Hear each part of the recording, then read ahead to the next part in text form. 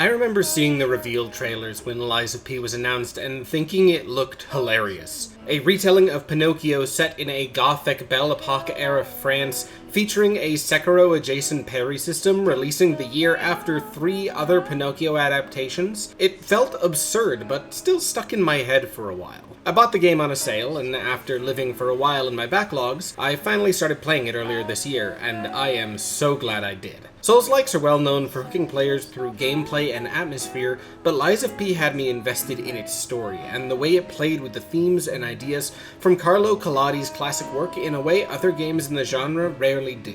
The Adventures of Pinocchio, chronicling him learning to be a real boy, is the 3rd most translated book in the world, and everyone's heard some version of that puppet's tale. In America, it's usually the 1941 Disney version, but the story's still fairly universal. So today, I wanted to dive in and analyze the bosses of Lies of P, both their movesets and gameplay design, how they feed into the arc of the game as a cohesive whole story, and how some of them play with and engage with the themes and ideas from Collodi's work. Like with all of my videos, I'll also try and provide an overall grade. An F grade is a boss I think actively detracts from the game or area it's in, a D grade is a disappointing boss that falls short in some way, a C grade is a decent fight that doesn't astound or disappoint, a B grade is a solid fight but it doesn't quite go all the way to me, whereas an A grade are the great fights that make you excited every time you revisit the game. An S grade, of course, is my absolute favorite bosses, fights that, the moment they're done, made me want to jump right back in. Though I'll try and back each of these grades up with an argument, the grades are, as always,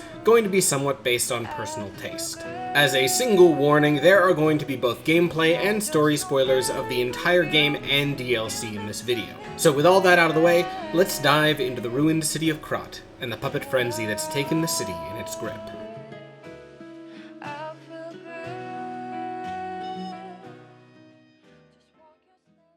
All the means used by centuries of civilization in subduing wild beasts failed in this case. I had to finally resort to the gentle language of the whip in order to bring him to my will. Featuring as the tutorial boss that blocks access to Hotel Krat, the Parade Master is a proof of concept, both as a gameplay challenge and for Lies of P's strange source material. Starting from a mechanical standpoint, the Parade Master leans towards the easier side of the boss roster, but still includes enough ideas to provide plenty to engage with for new players. To open the fight, Parade Master swings with easy-to-read punches and slams. Every attack in Lies of P can be parried, with the exception of grabs, which Parade Master intentionally doesn't use to ensure every form of potential defense works against his entire moveset. The one exception here are his Fury attacks, a concept which has already been introduced to the player and is integrated pretty well into the fight. The Parade Master occasionally ends combos with a well-telegraphed slam, or runs forward and leaps into the air, slamming down with a huge blow. If a player is nervous about parrying these attacks, there's plenty of time to position yourself to escape, but the player is rewarded in a massive way if they can learn the timing, encouraging players to see Fury attacks as potential opportunities rather than something they just need to run from. His AI walks a great line here. His aggression is high enough that new players have to focus on their defensive option of choice, but makes sure any weapon can strike between almost every single attack. He will occasionally combo a few swings together, either encouraging making space or stringing parries together, while quickly discouraging trading hits as a viable tactic. But none of these combos ever get fast enough that they'll overwhelm the player or link into each other. There's always time to recover and heal between them. Especially when you return to the Parade Master after beating the final bosses of the game, the way he moves in what feels like slow motion really shows how much you've grown over the course of the story. That being said, whereas New Game Plus has some really solid scaling across the board, the Parade Master is the one place that doesn't scale quite high enough. Even after a few game resets, the Parade Master can be pretty easily mashed through with no issue, while even the next major boss deals enough damage to pose a threat on New Game Plus. In terms of world design, game knowledge is rewarded in a big way, as the merchant at Stargazer before the Parade Master sells electric throwables and grindstones that massively increase your damage. Starting a fresh file and using these consumables to absolutely slaughter the Parade Master is incredibly satisfying, and rewards experimental new players that are willing to mess around with consumables right off the bat. Considering how powerful consumables in Lies of P are designed to be, it's a great lesson to immediately teach players. The Parade Master also introduces Lies of P's favorite mechanic: two-phase boss fights. Out of the 13 major bosses in the game, 11 of them have a mechanically distinct second phase.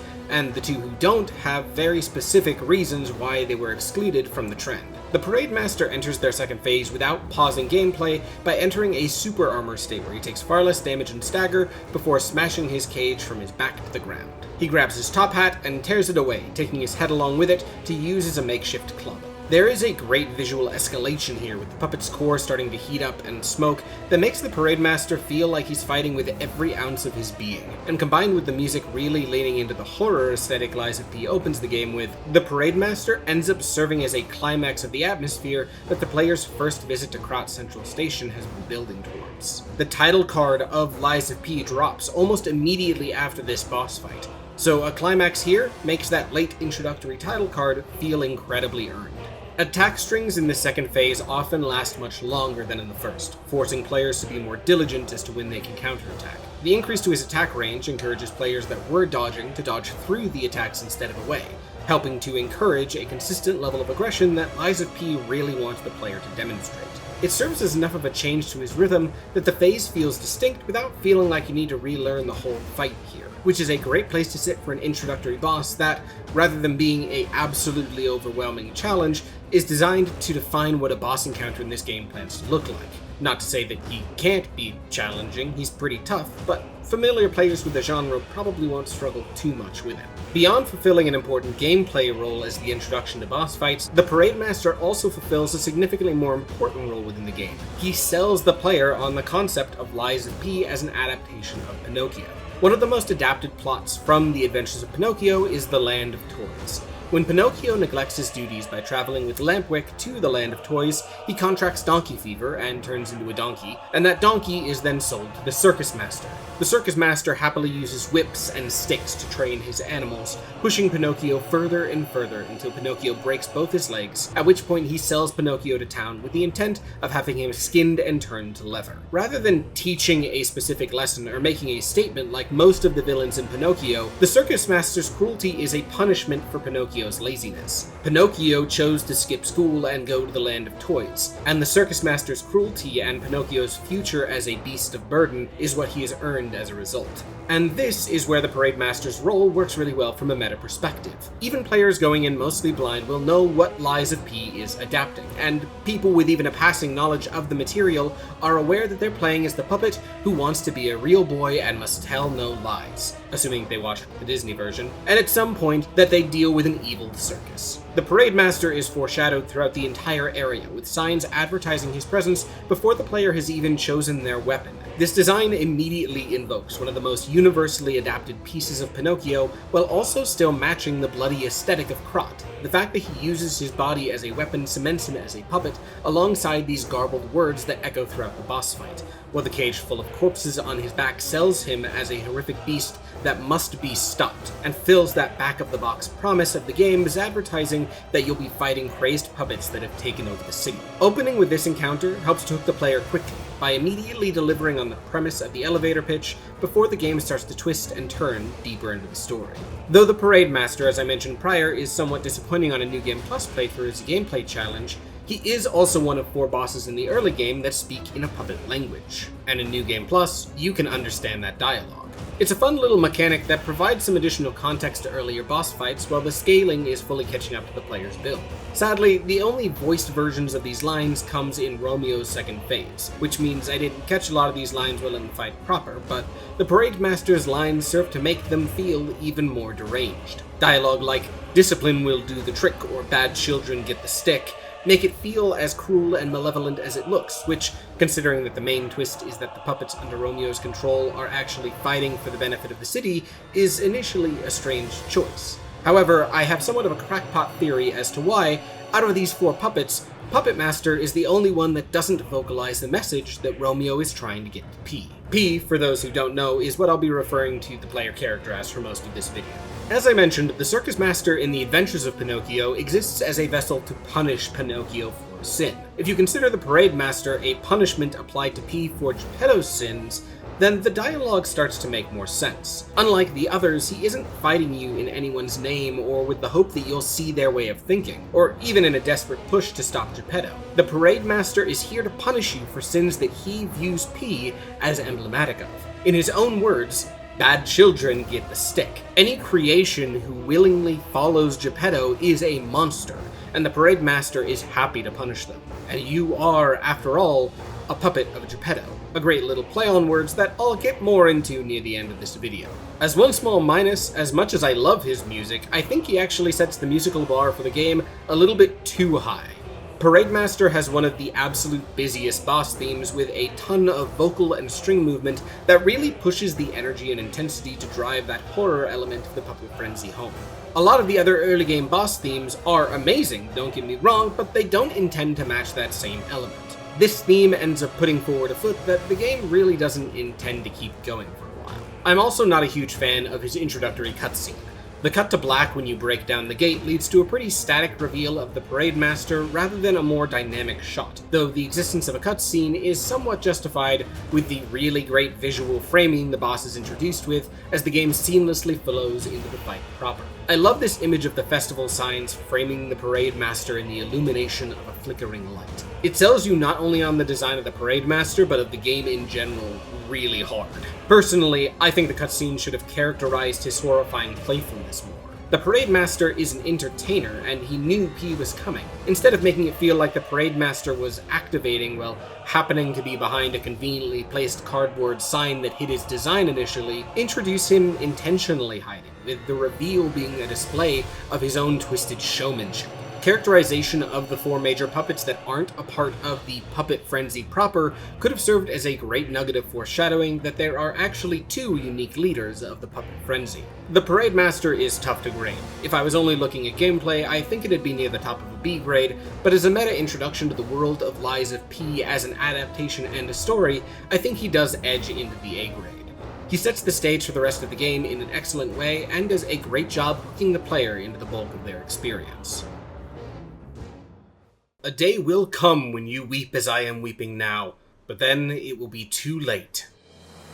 Outside of the core roster of 13 boss fights in Lies of P's base game, there are 13 mini-bosses that I'll be including on this list. Of those smaller boss fights, 8 of them are stalker fights, battles against humanoids wielding weapons and outfits the players could equip, the first of whom is the Mad Donkey. Though these fights linger behind even the other mini-bosses in terms of complexity and challenge, their main objective is to break up the rhythm and template of a standard boss encounter, and provide moments of increased challenge that break up some of the game's longer or more complicated areas. But on the other hand, stalker fights are often universally less exciting than the more detailed bosses. Their movesets are built directly from weapons the player can use, with only a few attacks that have been selected as Fury attacks. The end result of this is that attacks often come out much faster and without the same telegraphs you'd expect from most enemies within the game. To make things worse, some of their propensities to dodge out of attacks can become incredibly frustrating. I personally consider that the core rhythm of a boss fight in Lies of P is built around fatal attacks.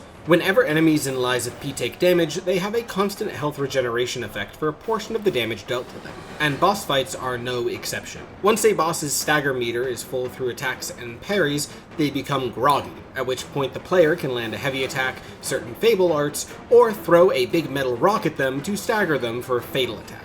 This both deals a large sum of damage and removes all potentially recoverable health from the boss's bar.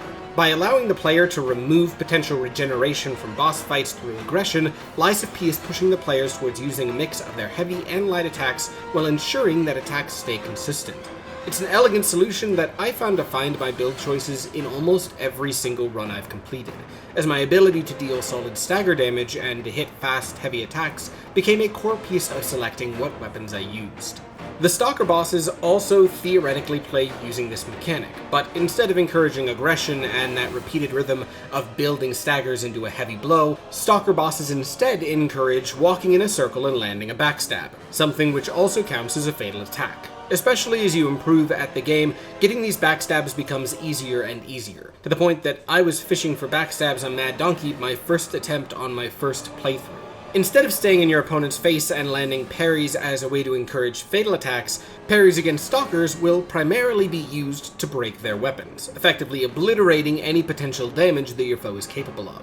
Though it is always satisfying to see these weapons shatter, the fact that the boss fight doesn't change when the weapon breaks means the fight feels like it comes to a sudden stop as your victory becomes all but promised. I'm personally a fan of bosses that build in tension the further you go into them, with the tension peaking at the end of the fight, and the nature of stalkers means they don't capture that same feeling that the multi-phase roster that the rest of the game's design leans towards does. When it comes to the Mad Donkey, I do think he is one of the more successful stalkers. Since he's the first boss of this type, the simplicity that his heavier weapon provides works pretty well to introduce the boss template. And in a world where this template evolved in more interesting ways, I believe that the Mad Donkey would be more beloved as an introduction rather than one of 8 forgettable duels. Mad Donkey wields the Bone Saw, which comes with some pros and cons. On the positive side, it avoids the speed frustrations that many of the lighter stalkers can come with. All of Mad Donkey's attacks are deliberate and have a long windup, meaning you're never getting unfairly staggered out of an attack. On the other hand, some of his attacks, especially this overhead slam, are delayed enough that it feels unnatural to parry, which instead encourages dodging through the attack instead. And once you dodge through once and you see that fatal icon appear, the chain of backstabs follows pretty quickly after. It teaches the player the main weakness of stalkers a little bit too well, unintentionally encouraging choosing not to engage over learning the fight. The rest of his moveset does have a natural and predictable rhythm that comes out slowly enough to avoid being overwhelming, and with how rewarding it is to dodge through for fatal attacks or parry for an easy weapon break, it does prepare the player well for the future stalkers. The fight also occurs early enough in the game that it avoids feeling as underwhelming as the late game stalkers often do, especially since, after you've beaten the Mad Donkey, there's only a few minutes before the player goes face to face with one of the game's toughest early encounters. This simpler fight serves as somewhat of a morale booster, before the game prepares to really take the player to town. On top of that positive note, Mad Donkey boasts what I believe is the best story integration among the 8 stalker fights. The player has come to this part of town to find Geppetto, and they've found him, trapped in a carriage with Mad Donkey slamming on the door, demanding Geppetto pay for what he's done. The strung-up puppets on the bridge, combined with the lack of any non-puppet enemy up to this point, does a great job transitioning the player into the encounter. And Mad Donkey's dialogue expertly walks the line between feeling unhinged and insane, while also telling the player the plot of the entire game before the game has really even had the chance to get off the ground. Dialogue like, "Are you a dream or a nightmare? Stop showing up already," seem like nonsense, but once you realize Sophia is literally turning back time to save the player from death, the line implies that Mad Donkey somehow remembers your past attempts. Confusingly though, he does also say this on the player's first attempt, which might suggest that the player always dies once but doesn't always have to experience, but that also feels weird, so lore side of Lies of P YouTube, please correct me if I'm wrong here. Once the Mad Donkey dies, the player is introduced to Geppetto for the first time in a cutscene that gains a lot more meaning on a second playthrough. First, Geppetto's hand is introduced before his body. This is the hand that, in the game's final boss fight, serves as the catalyst for his control over the Nameless Puppet. When Geppetto emerges, P's attention isn't actually on him. It's on the Mad Donkey's blood, drenching P's more human-looking arm. Especially if the player is still in the white shirt they began the game in, the image here is absolutely striking. We can hear P's heart beating in the background, a sound effect that often signifies gaining humanity, as P has killed a human being for the first time, and also serving as a suggestion of the item that Geppetto is actually after: your heart. Geppetto looks to P first, concerned, until P looks to Geppetto, perhaps for guidance but with no joy, which quiets P's heart and gets Geppetto to smile. One could read this scene as Geppetto smiling after seeing his son's face again for the first time in years, but as a certified Geppetto hater, I read this as Geppetto smiling after realizing his creation is subservient, that when it was confronted with an impossible to decipher emotion, the creation looked to him. This is not nostalgia or reunion,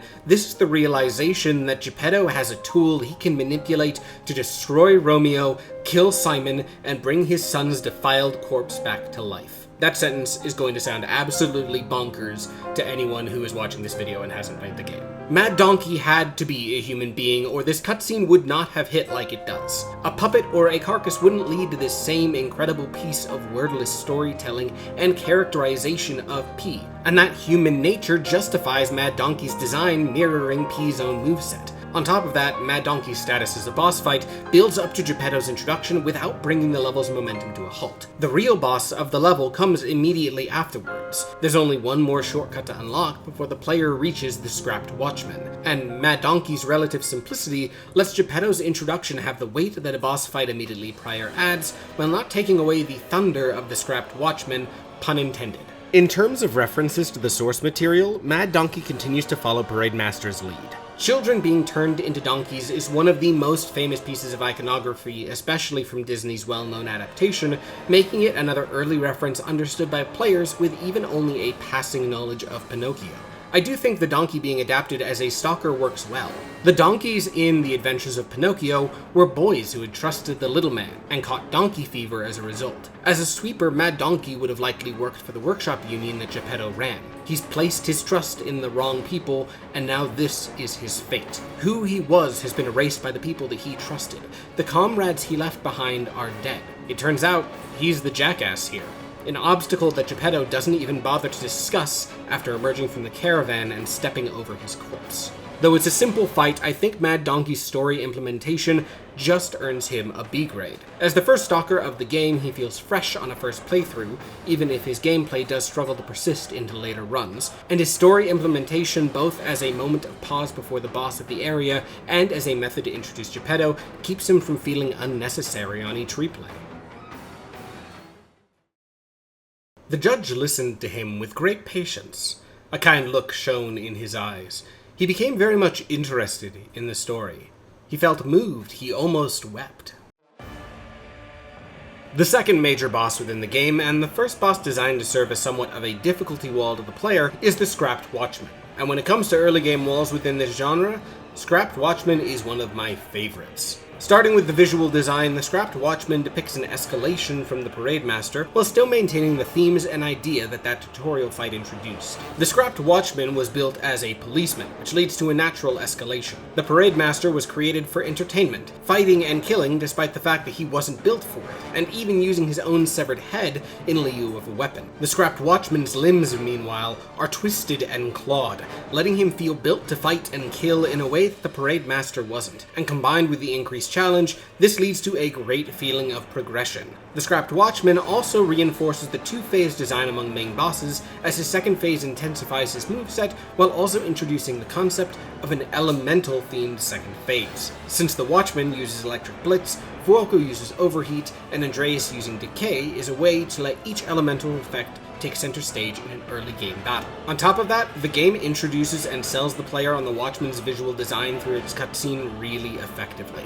Unlike the Parade Master's more static cutscene choreography, the Scrapped Watchman is climbing on the outside of City Hall, his arms and face twisting in an uncanny and uncomfortable way. And the policeman aesthetic, placed against the Crot flags, looks amazing, and adds to the sense of complete destruction that the puppet frenzy has caused. Despite the Watchman featuring a far less sinister personality, this design is intentionally much more initially monstrous. The Scrapped Watchman is the fight that will bring Geppetto back into the hotel, and with Geppetto unlocked, the player gains access to the P-Organ, which serves as the source for most of their non-stat upgrades. Additional guard recovery, more healing items, easier stagger buildup, everything is hidden behind the Watchman.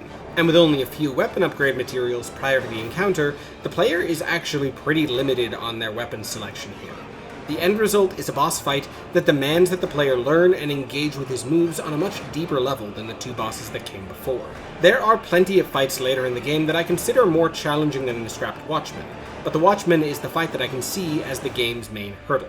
If you can beat the Scrapped Watchman, you could beat Lies of P. Before even getting to the electricity attacks, the Scrapped Watchman's combos are longer and harder to escape than any moveset introduced prior. 3 well-telegraphed slams ending with a Fury Slam does a great job rewarding players for keeping in and attacking between each of these hits, and can easily blast through a new player's health bar. There are also a few variations of claw swipes, with the most notable combo swinging up to 4 times when moving forward. This attack makes both dodging away or through difficult, which encourages players to internalize the timing and parry, building towards a stagger. Especially with how much health the Watchman has compared to the player's pretty limited healing, The Watchman's regeneration is a real concern here, which rewards players for staying in and learning how to parry the combos rather than escape and wait them out. Though each of the combos feel non-stop, the scrapped Watchman does follow in the footsteps of the Parade Master, and leaves plenty of downtime between attacks to heal or land a heavy attack with most weapons, meaning if a player can learn to parry, finding opportunities to break through his defenses isn't much of an obstacle. In addition to his combos, he has a number of single attacks that focus on abnormal delays, but there's always a sense of motion behind each attack that keeps them feeling natural to parry or dodge.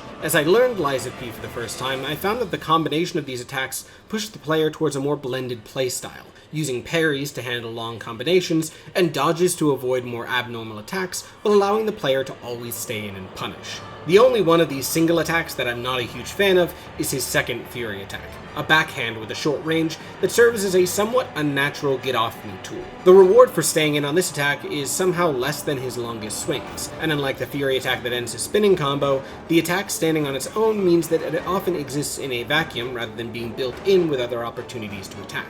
The second phase introduces a lot to the player. It's the first phase in the game to build itself around a status effect, and honestly, he's the first real enemy that uses one at all. There are technically traps that release Electric Blitz when struck in the area prior, but this is the first time you'll be engaging with a status on a moveset. When the Electric Blitz meter fills up, the player starts to lose any Fable Art charts that they'd had built, and takes more physical damage across the board. Since the player's health is so limited, that can be a really punishing condition that makes the Watchman's attacks hit like a truck. But it also isn't nearly as frustrating or debilitating as the conditions that drain the player's health or weapon durability. On top of that, the Watchman's aggression and mobility increase substantially as he starts adding in leaping attacks that end with AoEs or hops backwards before starting an attack string, encouraging players to be more aggressive and immediate with their counterattacks whenever a window appears. Most of these new attacks have at least one Fury attack variation as well, to really test the player's ability to handle the variation in aggression. On top of that movement, his main 3-hit combo adjusts, adding a lightning bolt after all 3 of the slams. It complicates responding to the attack in an exciting way, but the lightning can be parried or dodged, meaning the player is encouraged to be mobile and dodge between their parries, while still providing a way to minimize or avoid the damage if their dodge didn't work as intended. This phase also introduces the first grab attack in the game, and it is an absolutely brutal one. Even on a new game, it does over half my health on a character that prioritized health, and it features a brutal animation. But the meanest part is that it looks like any of his other usual slow attacks. He pulls his arm back and swipes it forward, but if you don't dodge through this one, you'll end up dead or close to it. I feel that some signal that an attack is classified as a grab and can't be blocked wouldn't be unwelcome in Lies of P. I'll get into more in other fights where it becomes more frustrating, but there's only one grab in the base game that felt universally clear rather than feeling like an attack that punished you for trying to parry, something the game wants you to do for almost every other move. The fact that grabs aren't communicated pushes towards memorizing movesets rather than reaching an immediate flow state as you weave between all the other attacks. I personally find that these grab attacks that aren't signaled well pull away from the rest of the moveset's really tight design wherever it appears. Like the Parade Master, the scrapped Watchman has translated subtitles in his rematch, and the translation here pushes towards the tragedy of the puppets. He rarely completes his sentences, lingering instead on half-coherent thoughts. Children, frozen, abandoned by you. And I miss the whistle. I don't hear it anymore. As the player explores, they can find a child named Toma, dying from the petrification disease, hoping to hear the whistle of a puppet watchman he loved named Murphy. Once the watchman is defeated, the player can find the whistle and bring it to Toma, mimicking Murphy to help the child feel less alone in their final moments. The scrapped watchman was Murphy, the puppet who played with and entertained the children of Krot, which is a really fun characterizing twist. His design implied an increased capacity for violence, but this puppet is defined by kindness and love. He chants out the children's names when he wins and calls them his friends as he dies. And even his second phase, in retrospect, seems to be an unwilling evolution as he screams, "My back is hot, I'm exploding," as he transitions. Though he is one of Romeo's generals, he ends up being one of the most tragic members of the Puppet Frenzy, an unwilling soldier in this war that Geppetto has pulled Romeo into. The Watchman doesn't have a character from the original story that he seems to be directly inspired by, but I think his position as a police officer does tie him to the gorilla judge that sentences Pinocchio to jail time for getting robbed. The original story uses the jug to mock bureaucratic and inefficient leadership, as the town has put a gorilla in charge of issuing judgments after assuming that the gorilla must be an intelligent and esteemed member of society because it is wearing a pair of glasses. I believe one of the core thematic questions that Lies of P repeatedly asks is what makes something human. It uses a lot of adapted elements in particular to offer different answers to that question. Lies of P paints Murphy in the definite positive light through the story of Toma, and the player has the option to use Murphy's whistle here to provide Toma a moment's joy before he's died, knowing his dear friend didn't actually leave him behind.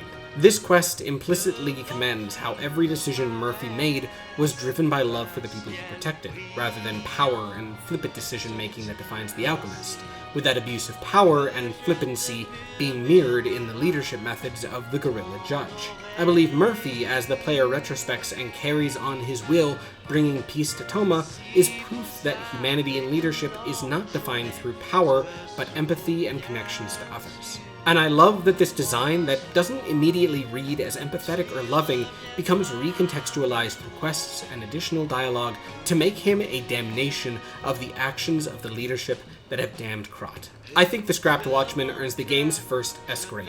He builds onto the game's meta progression, is mechanically satisfying, and helps new players improve the game's core gameplay loop, while also fleshing out the world and maintaining the tone set up by the Parade Master.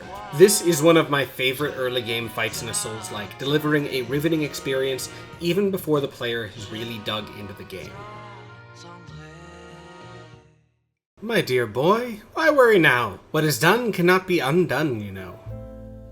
The next Stalker fight is one of two potentially required Stalker battles in the early game. If the player fights the Survivor, they get a gesture that lets them skip the Atoned in the next area. He's also one of the first two optional boss fights in the game, introducing that there are some encounters to find spotted around the map. Unfortunately though, he's not quite as effective of a Stalker as Mad Donkey was. Survivor is fought in a tight space that doesn't feel like a boss arena, and the fight begins with the player right next to Survivor after they've walked up and talked to him. The initial surprise of a boss fight here can be pretty fun, but his moveset is pretty sporadic. Wielding the puppet saber, the Survivor is constantly spinning and spinning and spinning and spinning, and then hopping around whenever the player tries to land a normal attack. Despite how fast attacks come out here, his damage is low enough that his only major risk to the player is winning the war of attrition, and his weapon has a pretty low durability, meaning it's one of the easier weapons to break. This is assuming, of course, that you don't plan to abuse backstabs, an issue that the Survivor does combat a little better than Mad Donkey,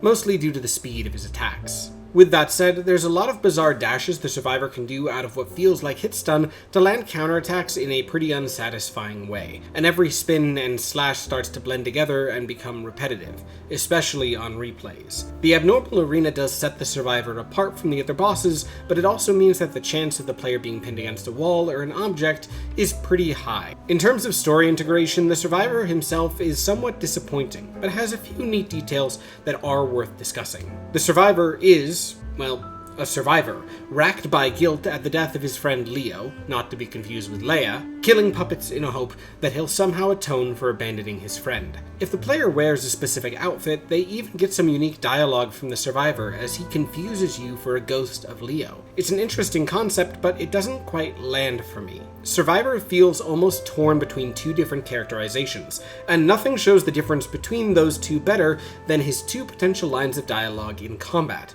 One feels insane.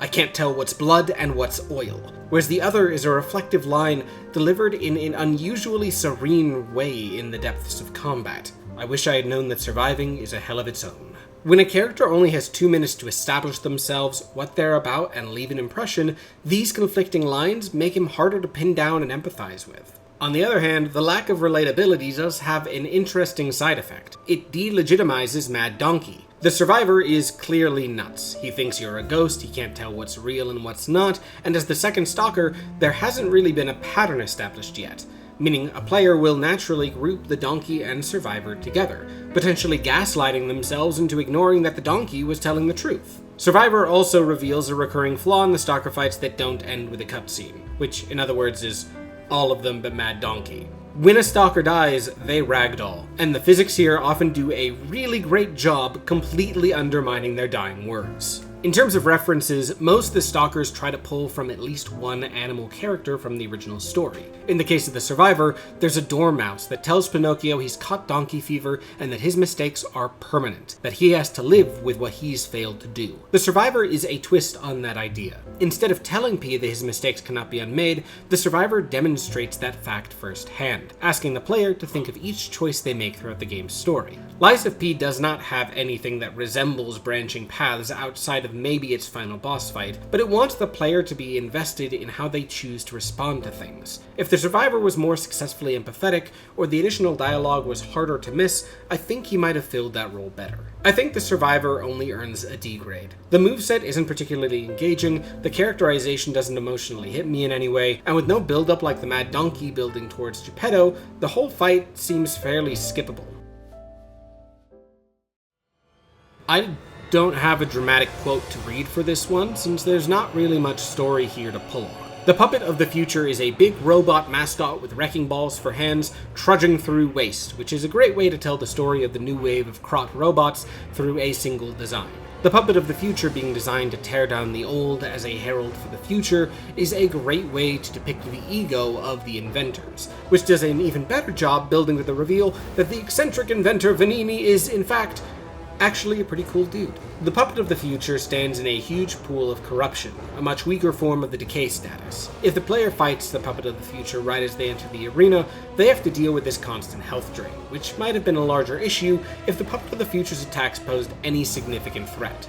It can stomp one or both feet for an awkward to parry but easy to dodge hit that does do admittedly heavy damage and applies the shock condition that lowers the player's stamina regeneration, or it can slam down or spin their wrecking balls, inviting the player to step underneath it and hammer the heavy attack button on its feet. Boasting the brutal shock condition, even on block, high damage, and strange delays, the Puppet is actually one of the harder bosses to parry, but since its size is so exploitable, none of those things end up being a threat. The poison on the ground here is designed to encourage level exploration. Near the end of Vanini Works is an elite enemy guarding a lever. This lever drains all the poison from the arena, allowing the player to fight the Puppet of the Future without the damage drain. My biggest issue here is that exploring the area doesn't feel like you're searching for a way to handle the poison. It feels like a happy accident. Poison pools even appear a few times throughout the factory, but this is the only one you can actually do something about. After seeing the pool as you enter, you have to go through the factory, through a hole in the floor, a series of tunnels where you find the lever that,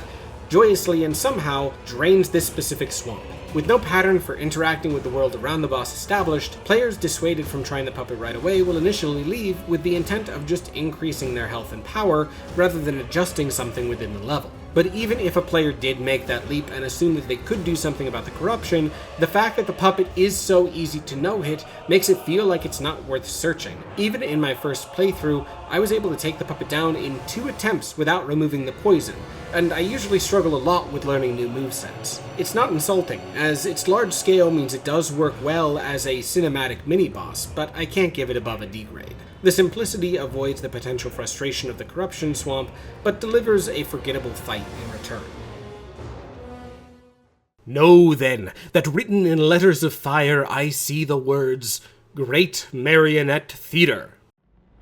The final member of the trio of introductory puppet foes is the King's Flame Fuoco, which is a bit of a silly name considering that Fuoco translates to fire, so his name is the King's Flame Fire. Outside of his admittedly dumb name, I actually like Fuoco a lot. He focuses on continuing to escalate the conceptual designs of these puppet bosses. We've now gone from an entertainment puppet to a puppet made to fight to an industrial creature, successfully continuing that feeling of progression as you move further and further up the chain of command. On top of that, with now 3 out of 3 end chapter bosses introduced as large puppets, it has set up an unmistakable pattern that, of course, the boss of the 4th chapter plans to break. Though Fuoco has 2 arms and 2 legs, he lacks the same human-mimicking characteristics that most of the other puppets so far have, with the furnace in the center of his body being the only thing that initially seems face-like. His introductory cutscene does a great job focusing on that element of his design. It starts with the furnace suggesting a face before you watch the upper body unnaturally contort into place into a more upright but significantly less human than expected form. That focus on his unnatural joints continues into the boss fight's animations too, especially whenever he stands up from a knockdown. His arena also continues to escalate tension from the other two main bosses thus far. Reaching the heart of the factory with the fire warning sign and a blaring alarm as you pull the door open is ridiculously effective for building hype for the boss fight. Every boss arena is pretty easy to see coming in Lies of P, since the summon pools always notify the player of an incoming threat. But I don't think there's another arena in the game, outside of maybe the final encounters, that feels quite as much like a boss arena as you walk up to it. In terms of his moveset, Fuoco focuses on shorter combos with longer delays, but significantly more damage if the player fails to land a parry or dodge around him. Unlike the Watchman's more sweeping attacks, most of Fuoco's melee bread and butter are downwards and upwards slams. Even the main Fury attack that he ties into his basic combos can just be avoided by strafing or dodging rather than parrying. Beyond these basic attacks, Fuoco also has a charge that he pretty consistently uses, which I'm not a big fan of. It's another Fury attack, but parrying it doesn't always stagger Fuoco out of the charge, meaning he ends up passing through the player in a pretty unnatural way. It also doesn't earn the player an opportunity to punish him for landing a high-risk, high-reward parry. On top of that, if he decides to do this charge right as you've filled his stagger meter and are trying to land a heavy attack, it can be pretty frustrating to watch him run across the entire arena while there's nothing you can do and your opportunity vanishes. Especially since the charge isn't used to close distance, it's just a regular part of his moveset that he'll use consistently. On the other hand, this charge knocks out these large pipes, slowly removing cover from the arena. Though the cover isn't particularly useful in the first place, it ends up being critical for avoiding the attack that defines his second phase. The King's Flame fittingly uses the overheat status effect, and applies it through three main moves, the first of which always opens his second phase and repeats throughout it. Fuoco opens his furnace and spreads flame across the arena. Standing on this flame builds up overheat at a rapid rate, which can be certain death for a new player if they don't have status removal consumables at the ready, and the only way to avoid it is by putting one of the still standing pillars between yourself and Fuoco. Of course, the more Fuoco charges around, the more the number of pillars slowly decreases to make this attack more and more deadly. It makes dodging the charge somewhat more dynamic. Strafing with the intent of having him charge in such a way that it won't destroy a pillar is rewarded in a big way. Lies of P rarely plays with arena abnormalities in any way that can benefit the player, with Fuoco being the only notable boss that plays with that trope, and it helps him stick out a lot. He gains more overheat attacks on top of that in a flamethrower that rewards the player for aggressively pressing in to punish the attack, or a hop to the side followed by shooting a few flaming orbs. The increased mobility this projectile gives Fuoco helps make the second phase feel distinct, despite the fact that the moveset hasn't actually changed much compared to the previous bosses. In general, that's one of the best parts about Fuoco. He uses his entire arena, and considering the size of the arena, that's a pretty impressive task. As a final change, he does shoot oil projectiles that can be ignited by his other fire attacks, but are otherwise pretty unthreatening. Fuoco doesn't draw much from the adventures of Pinocchio, but he fills a really clear role within Lies of P that the New Game Plus dialogue introduces. Whereas Parade Master still felt malevolent and Scrapped Watchman felt like he was going mad, Fuoco seems fully aware of his purpose and goals. He also seems to deify Romeo, who at this point the player is aware of as the King of Puppets, with lines like, "Learn his ways, join us," and "Oh King, my king, we need a bigger flame." He also explicitly tries to negotiate with P, with "Join our mission, join the purge," and "We fight for humans, why won't you see it?" His use of fire damage also ends up recontextualized really well on a repeat playthrough. Carcasses, which make up a large brunt of the forces that the puppets are fighting, are weak to fire damage. In retrospect, Fuoco is not just a furnace that keeps the factory running, but he serves as the front line against the carcasses that the player is about to reach. From a gameplay standpoint, it also provides P the fire grindstone, which provides a massive bonus against the next boss and every single carcass that follows. I think Fuoco earns a high B grade. Though there's less satisfaction to be found in mastering combos here than with the Watchman, the mobility and skill ceiling in navigating his slams and fire attacks makes him a really satisfying battle to return to on each loop of the game.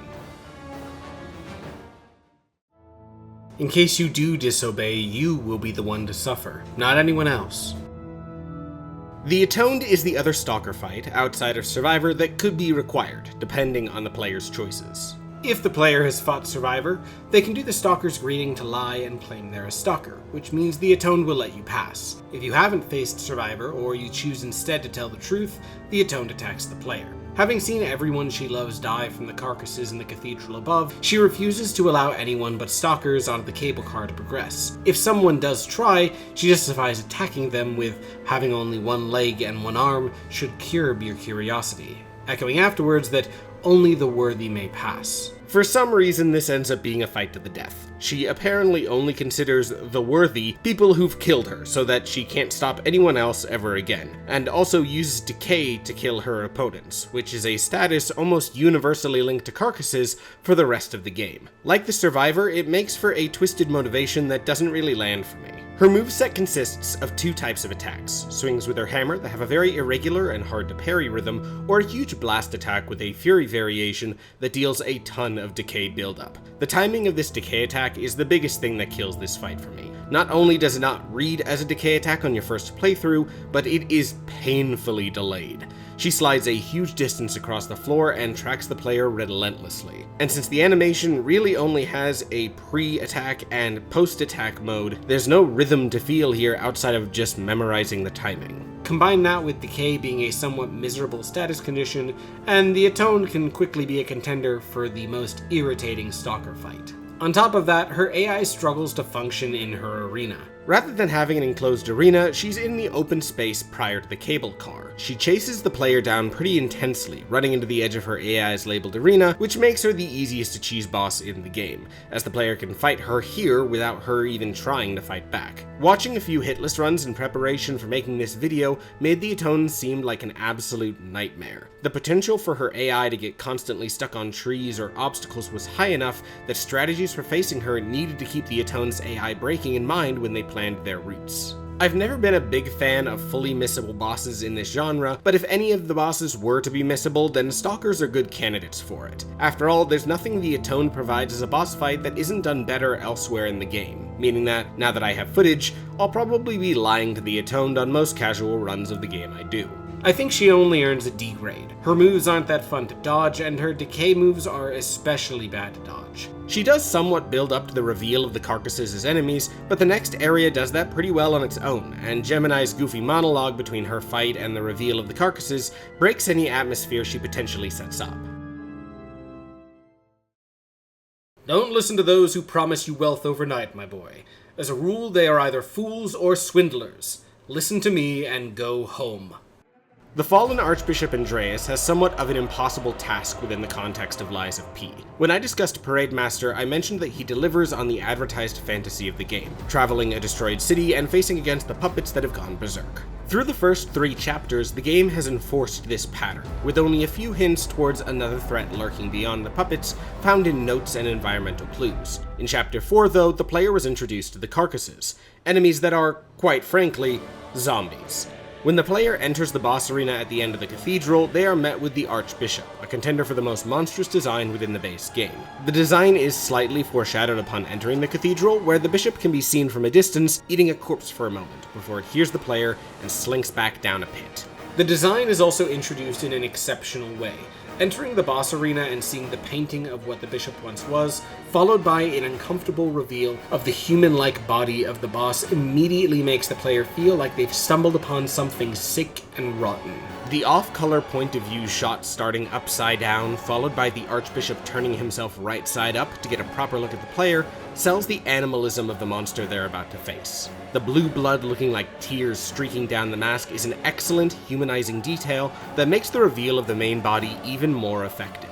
As the mask drops to the ground, the main core of the body falls after, completely divorced from the initial sleek design and instead pivoting into body horror. Especially once the boss's name comes up, the threat that the carcasses pose to Krot becomes clear.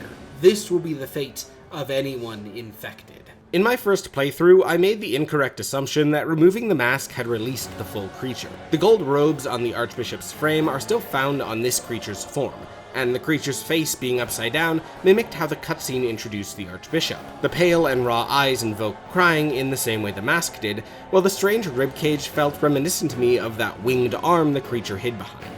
The way this body almost puts itself back together after falling is some great horror, especially as it licks its lips looking at you. With that said, if the player doesn't make that same assumption I did, the early reveal of the true body of the Archbishop that returns later in the fight becomes a strange choice, though I'll get into that transition more later. Though this wasn't the kind of design I expected in Lies of P, I was immediately sold in this twisted new direction.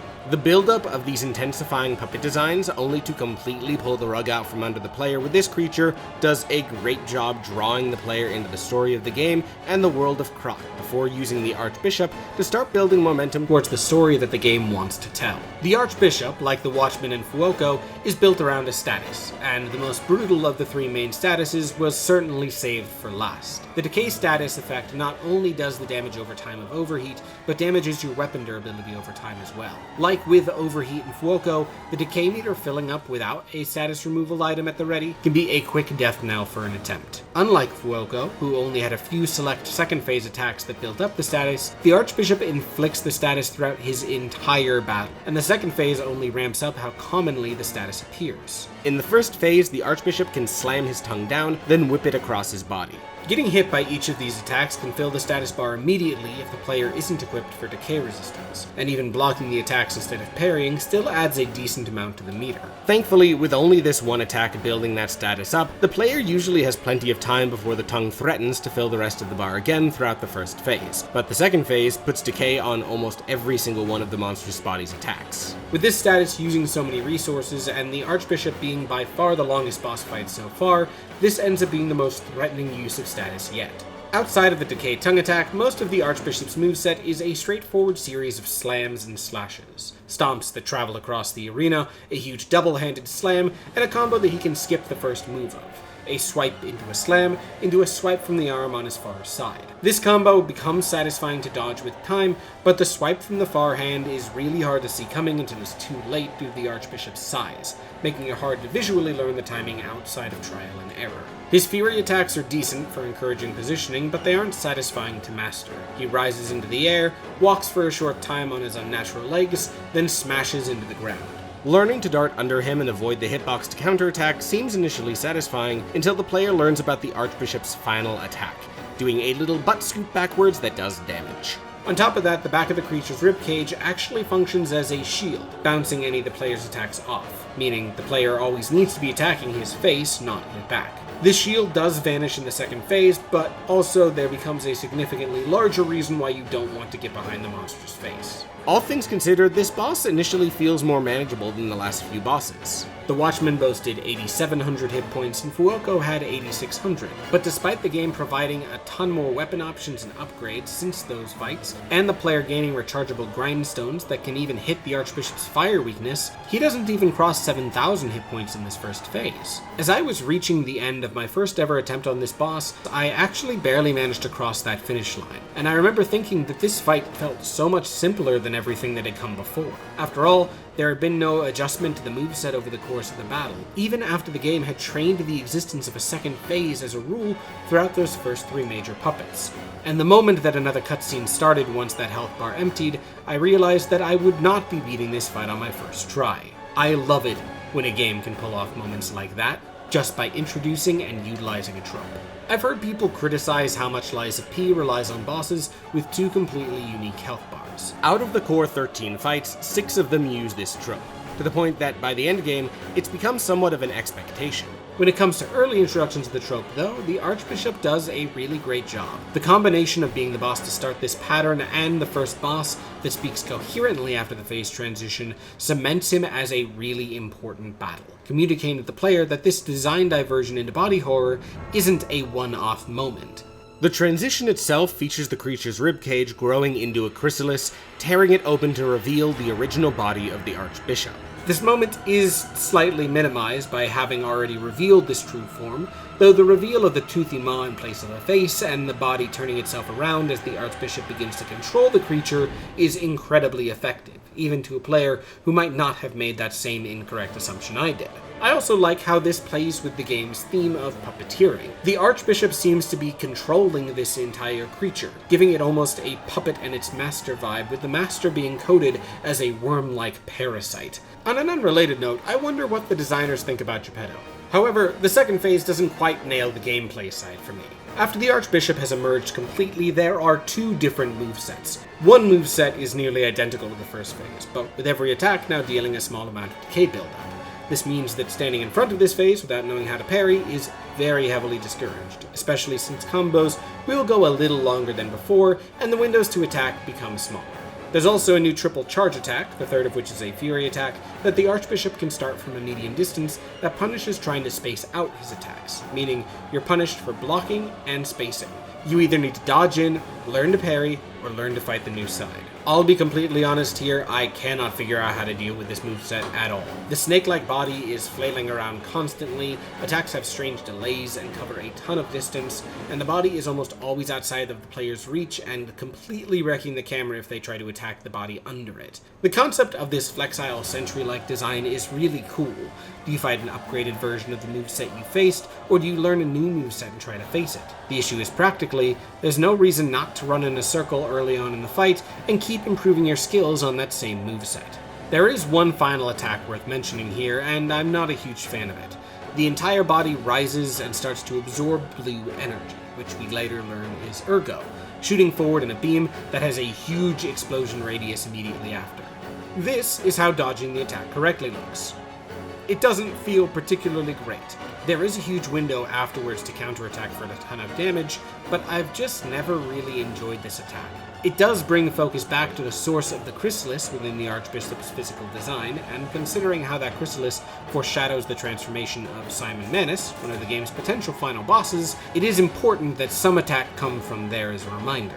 When the Archbishop dies, a strange blue energy rises up from his corpse, then from Fuoco, Parade Master, and Scrapped Watchman, before flying up through that established hole in the roof. Also, I don't know why they did Fuoco, Parade Master, and Scrapped Watchman. I feel like any other order would be more correct than what they did there, but that's beyond the point. The energy becomes part of a storm of energy, feeding into a device on a huge tower. Suddenly, the game has an overall threat and a distinctly human villain. Something about this creature, completely different than anything else that's come before, was in the puppets as well. Combined with the puppets and carcasses fighting in what seemed like a war outside the cathedral, and confirmed as such in New Game Plus, this expands the scope of the game in an excellent way. Even though the characters aren't yet aware of this change, the player now knows that the King of Puppets that the first half of the game has been building towards is not their final challenge. Whatever this is, whatever the energy that links this creature to the puppets might be, that is the true threat. And that threat is even called out directly by the Archbishop's insane rambling in this second phase. Some of his lines relish in his madness.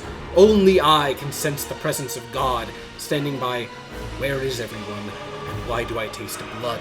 Depicting what little sanity is on display here as fleeting and temporary, which disguises when he directly calls out, "I curse you, arm of God. I curse all who caused this disaster." With his rambling on God throughout the fight, I imagined this was just strange phrasing.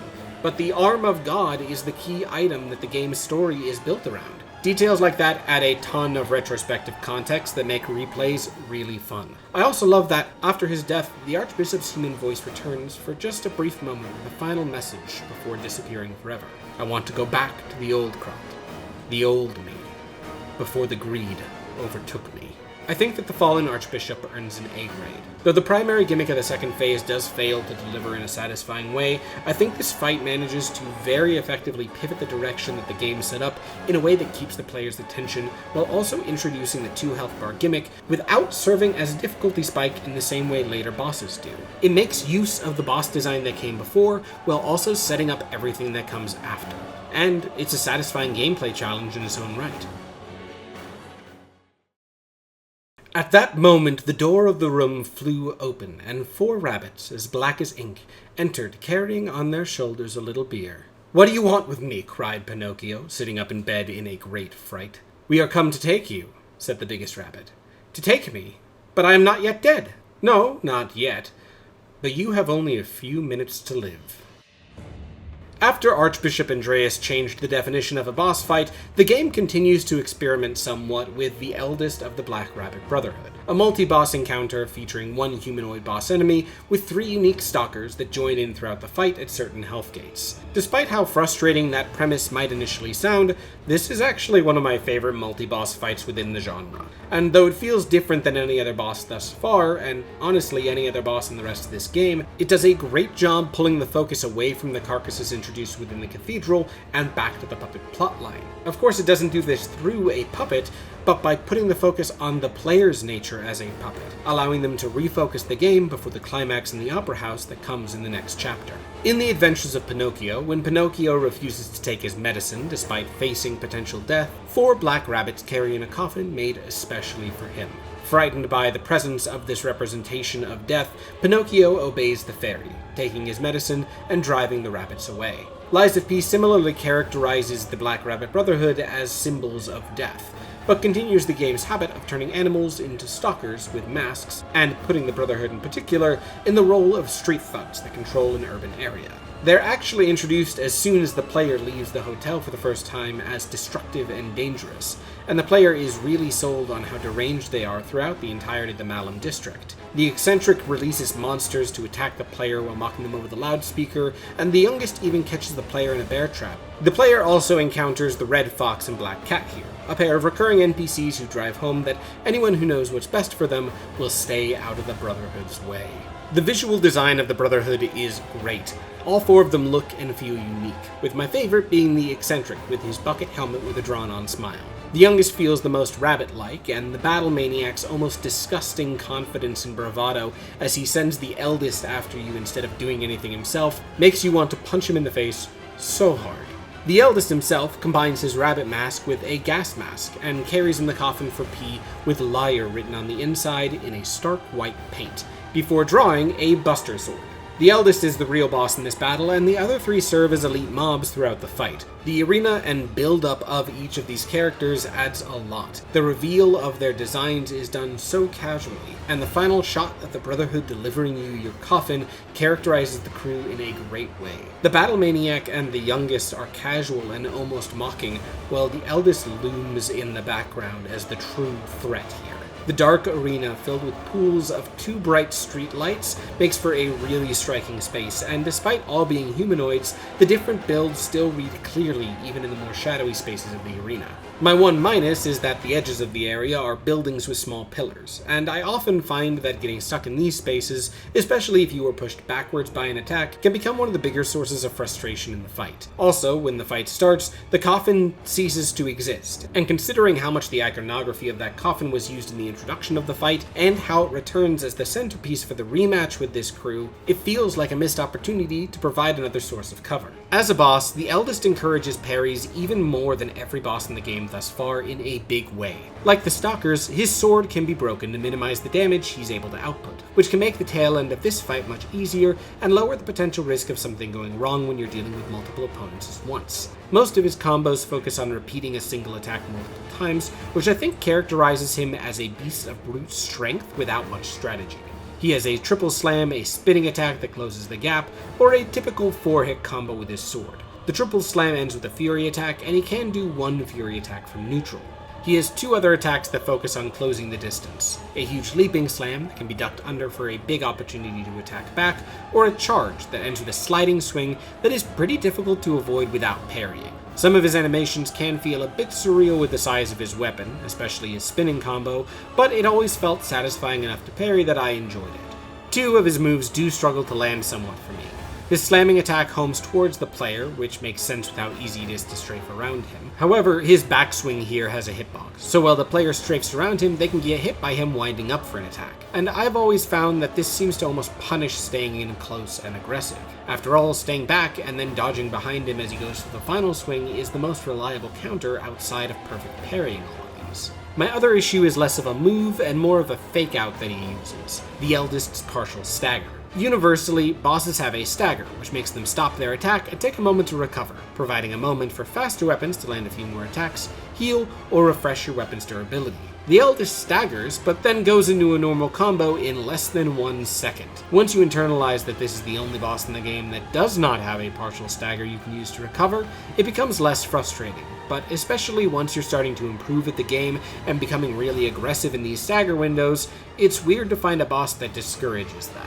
My favorite part about the Eldest is how he plays with the health generation mechanic. Throughout the battle, there are 3 health gates that summon one of the members of the Brotherhood to take the lead for a short time. The Eldest stays back during this time, only attacking if the player is close to him or doing his rushed out attack, letting the player focus on the sibling and avoid feeling overwhelmed. But the other side of the coin is that the Eldest regenerates his health back the longer the player takes. The player is heavily rewarded for landing heavy attacks and parries that chunk away the recoverable health before taking the time to fight the siblings. But of course, focusing on the Eldest potentially risks summoning 2 siblings at once. It creates a really engaging feeling of wanting to land that one more attack on the Eldest that I really love. Speaking of those siblings, each of them has a lot to say both as they're summoned in and when they run away from the battle. The youngest of the group arrives first, and she seems like the sadist of the group. I can't actually talk about what she implies wanting to do on YouTube, so she's evil is the main theme. As a reminder, you are built based off of the image of a child. The eagerness of her dropping in first works really well to establish her character, but she's also my least favorite of the siblings in this encounter and fight. Each of the siblings have about a quarter of the Eldest's health bar, meaning you have to deal about the same damage to them as you did to summon them. The issue here is that the Eldest is a walking tank with plenty of windows to attack, whereas the youngest is constantly flying around the arena. Her weapon's the easiest to break, but her combos feel haphazard, with really strange timings and lots of knockdowns that make her incredibly irritating based off her attack randomness. She's leaping into the air, throwing things, and knocking the player to the ground, all of which can make occasionally avoiding the Eldest more challenging when he does do his swings, especially since her dash forward has a heavy chance of putting the player in the middle of the arena. The eccentric works a little better, as his attacks are more intuitive to read and focus on his long range. Almost all his combos start with charging forward or leaping into the air before flying towards the player, which really helps create a separation between him and the Eldest. My one minus with him is that his backstabs feel somewhat unnatural. His attacks end with these long windows where his back seems like it should be vulnerable, but it isn't quite where you would expect the game to register it. Combined with his predisposition to quickstep out of the end of every attack, and it means he dodges out of hits a lot more than I personally enjoy. The Battle Maniac works best as a minion here. His damage is the lowest yet, but he's also the most aggressive, constantly charging at the player with longer combos than you'd expect. But with no knockdowns or tricks, he ends up a surprisingly honest foe that's challenging to fully parry, but not threatening enough to derail your run consistently. I also love his comparative seriousness joining in the fight. The others all seemed like they were still playing around, but the Battle Maniac has started to realize that this fight is closer than he'd like. Combined with his role as the face of the group more often than not, it creates a satisfying sense of finality as you bring it back down to the one-on-one battle. The mockery has ended, and it's time for your final clash.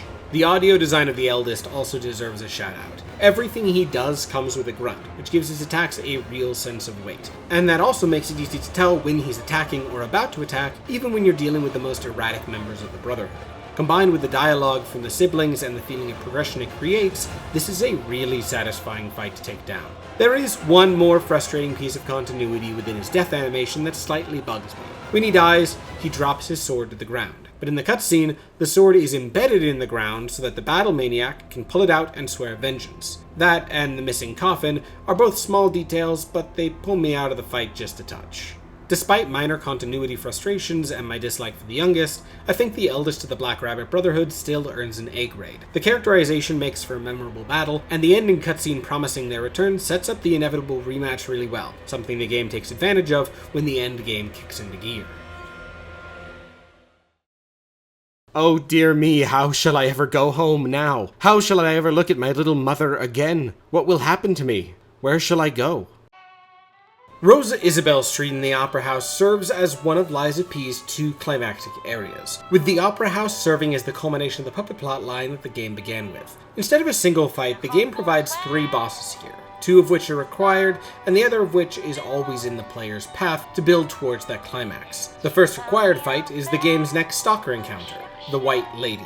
And I think I'm pretty comfortably saying that the White Lady has the best atmosphere of any of the stalker fights. Though I prefer Mad Donkey's integration into the story and adaptation, everything with the White Lady is expertly done. The outdoor amphitheater with a skewered puppet lit by huge spotlights and a song softly playing over the gramophone creates an amazing tableau. And though the White Lady somehow talking to you with a conversational voice before teleporting above the puppet for a dramatic slam down is a little silly, it's also very cool, so she gets a pass. There's one motivation that the White Lady has for fighting you: vengeance. Puppets took what she loved, and the White Lady plans to make you feel that pain 100-fold.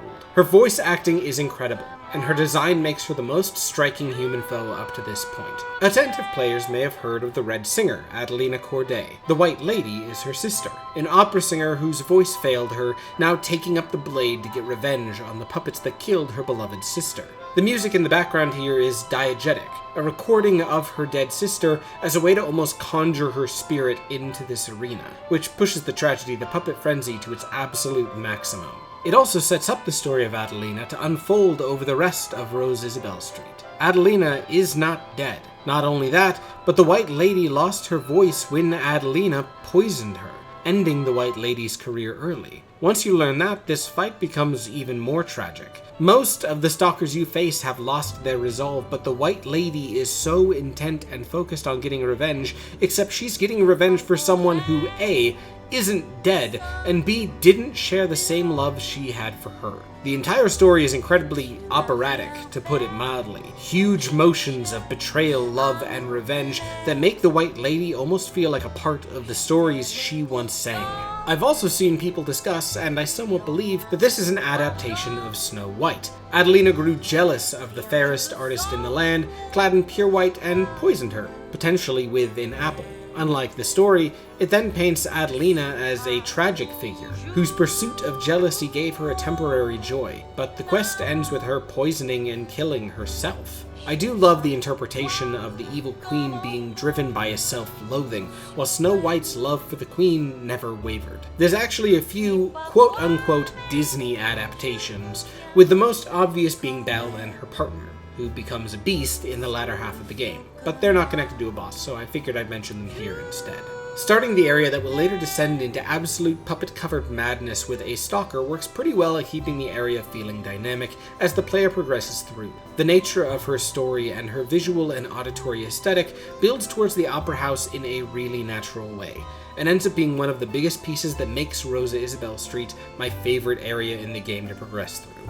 With all that said, the biggest issue with the White Lady is that I've always found her to be the second easiest stalker in the game. Her damage is even lower than usual, and her rapier breaks faster than I feel like it should. She's constantly spinning and dodging away from attacks, but her moveset is the easiest to exploit, and with no status conditions or combos that threaten any form of major damage, her only hope is catching the player off guard with her speed. The main attack that she uses is a quick spin to the side into a long thrust, or simply a series of thrusts forward. There aren't any switch-ups, and it's hard to call thrusting a rapier forward a few times a combo when the player can raise their weapon at any time to avoid the rest of the attack. And with damage so low and responding with damage so easy, it's not too hard to rally back any guard regain if you don't want to bother learning how to parry. She does have a parry herself, blocking and dealing solid damage to an aggressive player that attacks from neutral, but though the damage is decent, it never felt high enough that being aggressive and just healing through the damage if you got parried was ever punished in the same way other discouraging moves do. More than becoming engaging or discouraging anything, it more feels like it slows down the fight. Especially once her weapon is broken, the parry goes through and does so little damage, the player doesn't even need to immediately worry about healing. The fact that the fight only serves as a speed bump is a shame, because her atmosphere blows her fellows so far out of the water. And being one of only 2 universally required stalker fights in every playthrough puts her in a place that she could have easily served as a really large peak for this mini-boss variation.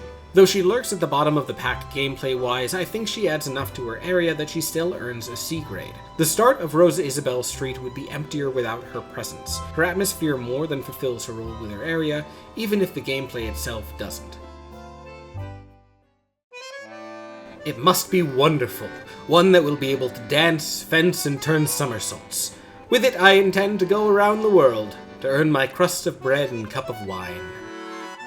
The second of the mini-bosses moving through Rosa Isabelle Street is significantly less atmospheric, but still features a solid character design. A rotund clown with spring-filled limbs that jovially bounces around, punching forward with a fury attack that covers a huge distance like something out of a comic routine. It brings back the circus aesthetic from the first major puppet threat the player faced, which is a great callback before the end of the puppet frenzy. With that being said, the Mad Clown Puppet's arena is an absolute mess. There are two ways to fight the Mad Clown Puppet. The player can either fight their way through flamethrowers, riflemen, and bomb throwers as they climb up to the Mad Clown Puppet, who slowly moves its way down the street and often joins these other enemies with no change to their moveset or aggression. And considering how good the Mad Clown Puppet is at closing the distance, the potential for frustration here is some of the highest in the game. On my first playthrough, I find myself pushing forward enough to activate his walk, then waiting for him down past the enemies and fighting him under the bridge. On every other playthrough, I found the optimal way to fight him. Run past his area, activate the checkpoint, then walk back to the puppet to fight him one-on-one in an unatmospheric hallway. If you fight him in what seems to be the intended way on that flaming street, the atmosphere of the flaming city works really well. Like the parade master, the Mad Clown Puppet leans towards the sinister, serving as a reminder of the violence the puppets were capable of that hasn't really been depicted for a while. The puppets around and in the Opera House all feel like elite enemies, pushing towards this sense of finality the area builds to before reaching Romeo, but this moveset was built for a one-on-one fight, not for a big group of mobs. Attacks come out fast, and with moves that close the distance and a ranged fury attack, spacing out the Mad Clown Puppet isn't realistic. On top of that, the Mad Clown is defined by most of his attacks having unusual timings, with the most notable being an off-tempo rhythm as he spins into a delayed combo, chest bumps that burst forward too fast to react too blind, or even cancelling his ranged fury attack into a two-hit combo if the players close the distance. The moveset is really detailed and requires a lot of attention. Dying to a two-hit combo switch-up as you're learning the moveset feels fine in most major boss fights, but needing to systematically take out smaller enemies for the opportunity to die to one of those kind of moves can end up feeling cheap and unrewarding. If you dislike the Mad Clown Puppet and have only ever fought him in the intended way, I really encourage running past and returning from the next Stargazer to face him, because though he lacks any of his scale and atmosphere here, it becomes a really satisfying moveset to learn. It also serves an important role checking that the player understands parry timings before the spike up in difficulty that is Romeo. Like the Eldest, rhythmic spinning attacks really encourage the player to stay in and learn how to deflect the entire combo, serving as a great warm-up before the game offers its hardest fight so far. And the Mad Clown Puppet's health is low enough that once the player knows what to do, they can tear through the Mad Clown pretty quickly. I alluded to it before, but I love that his combos can change based on player proximity. It makes learning the boss more challenging, while also providing ways for an experienced player to manipulate them, giving the mini-boss enough presence to stay entertaining on a replay.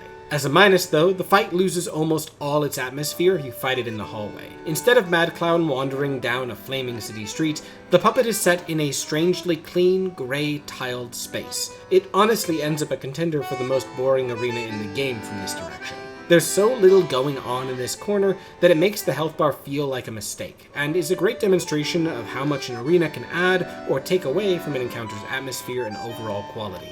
It's hard to grade the Mad Clown Puppet. I love the moveset and learning the battle in the hallway, but it completely lacks any atmosphere necessary to serve as the introduction to the Opera House. On the other hand, the scale and atmosphere works great from the front to build towards that Opera House, but the fight becomes so much more frustrating due to the haphazard barrage of enemies. Overall, I think I'll give him a high C grade. I don't think he's a bad boss, despite that being a pretty common sentiment I've seen online, but there are enough missteps in his design that I can't call him an above-average encounter. He had such a fearful appearance that one look at him would fill you with horror. His beard was as black as pitch, his mouth was as wide as an oven, his teeth like yellow fangs, and his eyes, two glowing red coals. Fire Eater, this was really his name, was very ugly, but he was far from being as bad as he looked. At the end of the Opera House is the King of Puppets, the villain set up near the beginning of the game when you met Geppetto, the mastermind behind the puppet frenzy, the character built as the final threat through most of the story. And entering Rosa Isabelle Street was even a direct push towards the king to end the frenzy, Outside of the Archbishop, the cutscene after, and the continued presence of carcasses in the Malum district, everything in the first half of Lies of P builds towards this as the final threat. But by the time the players found Romeo, they know that this isn't the actual end. Their weapons aren't anywhere near maximum, and barely half of the 5 visible levels of the P organ will have been reached, and that cutscene after the Archbishop has gone completely undiscussed. Despite being initially built up as the final threat, the King of Puppets actually serves as the game's midpoint instead, providing one of the most demanding and climactic fights in the game. Like with almost every main boss fight throughout the game's story, the King of Puppets opens with a cutscene, with the king using puppets to put on a show for P. A puppet built like Geppetto moves to one decorated as P and tears out its heart, before moving the heart to another puppet that rises and strikes a pose, much to Geppetto's joy. Small side note, after finishing Overture and knowing exactly what Romeo went through to get here, the thought of Romeo creating this Geppetto puppet and giving him that dumb smile as a form of spite makes me a little happy. Geppetto has been giving bad vibes for the entire game, and the opening title screen puts a heavy focus on your heart that makes this cutscene feel more and more menacing. On top of that, there are a ton of really great details in this cutscene, from the chandelier continuing to swing outside the arena to make the chaos of the outside world still feel present in this uncomfortably pristine ballroom, to that shot of P's puppet reaching out towards you past Geppetto as a way to humanize it, to the corpses of puppets hanging from the flies on the stage around a depiction of a heart serving as a key.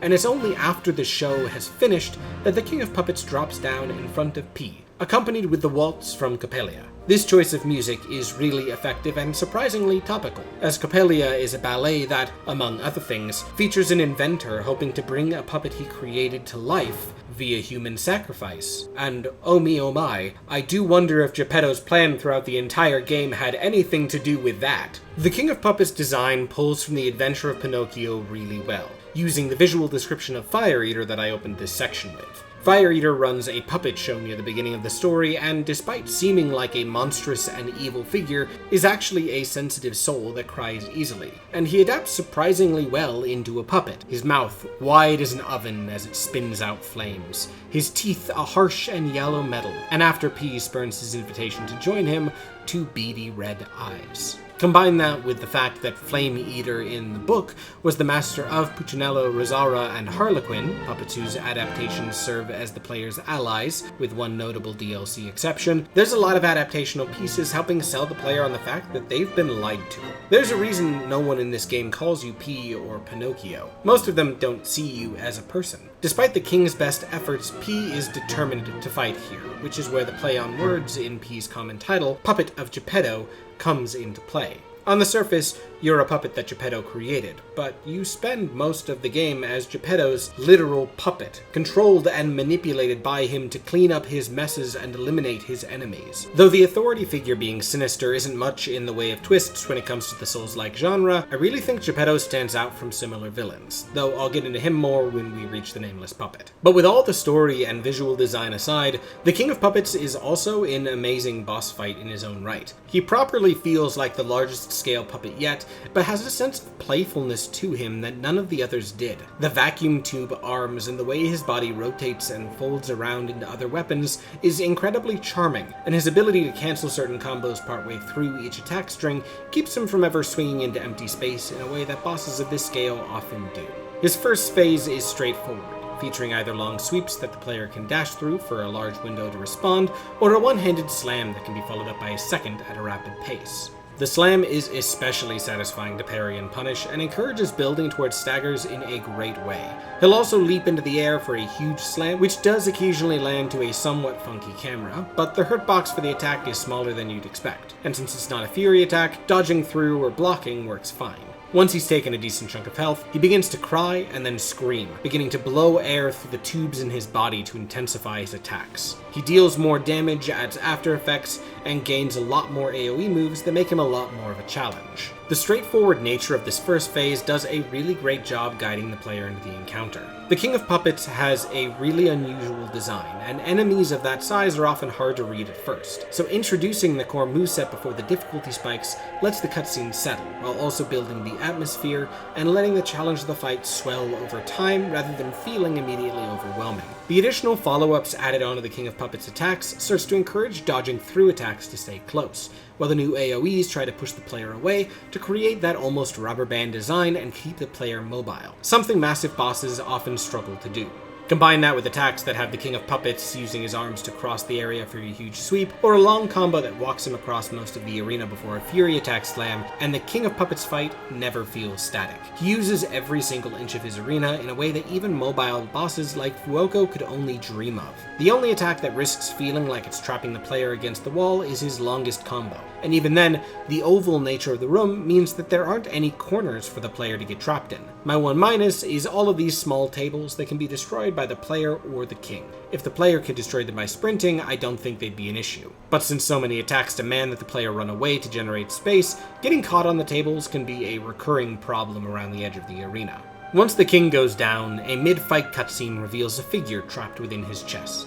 Among all his friends, Pinocchio had one who he loved most of all. The boy's real name was Romeo, but everyone called him Lampwick, for he was long and thin and had a woebegone look about him. Like Andreus, there are two completely separate health bars here. Unlike Andreus, the difference between these two phases is night and day, to the point where this fight is easier to describe as two back-to-back bosses rather than a two-phase boss fight. Romeo is a humanoid foe, with more precise combos than the King of Puppets focused on AoEs and sweeps. The variation within these movesets and how best you can handle them makes Romeo an amazing mid-game roadblock. He tests the player's ability to parry away fast combos, vary their dodges and blocks between certain combos, and deal with a wide collection of fury attacks and grabs, all while controlling their positioning and resource management. Romeo feels like a final boss fight, culminating the entire game by bringing the challenge thus far to an absolute peak and testing every part of the player's skill set. But instead of serving as a final boss, he serves as the test that unlocks the second half of the game instead.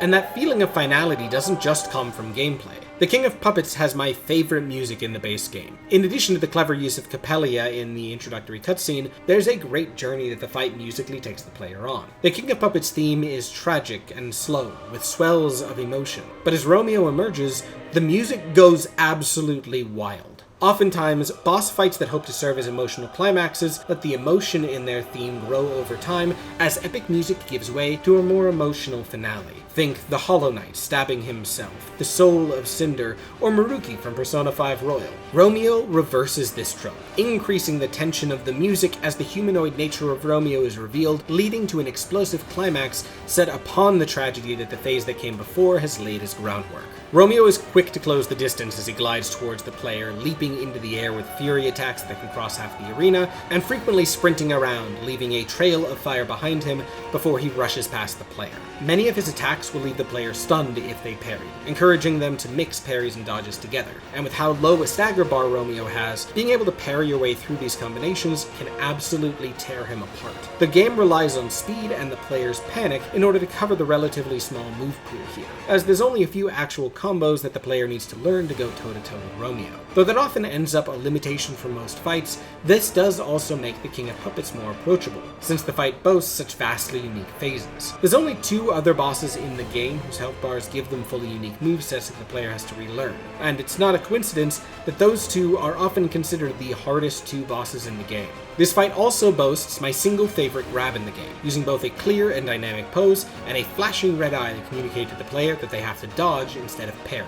I wish that the entirety of Lies of P used tells this clear for their grabs, because despite this being one of, if not the fastest grabs in the game, it never feels unfair.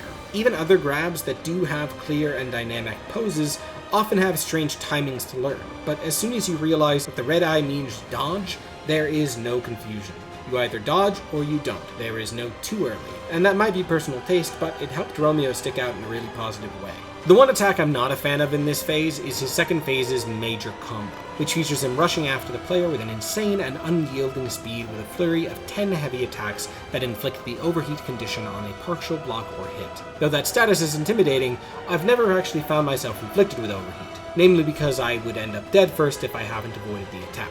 Lies of P is built around the stamina system, which means choosing to parry, dodge, or using positioning to dodge is important for handling combos with enough stamina to counterattack afterwards. But this attack lasts for such a long time and tracks so well that any option other than running in a big circle will usually lead to a stance break, hopefully on the last attack of the combo.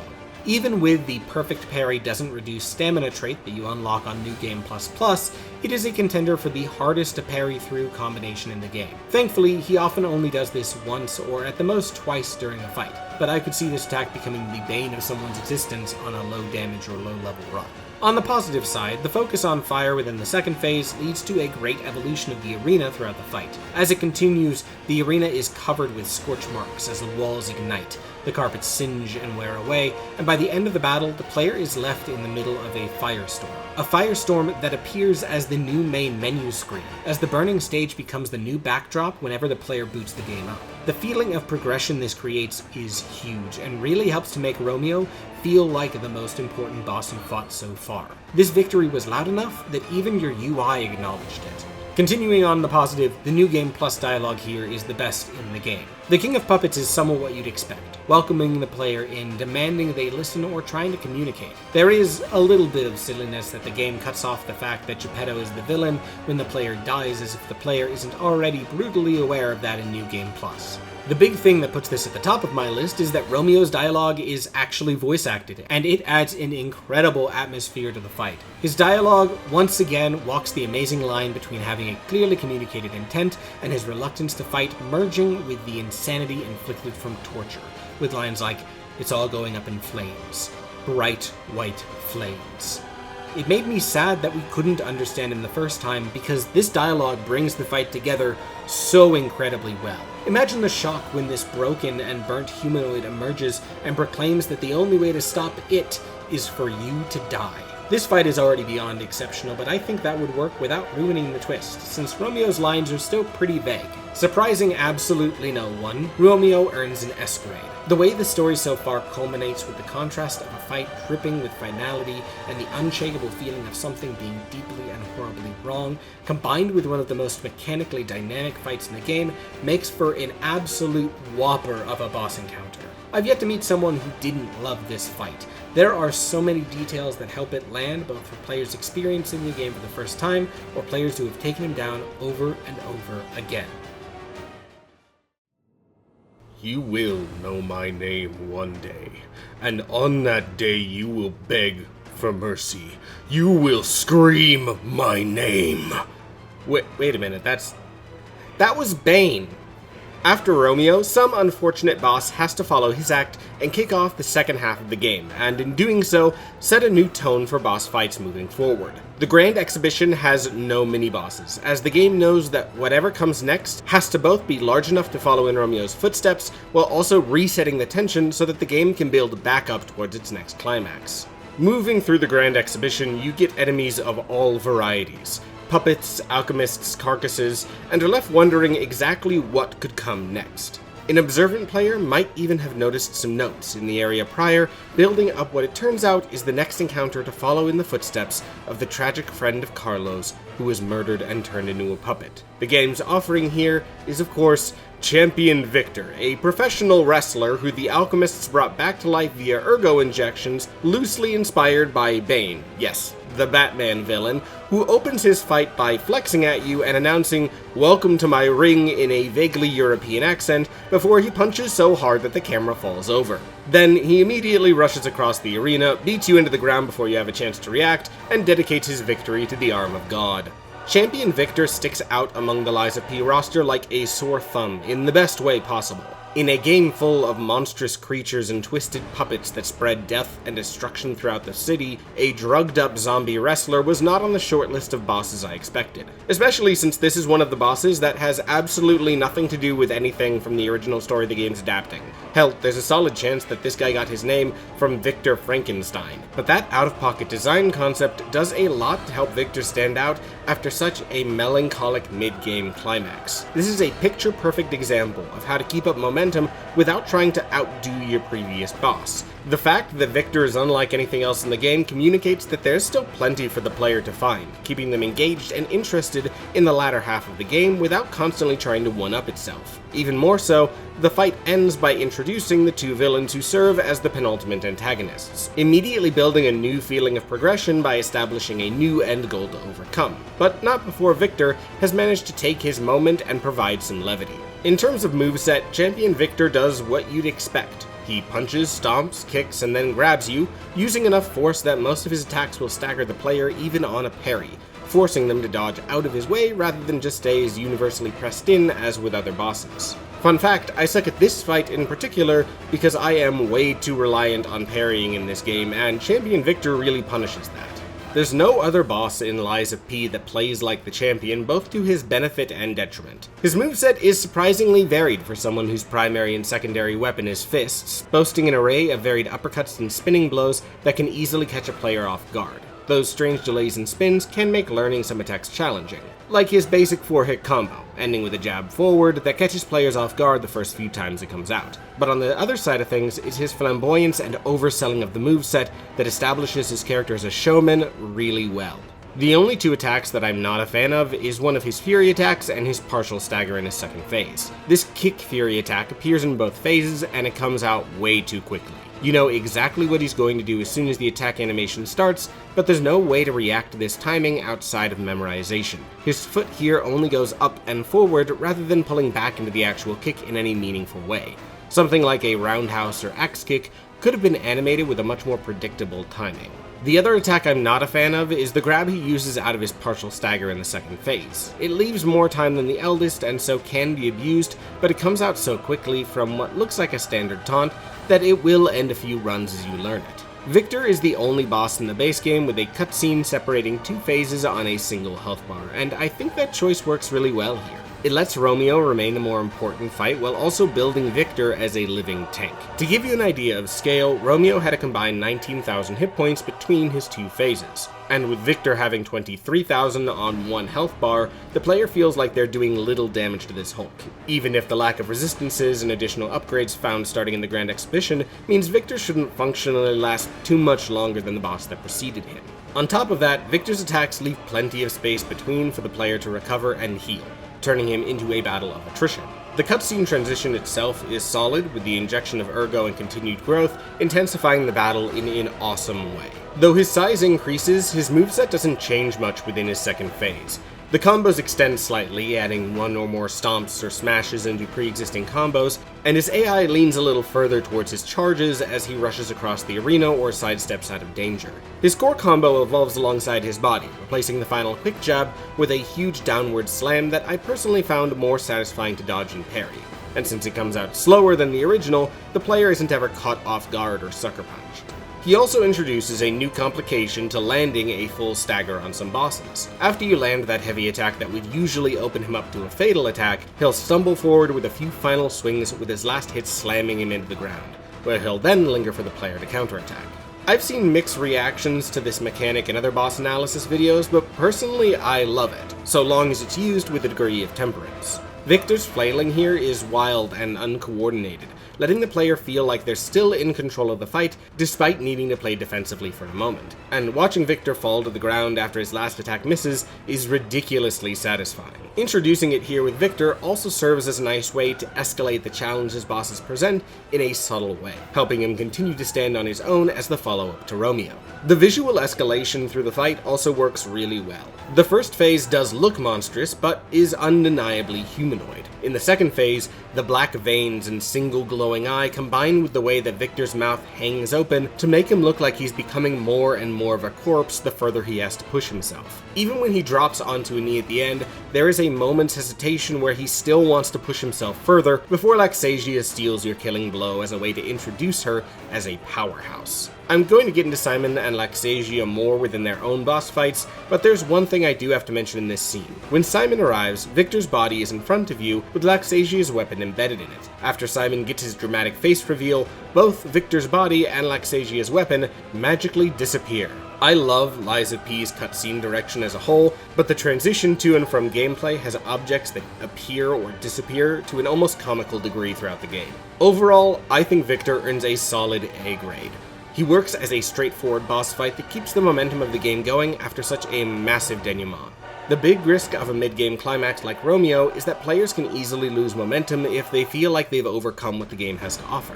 And though Victor's moveset may not astound or boast the detail and story impact of the best in the roster, he does what he needs to do and lasts in the player's mind while representing the next step of evolution for what bosses in Lies of P can be. In the Vanini works, the Puppet of the Future strove to increase the scale of the game, and it did so by encouraging area exploration via a dangerous environment that could be disarmed near the end of the area.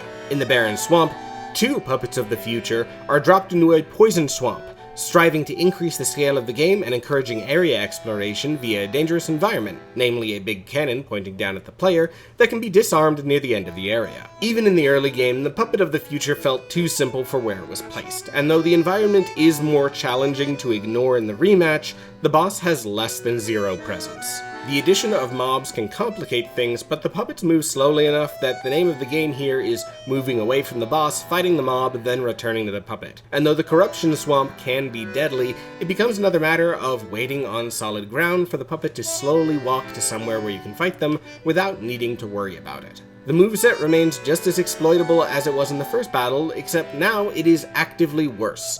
Instead of a single stomp or slam, these puppets will stomp or slam up to 3 times. This means instead of stepping away for a moment and then moving back in, the player now steps away and watches the puppet fruitlessly smash into the ground.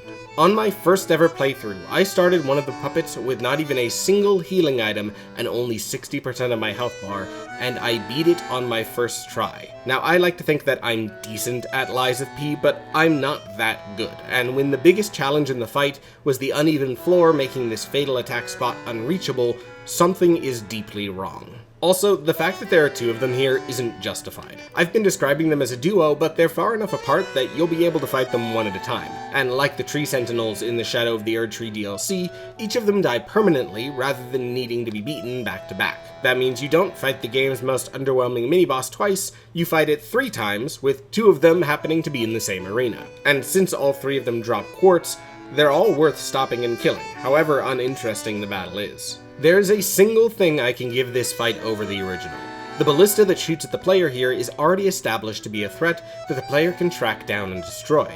Unlike the first Puppet of the Future, which didn't communicate that you could do anything about the corruption, the level design of the Barren Swamp makes it immediately clear that this is a fight for after you've done a huge loop around the area. It does end up still being somewhat derivative though, as it just repeats the same design concept that the first Puppet of the Future already used, rather than offering an interesting new challenge. This is the only boss that I think goes from underwhelming to boring, earning an F grade. If they didn't drop quartz, I honestly wouldn't bother, but 2 quartz is a huge power spike for the player.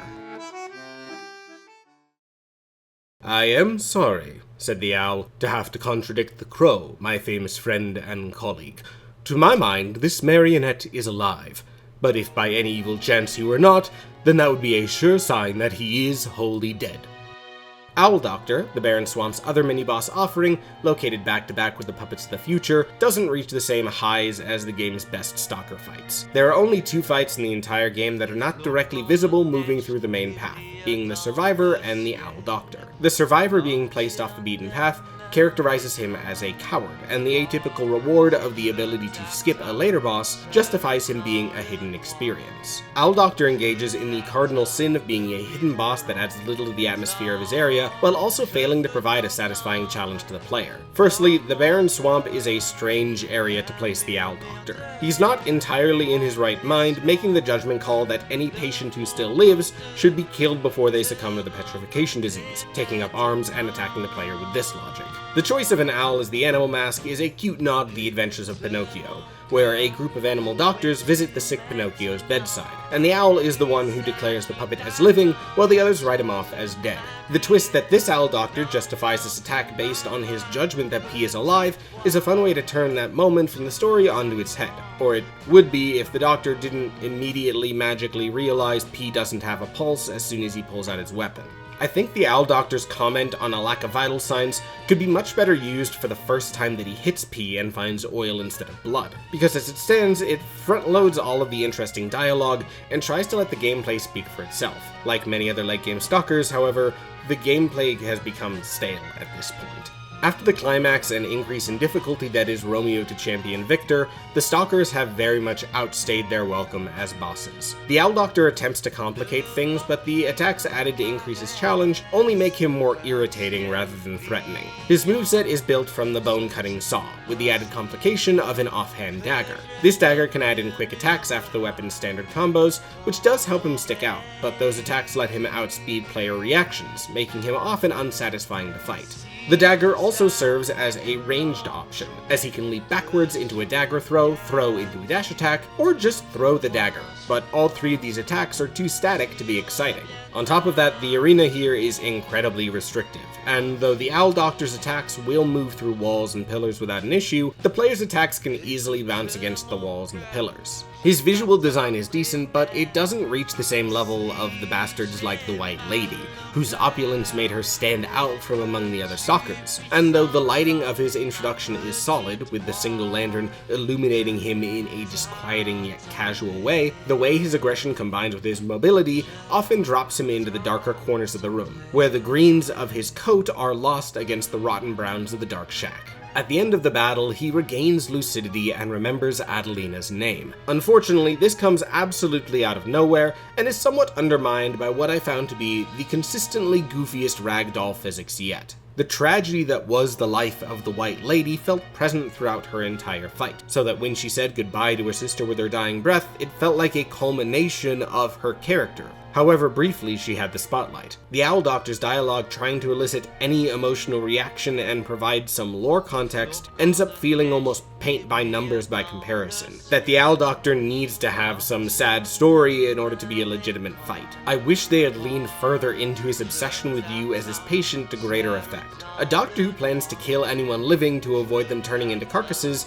is a really fun idea for this world, but hiding in a shack in an illegal puppet dumping ground with his final line connecting him to an opera plotline that the rest of the game has long since moved on from doesn't deliver any of the atmosphere that the concept could have and should have boasted. My crackpot theory is that the Owl Doctor was originally planned for the Grand Exhibition, and the developers realized Victor needed to be the boss that followed up Romeo. So the Owl Doctor ended up pushed here, since there was nowhere better for him to sit. I could see him potentially taking the place of the Robber Weasel, as I think his motivation would make more sense there, but even then, he doesn't quite fit in with the tension of that area. I think the Owl Doctor earns a D grade. There's no reason the game gives to fight him again unless you plan to wear his mask, which is admittedly pretty cool.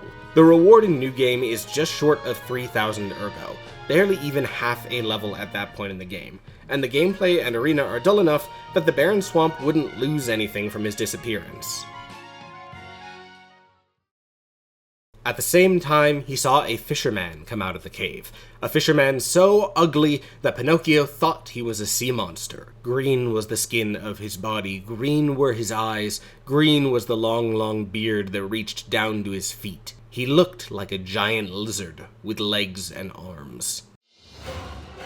Bet you didn't know that the Green Monster of the Swamp is a direct adaptation of a character from The Adventures of Pinocchio, because I can tell you for sure that I had absolutely not made that connection until I was reading through the story again after beating Lies of P for the first time. Not only does the Green Monster take characterization from the Green Fisherman, but it serves as a clever piece of foreshadowing alongside Eugenie's questline that the Alidoro you know is lying to you.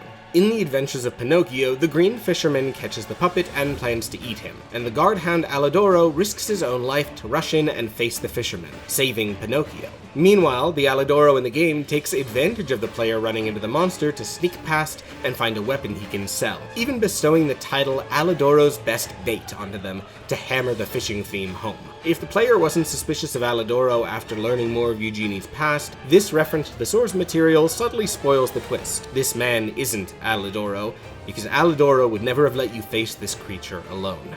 Green Monster of the Swamp is one of the strangest fights in Lies of P's roster, serving as somewhat of the wild card by only really falling into the same monstrous design as the Archbishop. But whereas the Archbishop had a twisted once human design and was built on the characterizations of the sins of the man he once was, the Green Monster of the Swamp is exactly what it says on the tin.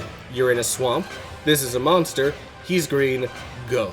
And when he has a phase change, he evolves into the puppet-devouring green monster. He's still a monster, he's still green, but also he's going to eat you. In terms of placement within the game, I consider the green monster of the swamp where the end game begins. Though there are still plenty of boss fights left within the base game, the next area features a return to the opening area and starts to provide items that max out the player's weapons, meaning the player is expected to be at something resembling their final build when they face the monster.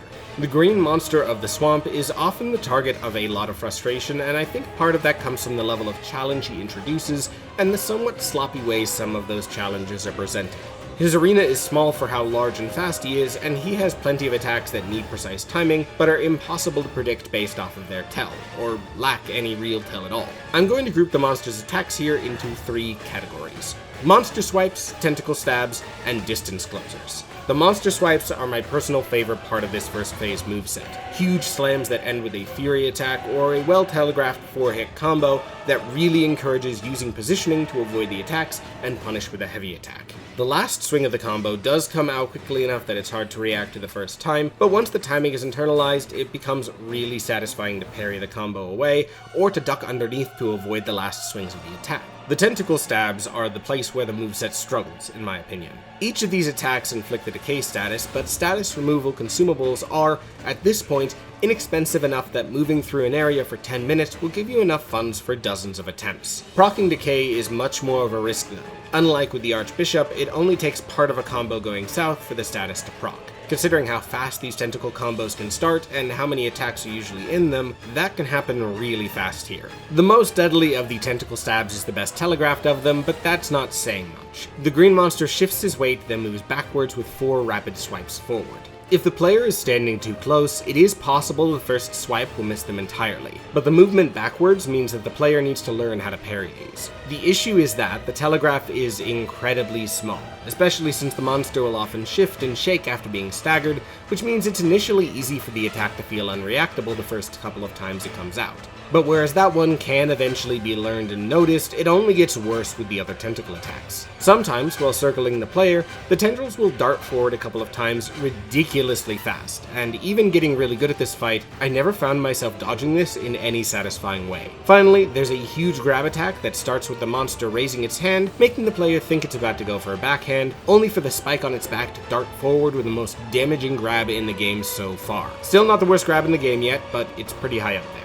In terms of closing the distance, there are 3 moves, and again, they're fairly hit or miss. My favorite is a Fury charge attack. Due to the size of the arena, strafing this isn't really an option in the same way it was with Fuoco's charge attack, but parrying it staggers the monster in a super satisfying way. Especially using any weapon where a heavy attack closes the distance between you, it is one of the single most satisfying attacks to punish in this game. The other 2 aren't quite as good. The monster burrows into the ground, and the player needs to time their roll as the monster bursts out of the ground. My big issue is that this has never felt consistent to dodge, and the monster has a habit of using this particular distance closing move at short range for no discernible reason. At a distance, it's an interesting way for the monster to press in and provide a window for the player to respond, but up close, it just stops the momentum that the rest of the moveset focuses on creating. Finally, the monster pukes up a stream of poison that can build up decay quickly and covers enough of the arena that the player needs to either parry repeatedly or run in a circle, as the monster does my favorite trope that I haven't brought up since my From Software videos, the microwave spin, where the model spins on a plate with no actual movement of the legs. On top of that, the damage at close range with this attack can lead to scenarios like this, where the player takes a frankly ludicrous amount of damage. Usually it's not a problem, but like the burrowing attack, the green monster will occasionally pull out what is supposed to be a distance-based attack right at close range. The greatest strength of the monster is how satisfying it is to stay in its face, to chase it down as it tries to crawl away, or to duck underneath its raging swings to land a huge blow. And the greatest weaknesses are the few attacks, like the grabbing tentacle swing or the burrow, that break that momentum and hold the whole fight back. Though RNG doesn't play much of a role in the overall challenge of the monster, it can play a role in how fun the monster is to fight. As I mentioned earlier, there is a second phase, and this is one of the most creative boss reuses I think I've seen in a Souls-like game, and by far my favorite part of the fight. The monster goes to the body of the scrapped Watchman, forcing itself into the shell. The character design on this boss is my favorite of the monsters in Lies of P, with the way that the quadrupedal design of the monster twists and warps into a contorted version of the Watchman. The tendrils bursting out of the back and the eyes pushing through the sockets in the Watchman's face is just I cannot even put into words how much I love this design. It also serves as a really potent metaphor for the game as a whole. The monster is, presumably, a creation of the alchemists, so it's fitting that, right before Geppetto is revealed as being responsible for the puppet frenzy, we watch an alchemist creature control a puppet. The Archbishop and Green Monster both played into that theme of monstrous puppetry, giving these two base game monsters a ton of cohesion alongside the puppets, which stops them from feeling like they don't belong in the game. The Watchman's moveset effortlessly evolves into an endgame challenge here. The Green Monster loses almost its entire moveset, and instead presents an alternate phase 2 of the scrapped Watchman, with a new focus on decay and combo extensions rather than electric blitz and area damage. The Watchman's main two combos being the spinning arms that come crashing down, and the combo of 4 swings each now end with a tendril sweep. On top of that, the monster adapts their previous tendril attacks into a much more clearly telegraphed attack. The robot body twists upside down before unleashing a crab-like series of 6 stabs. Though it's similarly hard to tell what's going to happen the first time it spins, it ends up being a really satisfying attack to see coming, parry, and then punish in the huge window the Green Monster leaves afterwards. The fact that these moves are so similar to attacks that the player has seen before means that this moveset is actually much easier to learn than the first phase, despite the fact that it is definitely the more demanding and diverse challenge. It's somewhat of the opposite of the design principle that made Romeo work, but it still works really well here. The second phase also puts a bigger focus on the Green Monster's mobility. Almost every attack has the monster traveling around the player to create an almost frenetic fight. The only attack that I found regularly disrupts the flow of the fight is this triple charge attack, which ends with a Fury attack roll that looks less like an attack and more like the monster tripping over itself. When he only sprints once and starts leaping up and slamming into the ground, it keeps the monster mobile, but anything more than that does end up slowing down the pace. The grabs from the tendrils are also much better communicated here, as the tendrils clearly move up as the monster rises before the tendrils thrust forward. If the entire fight had the level of clarity in its animations that this second phase had, I think there'd be a lot less frustration targeted at the Green Monster.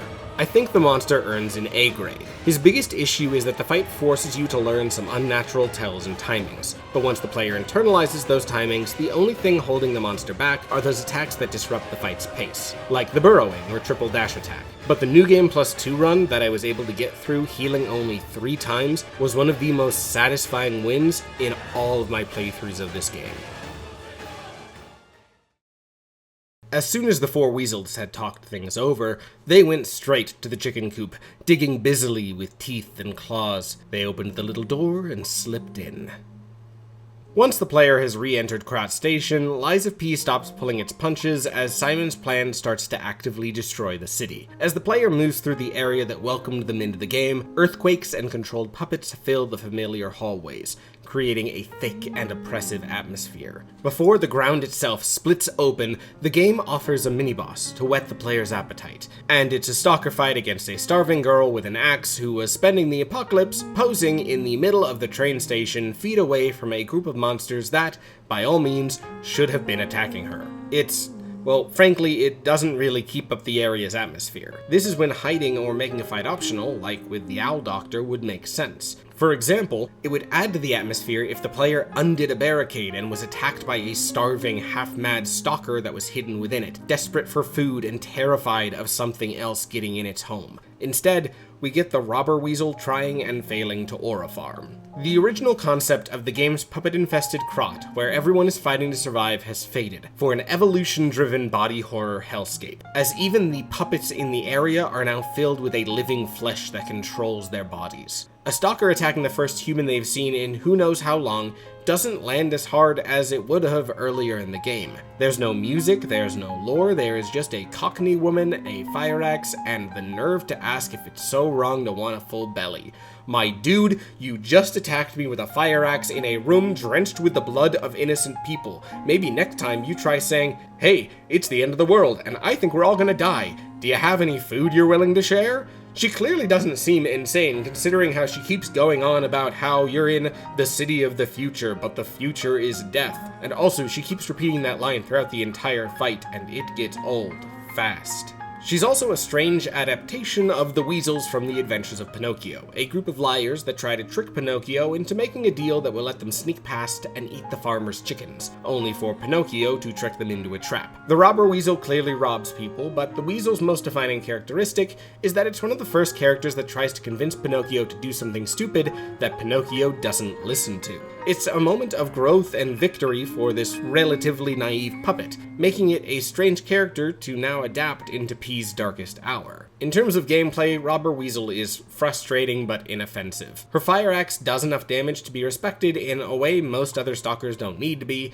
and her dash attack is blindingly fast. She has a ranged attack that doesn't do much, and a leaping fury attack to close the distance that comes out fast enough that the player can't even recognize it as a fury attack until they've either been hit or parried it. The fury attack sound effect does not even play until after the attack's already finished. And this breakneck tempo of the base movement is the biggest issue. Some of her basic swings are heavily sluggish, since the fire axe is a heavy weapon, whereas attacks that feel like they should be sluggish fly at an absurd rate. It lacks the satisfying rhythm of the most satisfying movesets to parry, and fails to characterize her as manic or wild in the same way the Green Monster's attacks occasionally could.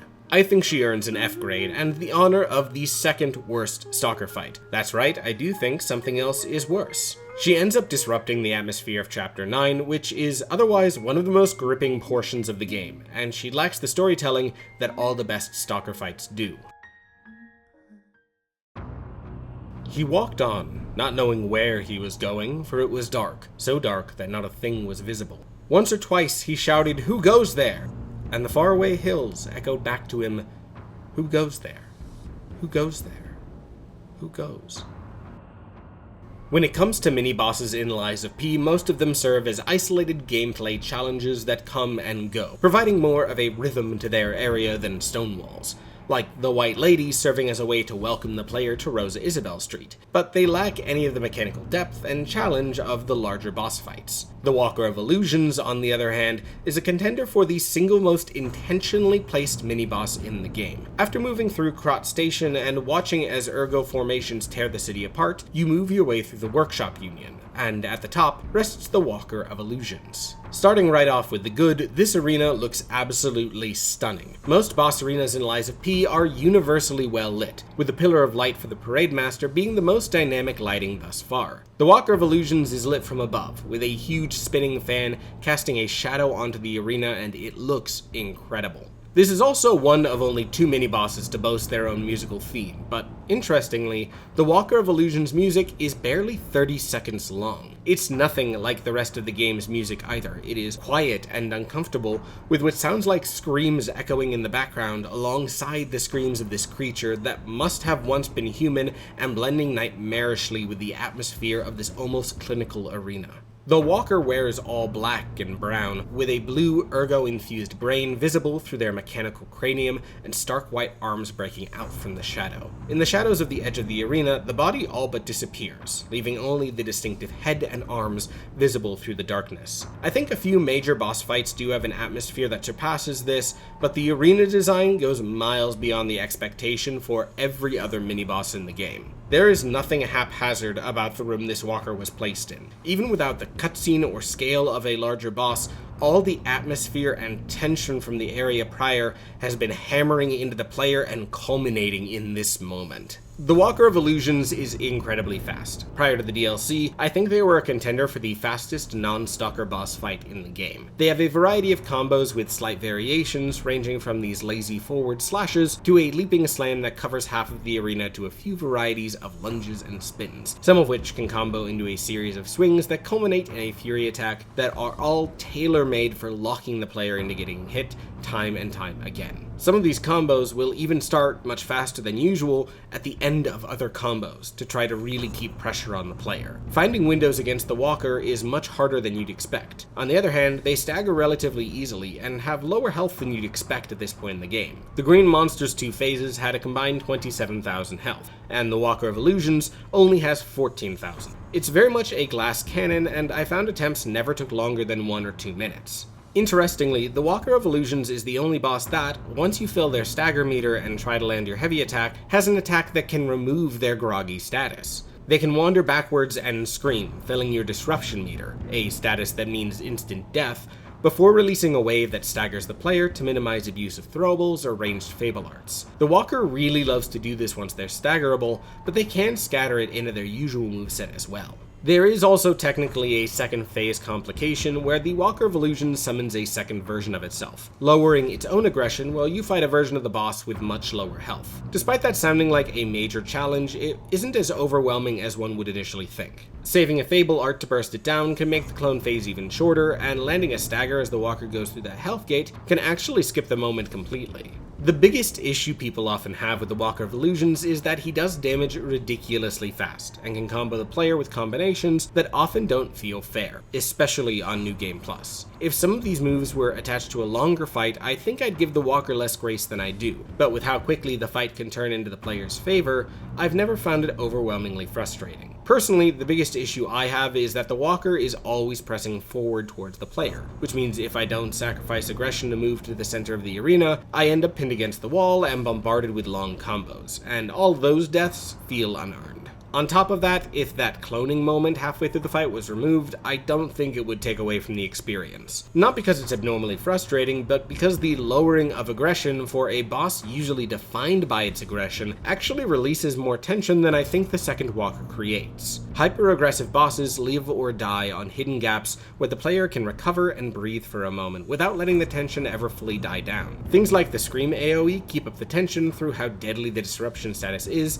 and the way it overlaps with the atmosphere of the arena, whereas creating a clone and sending it forward to attack for you doesn't provide any unique threat that builds on the tension the first half of the fight builds up. The occasionally frustrating combat design and thick atmosphere culminate into the same thing, and that thing is why I give the Walker the benefit of the doubt a lot of the time. In every frustrating boss fight, the moment the boss collapses and the music stops is a huge moment of catharsis, even if for mini-bosses, that's just a sound effect and a pop-up for items received. The Walker of Illusions, though, doesn't play the item acquiring sound effect found in other fights, and, more disconcertingly, doesn't stop its own music once you win. There is no moment of release. The tension the fight created sits there, even after the Walker is gone. It spits in the face of the Pavlovian response players have built up by beating bosses. The risk of this is that it makes any small latent frustrations worse by removing the moment of release that players usually get overcoming that frustration. But in exchange for that, it makes the next story beat hit even harder. The Walker's theme continues playing as the player moves into the elevator at the other side of the room, and in that elevator, Sophia sends you an urgent message. Hotel Krot, your safe haven and hub, is being attacked. The Walker of Illusions musical theme builds naturally into the music that fills the next area as Simon begins to taunt you, denouncing you as irrelevant, and every part of the Walker of Illusions fight was designed to build towards this moment. You can land fatal attacks on the Walker with the right strategy, but if you don't, you never get the moment where you've taken the advantage due to its ability to recover its stance. Disruption is a terrifying status, and the melee moveset is one of the hardest in the game to master on a first playthrough, meaning a new player will rarely feel in control or confident leaving this room. Combined with the lack of a resolution, the Walker of Illusions makes the hotel attack hit like an anchor through ice, even if the fight itself suffers for it. Now, this may be higher than it deserves, but I think the Walker of Illusions does earn a B grade for its role in the game. In terms of gameplay, I think it would land in a low C grade, but the entire sequence from Walker of Illusions to Laxasia the Complete had me enraptured, even if the bosses within that space are some of my least favorite, and the Walker of Illusions is the one to thank. Most unfortunately, in the lives of puppets, there is always a but that spoils everything. After the Walker of Illusions builds up the tension, the player returns to a familiar walkway up towards Hotel Krot. As they approach the Parade Master's arena, they come face to face with the final foe that stands between them and the hotel, the corpse of the Parade Master, corrupted by the carcasses that have consumed the area. Though it keeps up the atmosphere and tempo as the player returns to the hotel, this fight is one of the 2 bosses in the running for my least favorite of the 13 core boss fights. Let's start with the positives. The Parade Master keeps the Walker of Illusions' atmosphere going.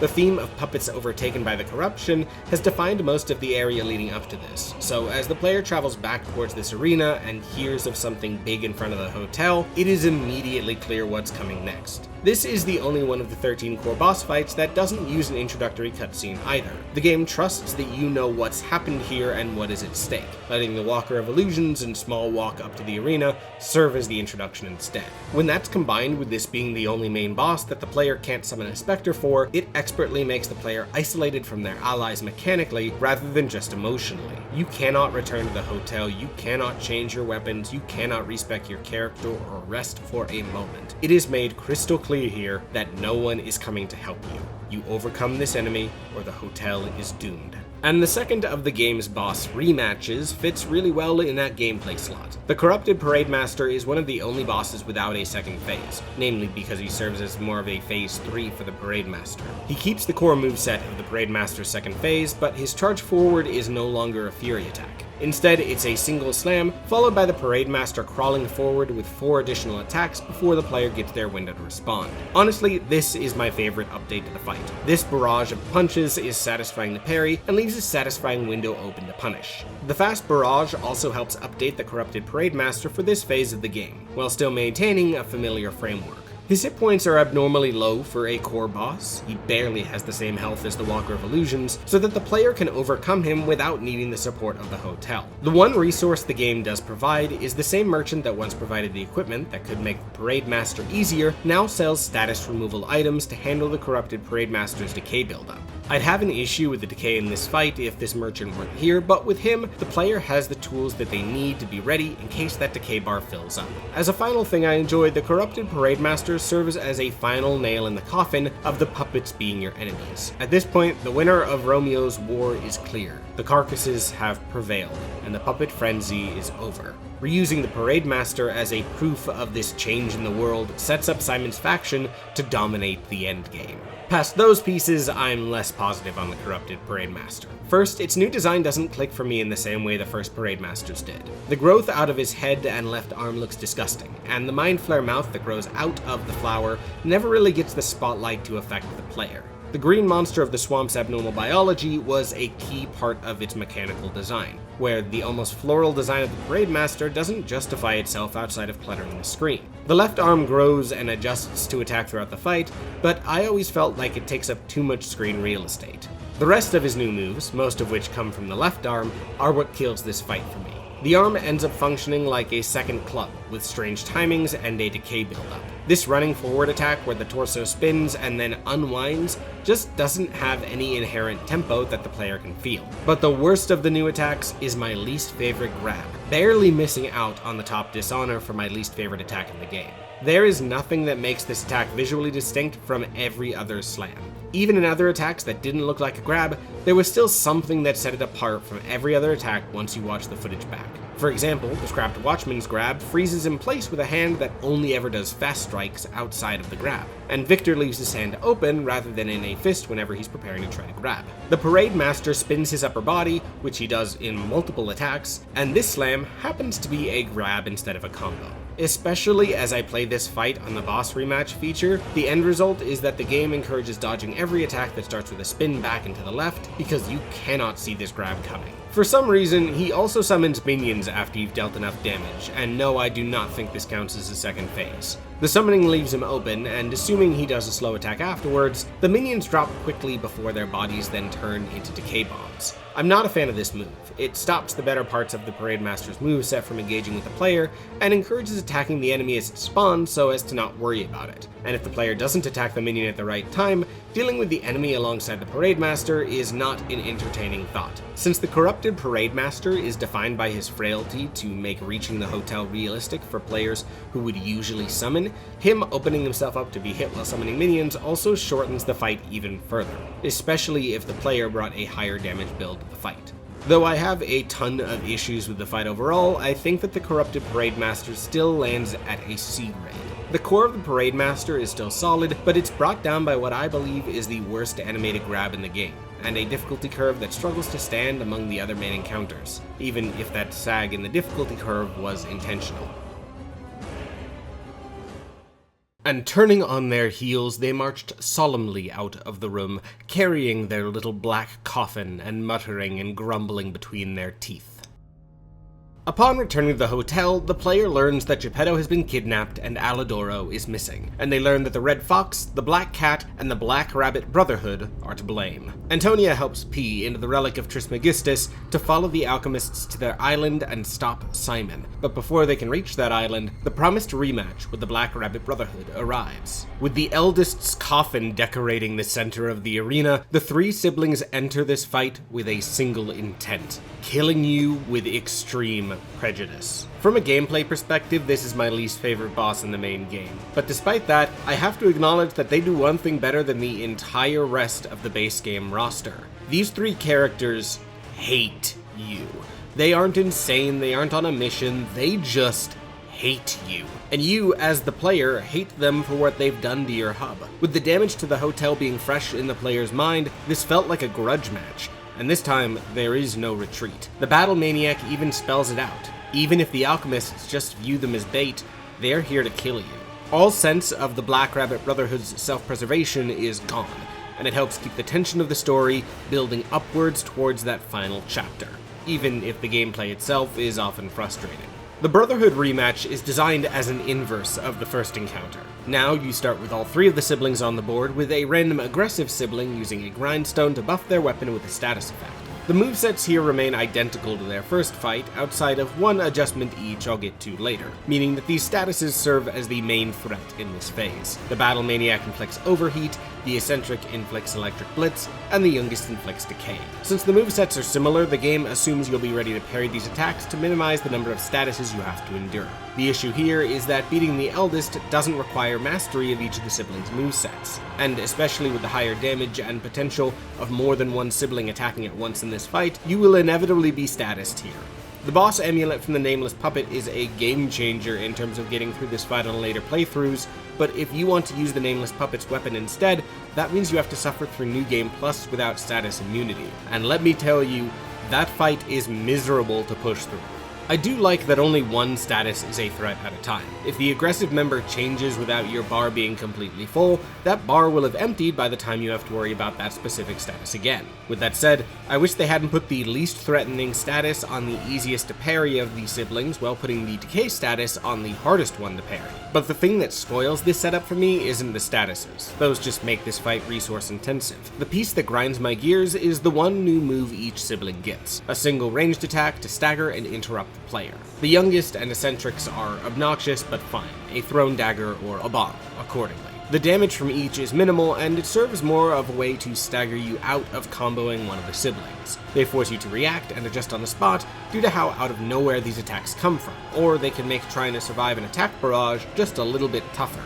The Battle Maniac, on the other hand, uses the player's puppet string against them, and this move beats out the Corrupted Parade Master's grab and handily earns the title of my single least favorite attack in the game. The siblings are balanced so that only one attacks you at a time with their full moveset, and this actually works pretty well. Of course, to discourage the player chasing after the inactive siblings and wailing on them, the siblings activate their melee AI if you get two within range of their attacks. The intent of the designers here was for the player to pull the aggressive sibling away from the rest, fighting them one-on-one until they swap who's aggressive. The Battle Maniac's inactive ranged irritation does almost no damage, but it pulls the player next to the Battle Maniac. This attack completely destroys the fight's tempo. You are no longer fighting whoever you were fighting, you're now next to the Battle Maniac, and he's attacking you in melee from the side because you've activated his AI. As a reminder, the parry and block mechanics in Lies of P are directional, which means there are a lot of scenarios where you just wouldn't be able to block these attacks. On top of that, the aggressive sibling is going to continue to run towards you and start attacking you from the other side, and since the passive siblings often stand together, the end result of this move is often three stalkers suddenly dogpiling you. To make it worse, the Battle Maniac's melee moveset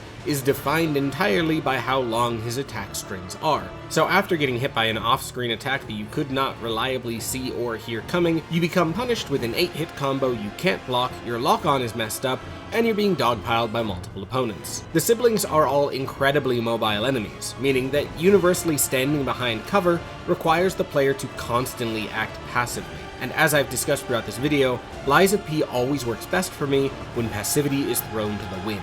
This game loves aggression, this fight does not. I do not understand the point of this attack. It disrupts the entire core of the battle and the game. On top of that, the overall tempo of the fight is strange. When the first sibling dies, nothing changes outside of a passive sibling immediately activating their buff. But once the second dies, the coffin in the center of the arena activates and the Eldest is returned to life. The Brotherhood are chatting and mocking you throughout the fight, but their dialogue upon realizing that their alliance worked and that their brother is back is amazingly well done, and pushes them towards feeling like one big evil family. The eccentric is overjoyed, while the youngest sounds genuinely emotional. Meanwhile, the battle maniac seems upset that the alchemist's payment of bringing the Eldest back to life actually worked, but even that serves as a strong and rapid characterization. The only problem is that if you were playing this fight optimally, you don't get to hear that dialogue, because once there's only one sibling left, they immediately switch into their aggressive mode and will stay in it until they've died. Now this wouldn't be a problem if the Eldest initially played as passively as he did in his first encounter, but he doesn't. The moment he finishes his arrival animation, he is very aggressive. And with how much damage he now does, and additional ranged attacks that make him a threat anywhere in the arena, fighting both him and a sibling is just unrealistic. The best strategy here is to kill one sibling, bring the second to low health, kill the third sibling, then finish off the second before it finishes buffing and the Eldest finishes arriving. It can be satisfying to pull off, but losing a run to the youngest deciding that she wants to do a backflip 4 times in a row to trap the player into a duo fight that was designed to be a one-on-one boss encounter is not a very fun way to die. On top of that, if you kill them this optimal and satisfying way, you lose that celebratory dialogue each sibling has when the Eldest wakes up. With the characters being the strongest element of this fight, that only makes the gameplay more frustrating, as you often cut off lines that you want to hear in exchange for hearing their generic death lines, which aren't nearly as interesting. Once the Eldest returns from the dead, his moveset nearly matches his old version. He does add an animalistic 7-hit combo, swinging wildly 7 times in a row, with the final hit being a Fury attack. I also personally felt like he used less jumps and spins, but I'm not completely sure if it's an actual change to his moveset or just a change to his AI prioritization. The flailing nature of this new combo, combined with the Eldest's new character design's forest of cables coming out of his back, always led me to wonder how much of the Eldest is actually present in this fight. He never spoke in his first battle, so it's hard to tell for certain how much of what you're fighting here is the same man. I also love the ergo growth in his sword arm. It gives the impression that the sword has grown into his body, especially when combined with new shockwave attacks that look less like the Eldest intentionally attacking and more like the Eldest painfully releasing energy. His death animation does let him down somewhat here, as he just falls down as a ragdoll, and his sword especially ends up with frequently goofy physics, on top of the fact that it ruins the illusion of the sword being a part of him. I think the Black Rabbit Brotherhood rematch earns a D grade. I loathe the Battle Maniac's grab and how much it disrupts the chaos that is that first phase, but the Eldest's moveset here does remain satisfying. The story culmination and characterization on display in this fight is still some of the game's best, so even though the fight is my least favorite of the base game's main 13, it adds enough that I see it more as a misstep than a mistake. No one lives in this house. Everyone is dead. Won't you at least open the door for me? Cried Pinocchio in a beseeching voice. I am also dead. Talking about the Door Guardian is now a tale of 2 boss fights, the fight prior to the DLC and the fight after. The moveset and gimmick are still the same, the only changes are visual and with the Door Guardian's defenses, but both of those changes change the experience drastically. The Door Guardian takes place almost immediately after arriving at the Archaeabbey, and serves a role similar to the White Lady as an early mini-boss fight to set the tone for the area. Unlike the White Lady, whose story echoed throughout the area that followed, the Door Guardian's story is more open and shut. This is the Door Guardian, and he guards the door. He serves as undeniable proof that the alchemists knowingly turned people into monsters to serve menial roles. Lies of P put somewhat of an emphasis on puppets as a working class, and the horror that comes with these sentient creations becoming disposable. The Door Guardian demonstrates that, to the alchemists, the population of Krot were just as disposable as the puppets they built. The Door Guardian is a gimmick boss. Rather than fighting it normally, the player needs to target its right leg.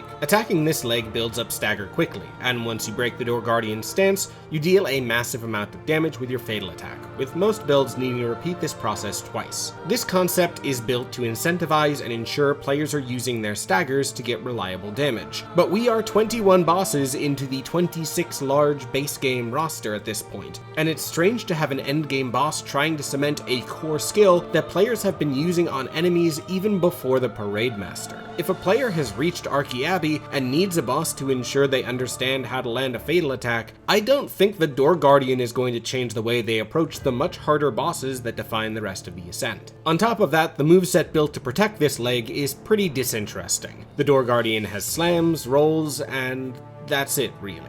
His attacks can do a ton of damage, but there's no detailed combos to learn and weave between like there are with the rest of the endgame. Even more so, anything but a perfect guard is punished harder than usual due to Door Guardian joining the Puppets of the Future in the use of the shock status effect, decreasing the player's stamina regeneration by a major percent.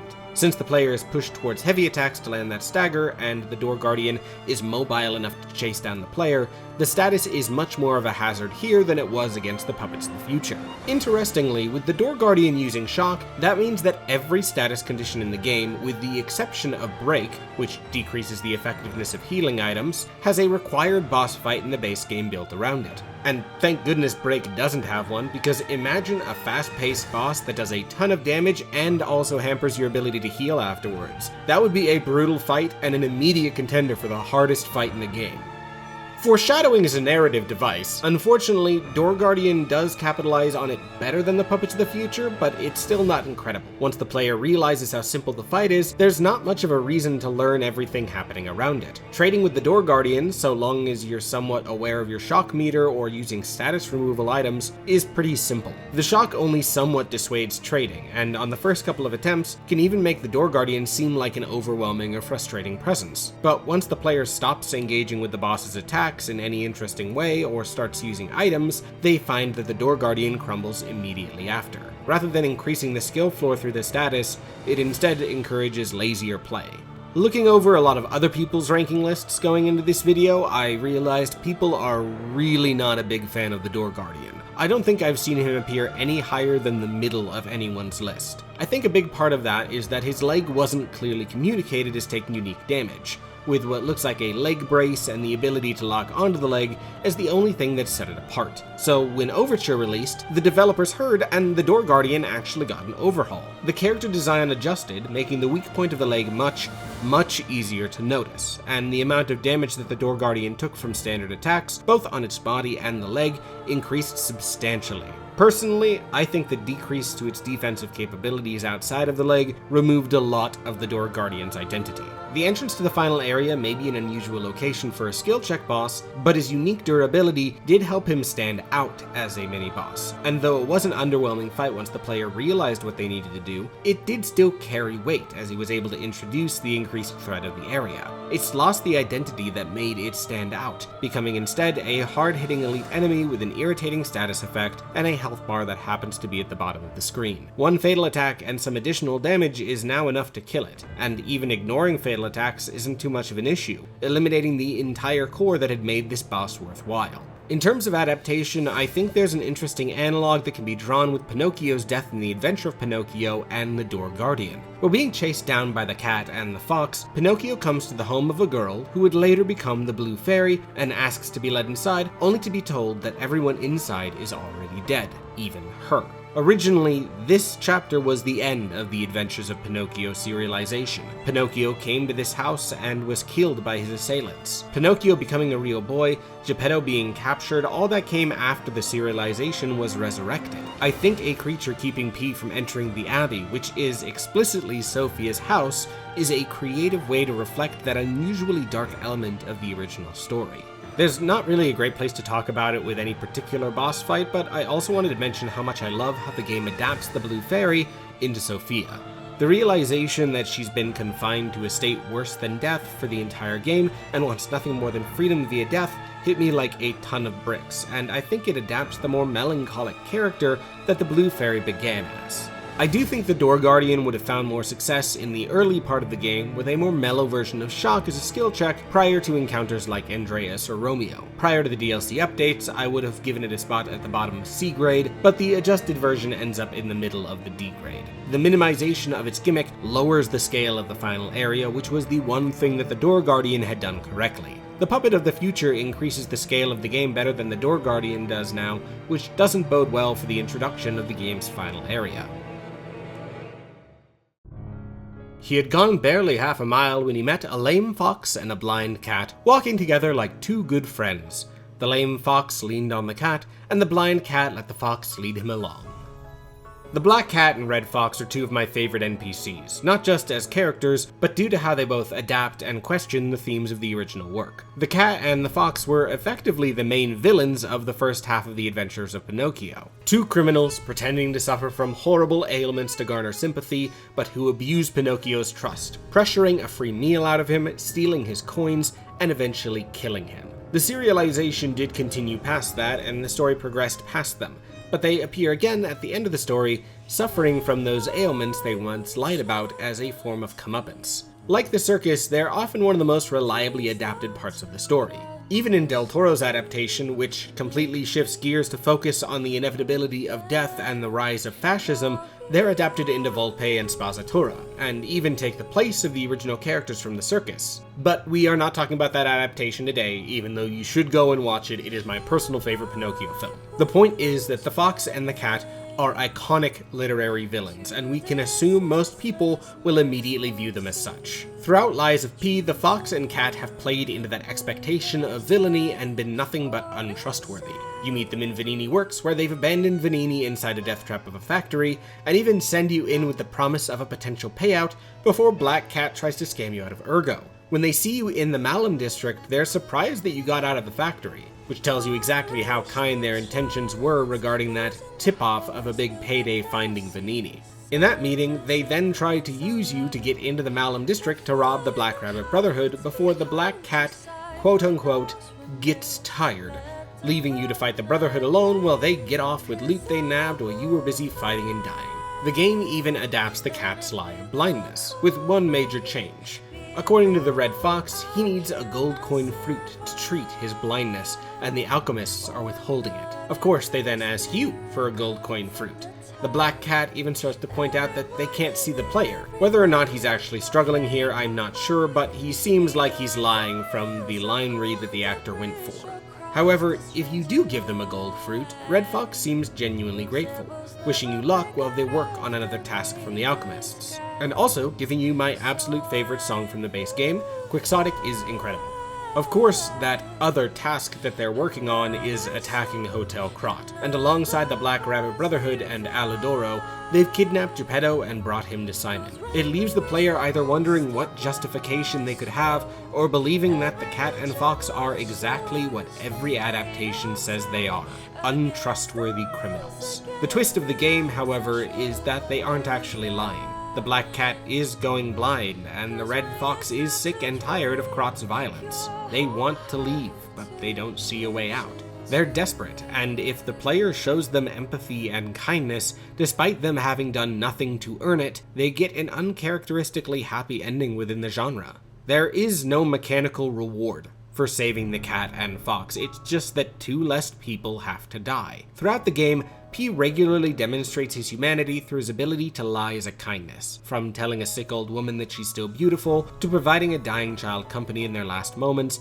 P's humanity is displayed in his empathy and the moments that he breaks free from his role as Geppetto's puppet, becoming something more than what he was made to be. This questline, and the way the game twists these two characters, is the culmination of P's humanity within Archie Abbey, not mechanically, but through the player's choices. Final proof that however twisted and evil the world becomes, kindness and empathy can persevere. And though I love the conclusion of this quest with the Red Fox, I really hate the scene with the Black Cat. I know I've just been gushing about this quest, but I feel like this dialogue suffers from a mix of messy translation and trying a little too hard to paint Black Cat less as a person deserving of empathy and more like a bumbling idiot in order to ensure the player's choice to spare him is made entirely out of goodwill and trust, to someone who clearly hasn't earned it. First, the fact that he and the Red Fox are separated here for the first time breaks the pattern that these two characters have set, which pulls away from the fight's tension as a climax for their joint storyline. It's never stated directly, but I believe the implied logic is that the Black Cat doesn't want Red Fox to get hurt, so he goes ahead to make sure you never reach her. The confusing part is that Red Fox is guarding Geppetto at the top of the main tower. So to make sure that you don't reach the Red Fox, the cat left the highly secured main tower, walked past Laxasia the Complete, and then found this big dramatic room to stand in. Then, he is somehow flabbergasted when he sees you. The player has also already fought 3 stalkers at once, so I'm confident that these two were separated for story reasons rather than gameplay. He really doesn't fit into his room at all. I'm of the opinion that the intention was that he sees himself as a larger hurdle than he actually is, but the end result is that he's been dropped into a random room that feels designed for a Door Guardian equivalent fight. His dialogue also doesn't build on the tension of the story that's been built so far, especially if he hits you with the "I actually thought we were friends. Was any of that true?" if you gave him a gold coin fruit in the exhibition. Dude, you just attacked my house, kidnapped my dad, and I still haven't attacked you on sight. What do you mean, was any of that true? That line might work after the player says no to helping a second time, but before that, it makes him sound like he's experienced a whole interaction that you just weren't present for. If you gave him gold coin fruit earlier, then you have the choice to give him a gold coin fruit again here. If you do, he makes a joke about him being a cat before asking you to please not kill his sister. The reason I think something's off with translation here is this line. I'm sick of it. I'm sick of Krat. Sick to death of just surviving. Hurting, stealing, kidnapping. Surviving. That kind of abnormal repetition appears a lot in minor mistranslations, as additional context or slight variations in sentence structure can change the intention of a word, but if that context is removed, the repetition loses its purpose and feels like they just couldn't think of another word. I know the developers are Korean, so if anyone here knows the line pre-translation and can either confirm or deny that theory, I'd love that. The Red Fox later brings this quest to a satisfying conclusion, but the fact that the player has to go through the biggest gameplay challenge the game has to offer before this story comes to a close robs the Red Fox of her scene somewhat. If you refuse to give him a gold coin fruit, or if you had refused to give him a gold coin fruit before entering the Barren Swamp, then he attacks the player, and well, he's my least favorite stalker in the game. You've reached the climax at this point. Out of the 4 bosses that come after him, 3 of them are 2-phase encounters with characters that the entire game's lore is built around. Fights that look and sound like this.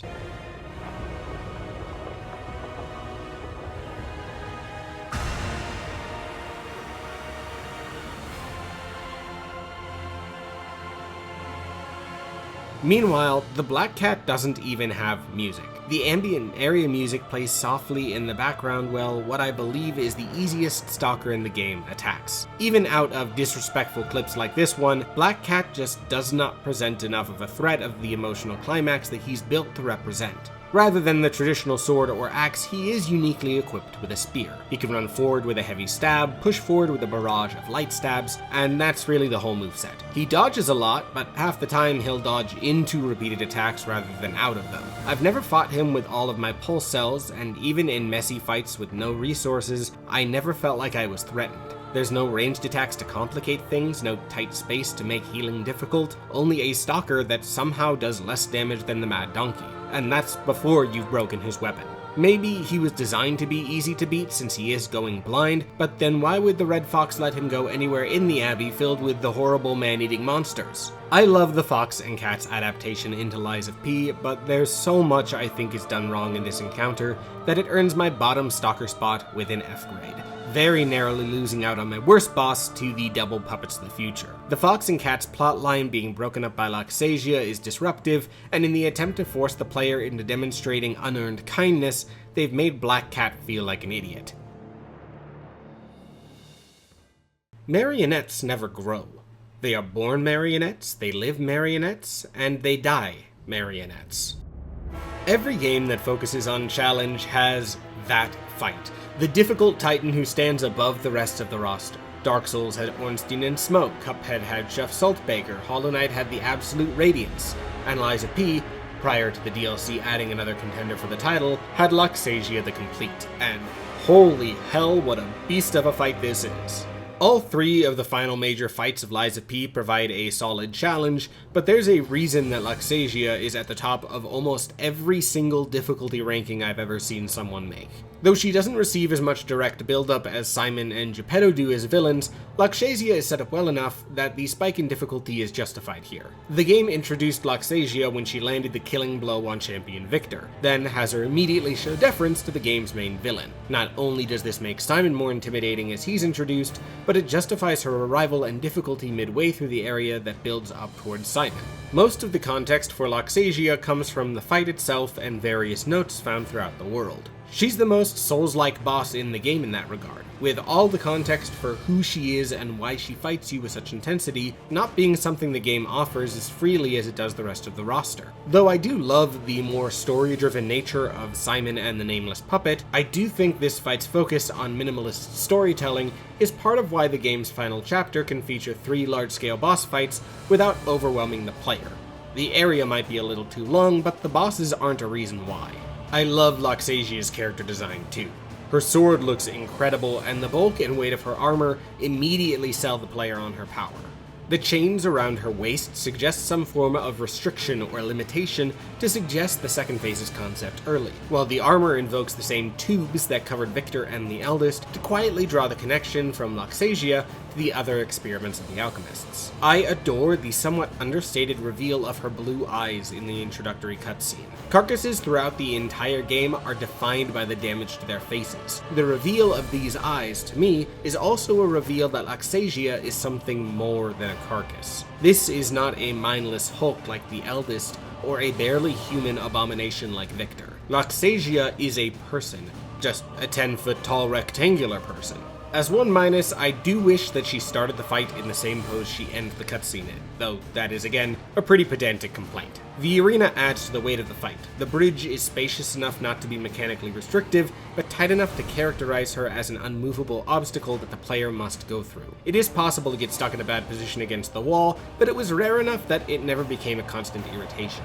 Laxasia is the 4th of 6 bosses with 2 separate health bars, and though her second phase has more health numerically than her first by a wide margin, the first phase is definitely the tankier of the two. I'll get into the second phase later, but high damage resistance is a defining characteristic of the first phase. She's wearing heavy armor, and with how little damage you deal and the way attacks bounce off of her shield, the player feels it. It's rare that the bulk of an enemy's armor is as physically present as Laxasia's is in this fight. Staggers last less time than usual, and the weight of her attacks creates explosions of debris through most combos. The electricity on the sword adds a lot to the weight and power behind her attacks, and she also boasts the most versatile collection of fury attacks in the game. Laxasia wants the player to parry as much as possible. If the player lands enough perfect parries to break her weapon in the first phase, it doesn't lower her damage. Instead, the phase ends outright as a reward for having mastered her moveset. Out of a few attacks, every move in her arsenal is a collection of swings rather than a single attack. There are a ton of moves here, though one seems to define all discourse about this fight online. A barrage of 12 attacks pressing forward throughout. Personally, I'm a big defender of this move. Parrying away these swings is so satisfying, and I actually get a little sad if it turns out I've landed enough parries to stagger her out of the ending of the attack. The one minus that I do have for the attack is that her swings have a bad habit of missing the player if they're too close to her, which I found made it more challenging to learn the rhythm early on. On top of that, her aiming for attacks in general can be somewhat messy, often not turning fast enough to catch a player who started strafing too fast. And the fact she won't interrupt the attack if you've made too much distance can occasionally make her somewhat unreactive as an enemy. She has 2 major ways to close the distance: a running slam that ends with an electric explosion, or a charge that doesn't actually damage the player but connects into a sweep that starts a combo. Most of her basic combos are focused on these sweeps and slams, and usually end with either a fury attack or a shockwave, and some of these combos work better than others. The biggest problem with Laxasia's first phase is her animations taking what feels like an eon to complete, or seeming complete, despite the combo not actually being done. Her electric charge attack, for example, ends with this incredibly delayed leaping swing, which on its own wouldn't be a problem if the power pose she hits afterwards didn't have the chance to suddenly turn into another swing after the player has likely committed to an attack due to the finality of the leap. And this triple slam attack is fast enough to be borderline unreactable on the first swing, but then stops on the third swing and holds in the Fury attack pose for enough time that lighter weapons can even land a heavy attack. Don't get me wrong, I am all for windows within combos that lighter weapons can sneak into, but this is too much. This 4-hit combo suffers the same fate. The first swing ends in a pose that makes her seem vulnerable to a counter, but is actually a frozen pose before a double sweep that freezes again before a final Fury attack. Thankfully, the Fury attack turns her red before her animation even signals she's going to attack, which does make this attack a little easier to learn, but the color showing that an attack needs to be parried shouldn't be the thing telling you that you're about to be attacked. The animation should be telling you that, and then the color should provide additional information. All of these attacks are satisfying once the player has learned them, but the process of learning them is made much messier through these animation choices. The one attack that I never really enjoyed was her grab. She repeats the attack 3 times in a row, and if you don't perfect parry or dodge out of the way of each, it has a chance to stagger the player long enough that you'll be unavoidably hit by the next one. On top of that, you can even land a stagger as you parry the grab away, only for her to decide to immediately dart back into the grabs. The attack also has no window to punish her afterwards, since she moves so far back that she'll have started another attack before you can reach her. On the other hand, her stance break counterattack might be my single favorite one in the game. After she staggers back, electricity gathers around her sword before going into a familiar slam. The rhythm of this attack makes staying in and staying aggressive, then parrying the desperate slam, one of the most satisfying things in the fight. And the animation looks more like her overexerting herself rather than exhausting herself, letting her maintain her unstoppable juggernaut vibe. Once the player reduces her armor's health bar, they get to see exactly what, or better said who, they've been fighting.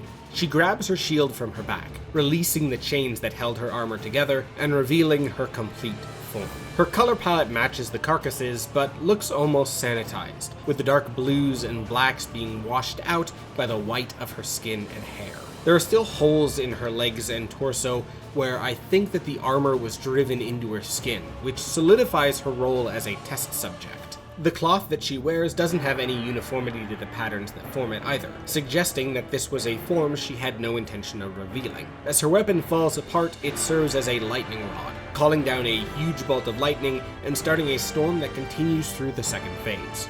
As a fun detail, Laxasia boasts white hair, and if the player is on track for the best ending, their hair changes from black to gray as they find Sophia immediately after. I'm not sure if this was intentional, but the timing of P drawing towards a more realistic version of the color palette that a complete evolved human utilized immediately after facing her seems too direct to be a coincidence. When it comes to the phase itself, though there's a huge spike in health in the first phase, it has less effective health. Her resistances are much lower, and her moveset regularly shoots electricity at the player. Every time the player parries electricity, it flies back towards her and deals damage. Between these two vulnerabilities, this second phase ends up comparatively frail. What she does offer instead is an insane output of aggression. Though I think the final boss of the DLC is now the hardest fight in the game, I think Laxasia's melee moveset in this phase is the hardest to learn. Attacks come out quickly and boast an insane amount of fake-outs as she pauses mid-attack, teleports, and then continues her attacks. Fury attack charges and rushes can kill the player in an instant, and the windows between attacks are shorter here than anywhere else in the game. Any windows she does have are usually followed shortly after by her sprinting around the arena at a breakneck speed.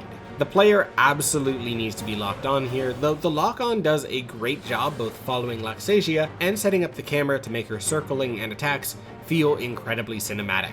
She also regularly leaps into the air at the end of her various combos to shoot 1 or 2 projectiles that the player can bounce back towards her for some damage, or a slam fury attack that, if she decides to float above the player, completely freaks out the camera before she crashes down out of nowhere. Her aerial attacks, both her move that starts the phase and this one, have a strange rhythm for the final slam down that's hard to learn, but does make sense if you can see the attack.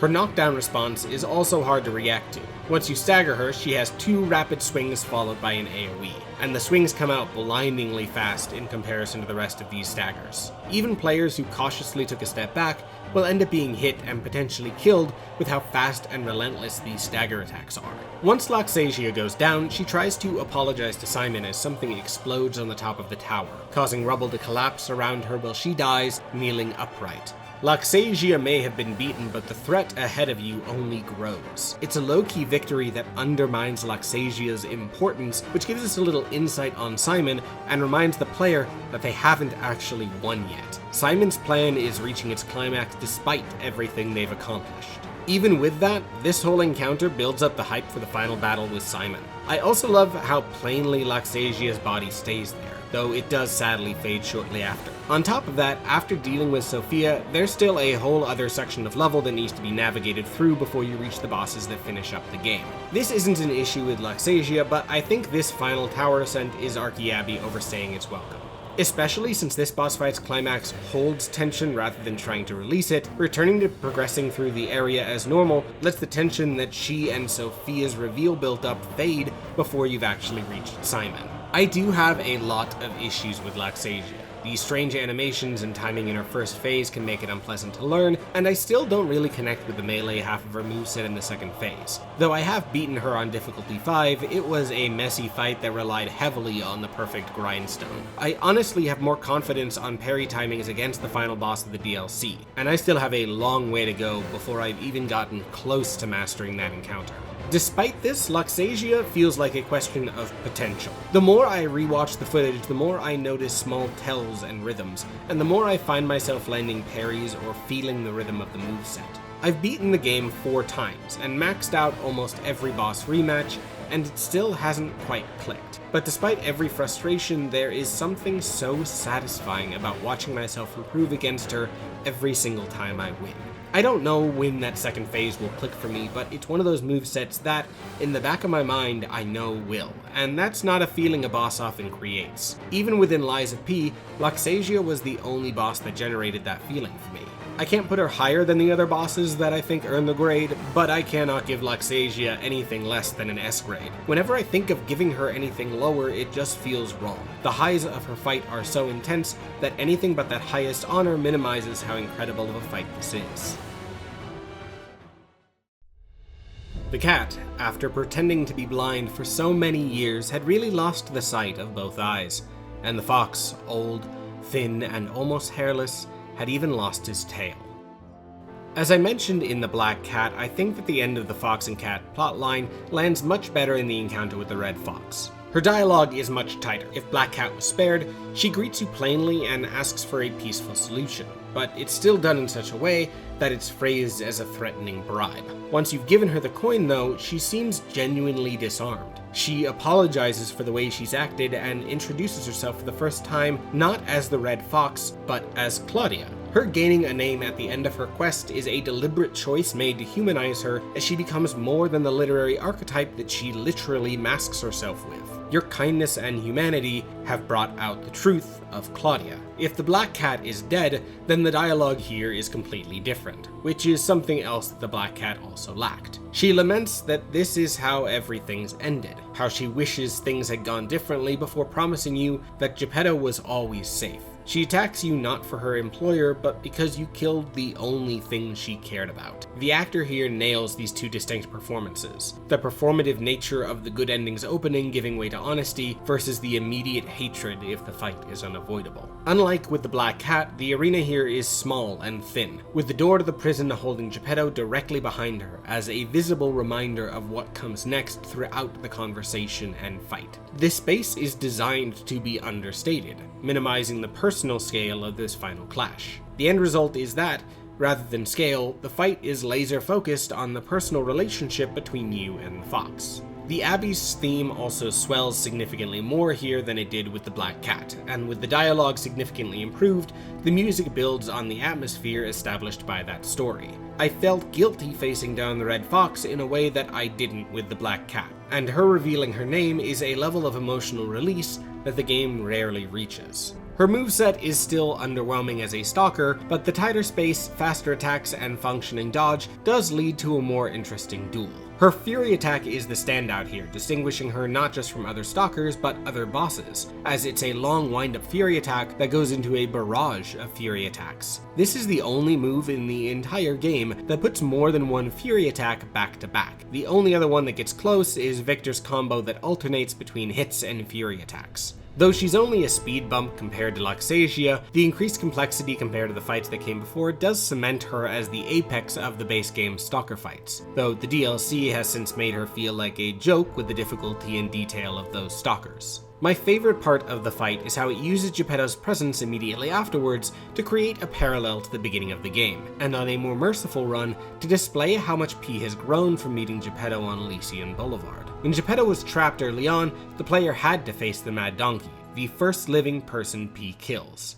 At this point in the game, though, we know that Geppetto is somehow behind the puppet frenzy, and though the extent of his delusion is still hidden from us, history has repeated itself. Another person trying to survive in the hell Krot has become is standing between you and Geppetto. It's not a secret to the player what Geppetto would want here. Kill the Red Fox the same way you killed the Mad Donkey and free him. But P can choose a different path, one against what Geppetto would desire, and display humanity. He can choose not to kill another person. And even among the more esoteric choices of the final act, like killing Sophia, telling Simon a final lie, or submitting to Geppetto, I love the straightforward nature of this choice. To me, choosing to spare Red Fox is the loudest way to prove that you are not the puppet of Geppetto. And I think that's backed up by the fact that neither the fox or the cat actually ever call you by that name. They always call you friend instead. And by the end, they can mean it. She may not offer much in terms of gameplay, but this interaction adds a lot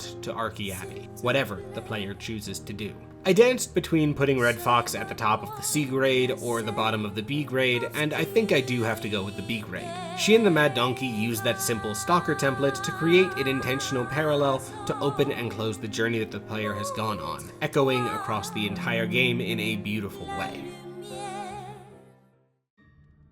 They walked and walked for a half day at least, and at last they came to the town called the City of Simple Simons. As soon as they entered the town, Pinocchio noticed that all the streets were filled with hairless dogs yawning from hunger, with sheared sheep trembling with cold, with combless chickens begging for a grain of wheat, with large butterflies unable to use their wings because they had sold all their lovely colors, with tailless peacocks ashamed to show themselves, and with bedraggled pheasants scuttling away hurriedly, grieving for their bright feathers of gold and silver, lost to them forever.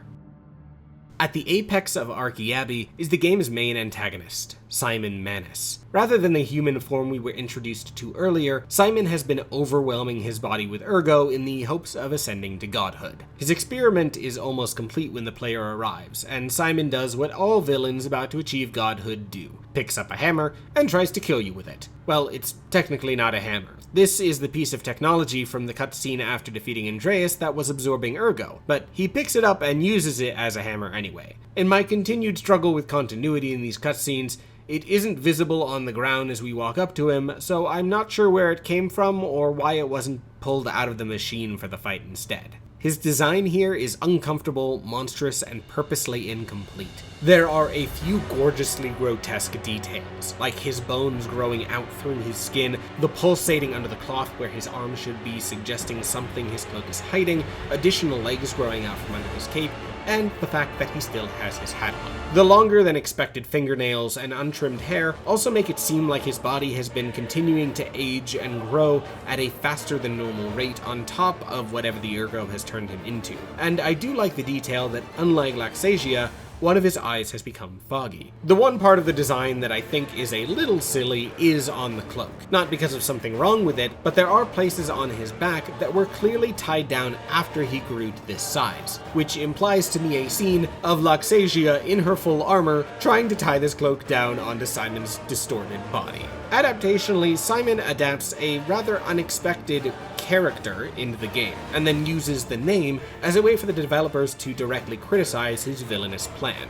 Simon's middle name is Pistrus, which is Latin for sea monster or shark, and at the end of the story of Pinocchio, the final obstacle to overcome, outside of maintaining constant employment to pay for your parents' end-of-life medical care, which aged way better than it had any right to, is the terrible dogfish, a horrible monster that's eaten Geppetto whole that Pinocchio must overcome to save his father. Obviously, the terrible dogfish had no interest in becoming God or pushing humanity to the next step of evolution. It was a big fish. But Simon similarly serves as that final overwhelming obstacle that P must overcome to save Geppetto. Simon Manus was born with the cursed ability to know whenever anyone lied, and thus came to the conclusion that a perfect world would be a world without lies. So naturally, he lied and backstabbed his way up the chain of power in the alchemists, causing the spread of the petrification disease and its quote-unquote cure in his quest to create a perfect world. Outside of his own methodology both being directly hypocritical of his goals and morally horrifying, the game disagrees with how successful Simon's world would be, and they use the first name to condemn him.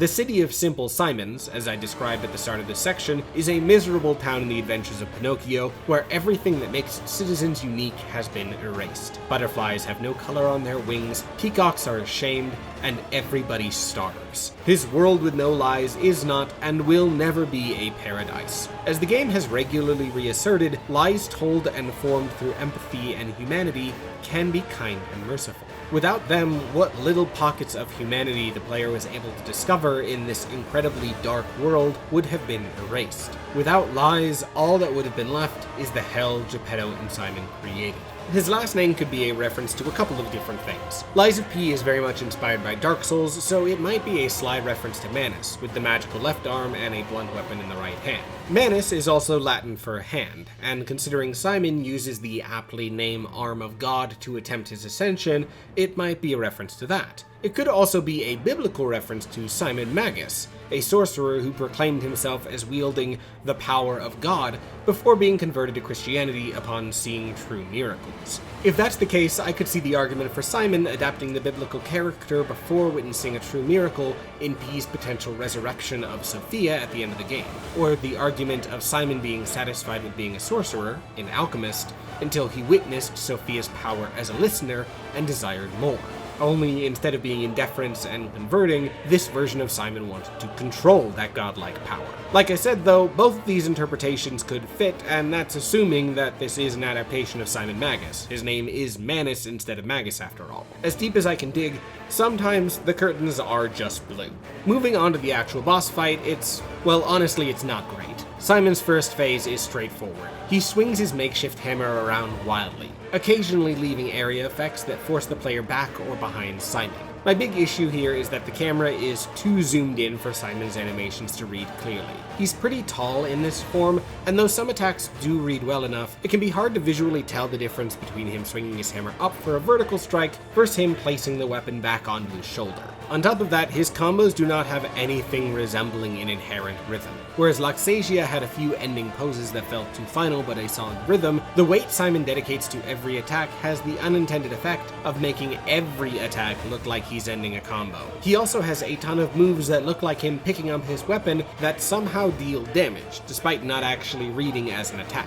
These two things combine to make him incredibly unsatisfying to learn. He has one fury attack that persists into both phases, and it's also not particularly fun. He leaps into the air, floats up there for a while, and then slams down instantly. The hitbox is strange, and the timing is worse than Laxasia's harder to time attacks, while lacking the same satisfaction learning those offered. Simon doesn't serve as a culmination of the skills that define the game's combat, which makes him somewhat of a failure as a final boss encounter. I only finally got to Lies of P this year, but he reportedly had a large nerf to his first phase's health pool, and I'm glad he did because this phase already drags. Especially considering his emphasis in the second phase cutscene on how fragile his mortal body was, him being so durable extends an unexciting moveset longer than it deserves to be there, and kills the momentum of the fight in a rematch. Speaking of that second phase, let's go back to some of the positives. Throughout the first phase, something pulses under Simon's cloak in the place where his left arm should be, and as he falls to the ground, the pulsing increases in intensity. He tears off his cloak and his top hat,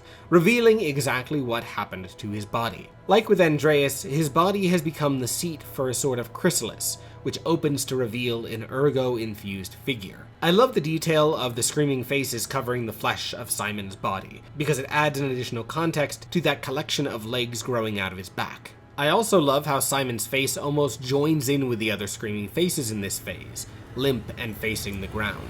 Though Simon's voice does still speak through this form in the second phase, I always felt like his face turning to the ground shows that who Simon was has begun to fade, especially since his true face's mouth doesn't move when you speak with him after the fight is done.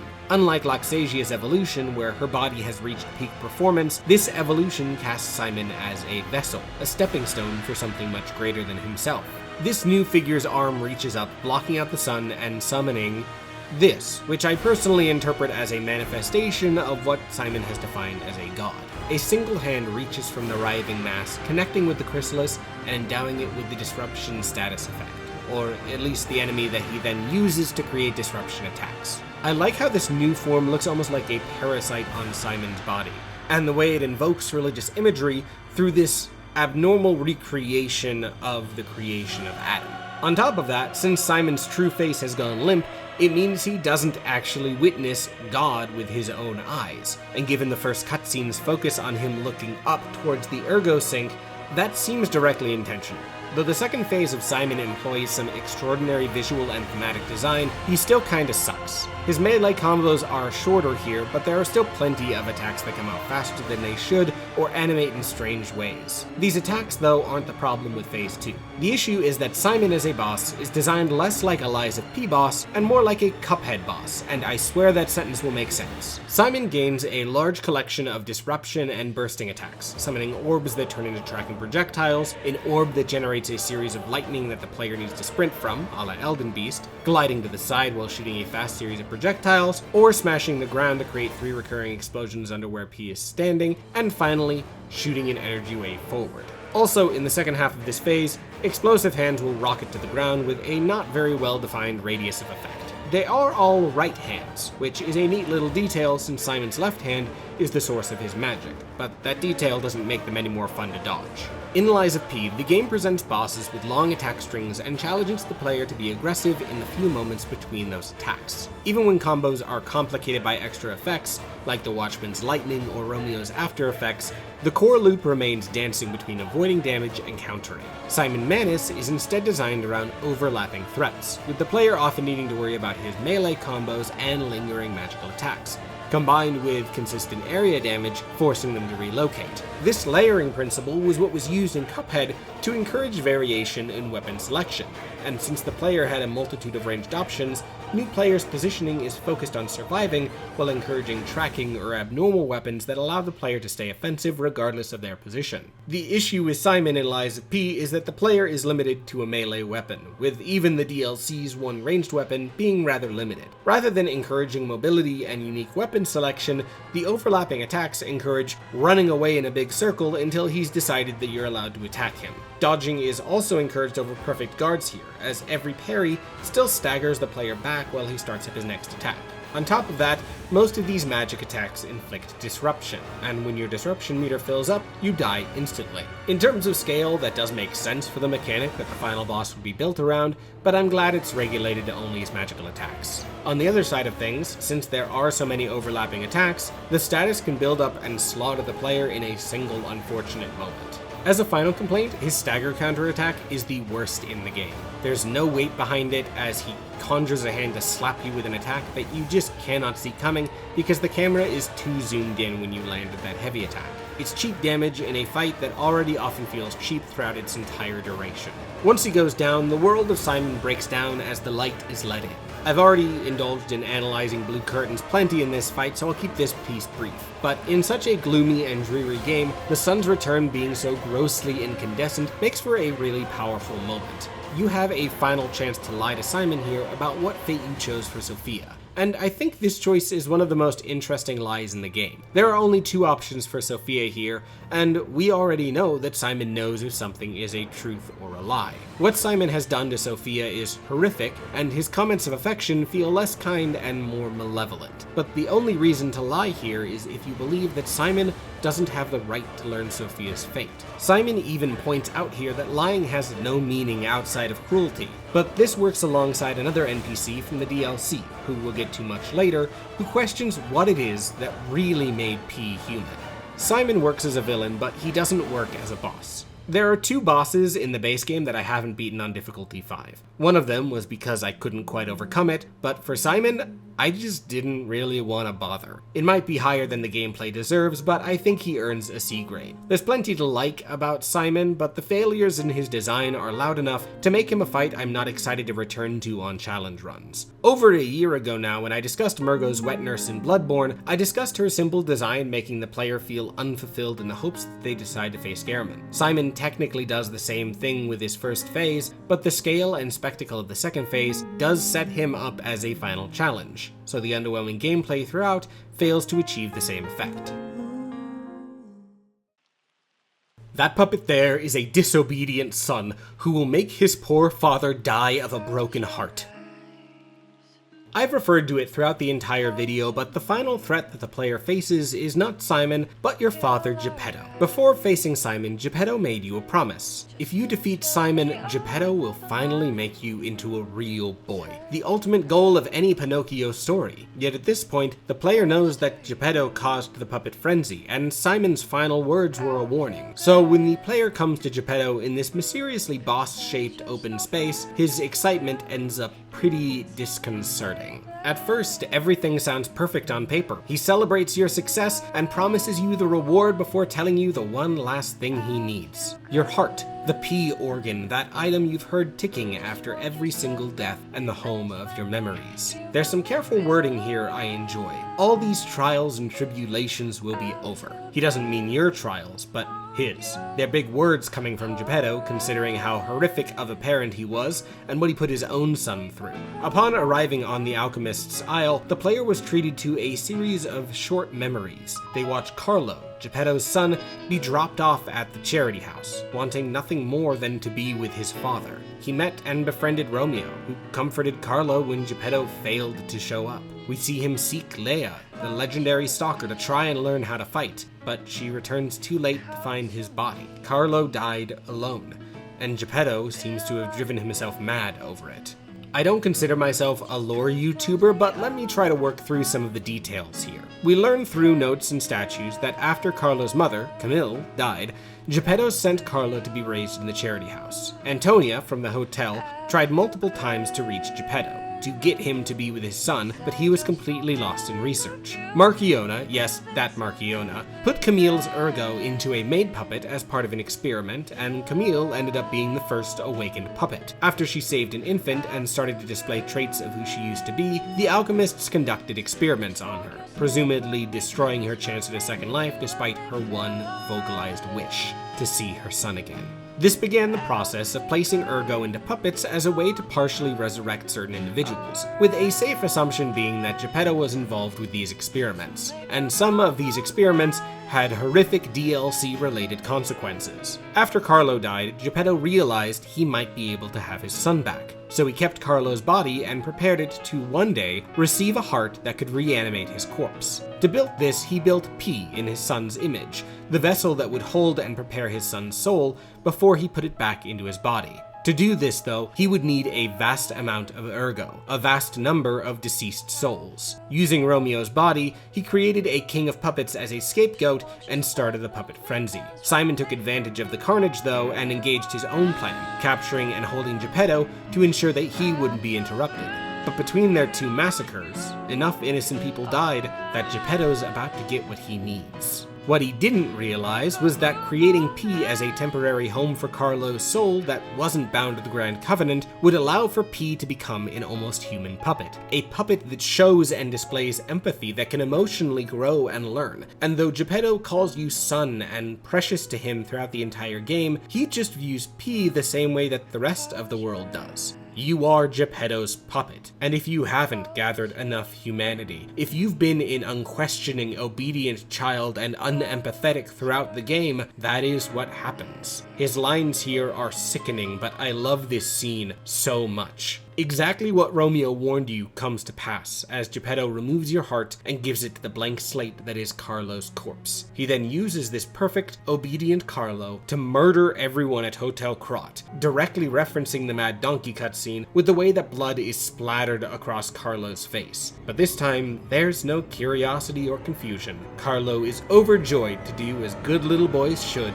and listen to their father. From what we know of Carlo's personality, this clearly isn't Geppetto's son. He would never do something like this. But despite this, he doesn't refer to this husk as son. He finally instead calls this creature Carlo. I saw a couple complaints that Geppetto being evil was too obvious of a twist, but seen just as many say that they gave Geppetto their heart because becoming a real boy was supposed to be the good ending. But I think those are both extreme ends of a bell curve. I think Geppetto being sinister here is well enough telegraphed that an attentive player won't be surprised by the bad ending severity, but I also think he still works as a twist villain. Anthony Howell, fun fact, same voice actor as Margit, walks the line of feeling uncomfortable even in the sweeter sounding lines. So that as the depths of what Geppetto has done in his insane quest to bring back the son abandoned are revealed, it's both a tragic loss of the man who could have been your father and also completely expected. The parallel that Geppetto abandoned Carlo as a boy and is now abandoning Carlo's soul in an insane attempt to resurrect someone that you could argue is still alive makes this finale hit the perfect blend of tragedy, disappointment, and genuine horror. When the player does say no to Geppetto, you get what I think is Geppetto's best line in the game before the boss cutscene begins. After all, you're the puppet who would bring my son back to life. As P steps back from his father, Geppetto opens a case that, fun fact, is found next to where you woke up at the start of the game, before he removes a glove from the hand that had the emphasis put on it in his introduction, making it clear that he's been the subject of his own tests. Puppet strings extend down into the case, and we get to see exactly what he's done to his son in the name of bringing him back to life, as he starts to use Carlo's corpse to take your heart by force. This is the Nameless Puppet, and my god, this design is beyond incredible. The legs are completely mechanical, and invoke the imagery of the Pinocchio many would imagine when we think of the character in this Belle Epoque setting, while the emaciated corpse with blood dripping down the face is a constant reminder that you are looking at a dead child. I love how Geppetto walks away to puppet his son's body with his back turned. It cements how lost in this delusion he is. He's completely unaware of how demented what he's about to do is. The name of this boss is also another condemnation of Geppetto as well. This is Carlo's corpse, yet the name of the boss isn't Carlo, Geppetto, Pinocchio, or the real boy. This is a nameless puppet, made from a random corpse. The boss fight here is entirely against the puppet, with Geppetto only narrating from outside of the arena. His voice lines give him a almost kinetic presence, especially with the music for the Nameless Puppet leaving the epic orchestral tracks that define Laxasia and Simon behind and returning to the horror atmosphere that the game has shown less and less interest in over time. The Nameless Puppet is a straightforward swordsman.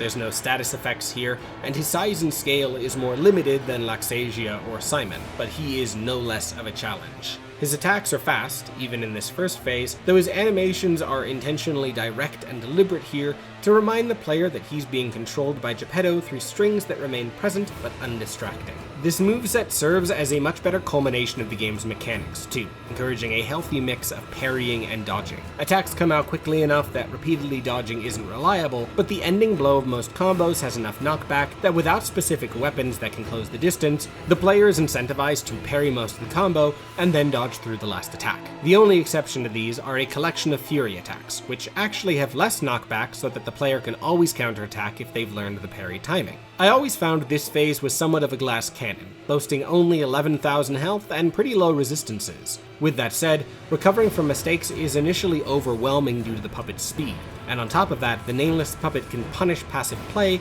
by using a pulse cell to heal himself. Since it's fairly frail, this heal isn't a run-ender, but it encourages the player to stay locked against the puppet so that their resources can be primarily applied to the second phase. The way Geppetto's dialogue evolves over the course of this phase also deserves a shout out. It begins completely villainous, but if the phase lasts long enough, there are some genuinely surprising lines as Geppetto realizes the fight isn't going his way. He admits how much he regrets his failures, wonders if he should have read books to you, and even starts calling the player Carlo as he tries to get you to surrender. Considering how cold he is in most of this ending sequence, I really like the depth these lines provide him. even though it's a shame I only heard them when I was specifically going out of my way to make this phase last longer.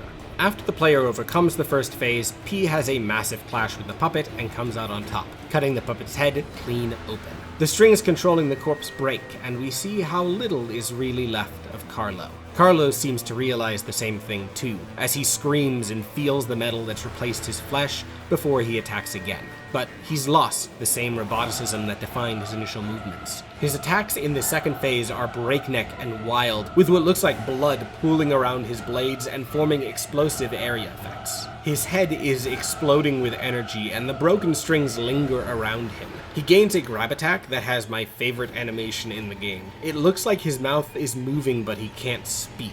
This moment always felt to me like it is invoking imagery from the body horror classic, I Have No Mouth and I Must Scream, to characterize exactly what Carlo's body is suffering here.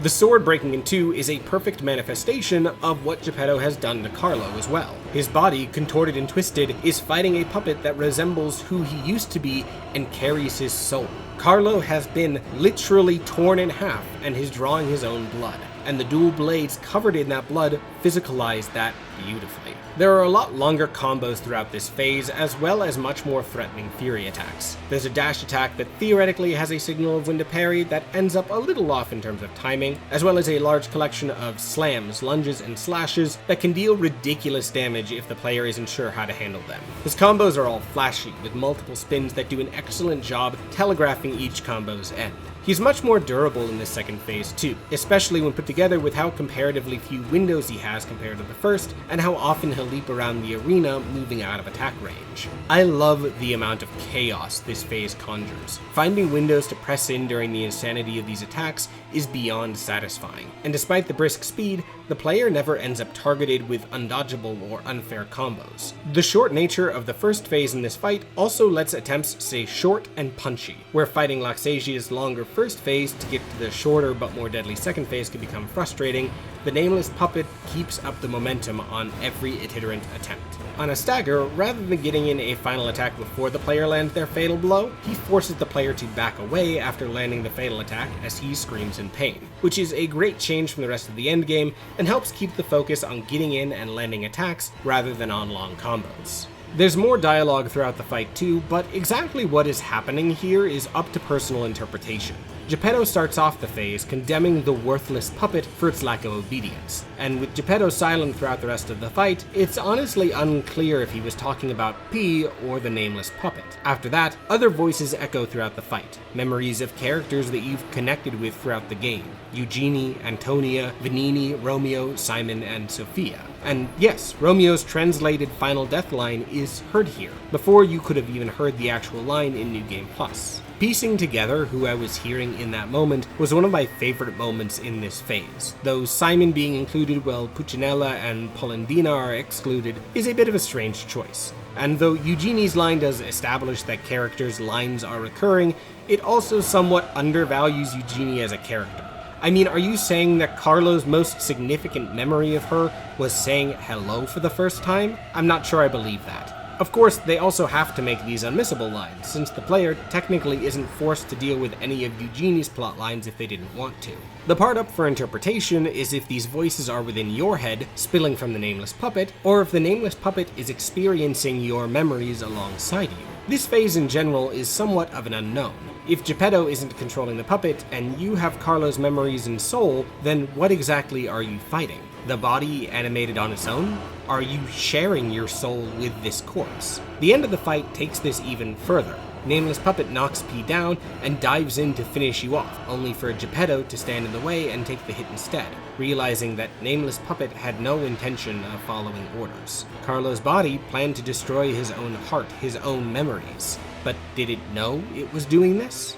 After stabbing Geppetto, the Nameless Puppet looks what I always viewed as confused, reaching towards Geppetto to almost check in on him. Importantly, your heart doesn't tick or make any mechanical sounds here. It beats like a human heart.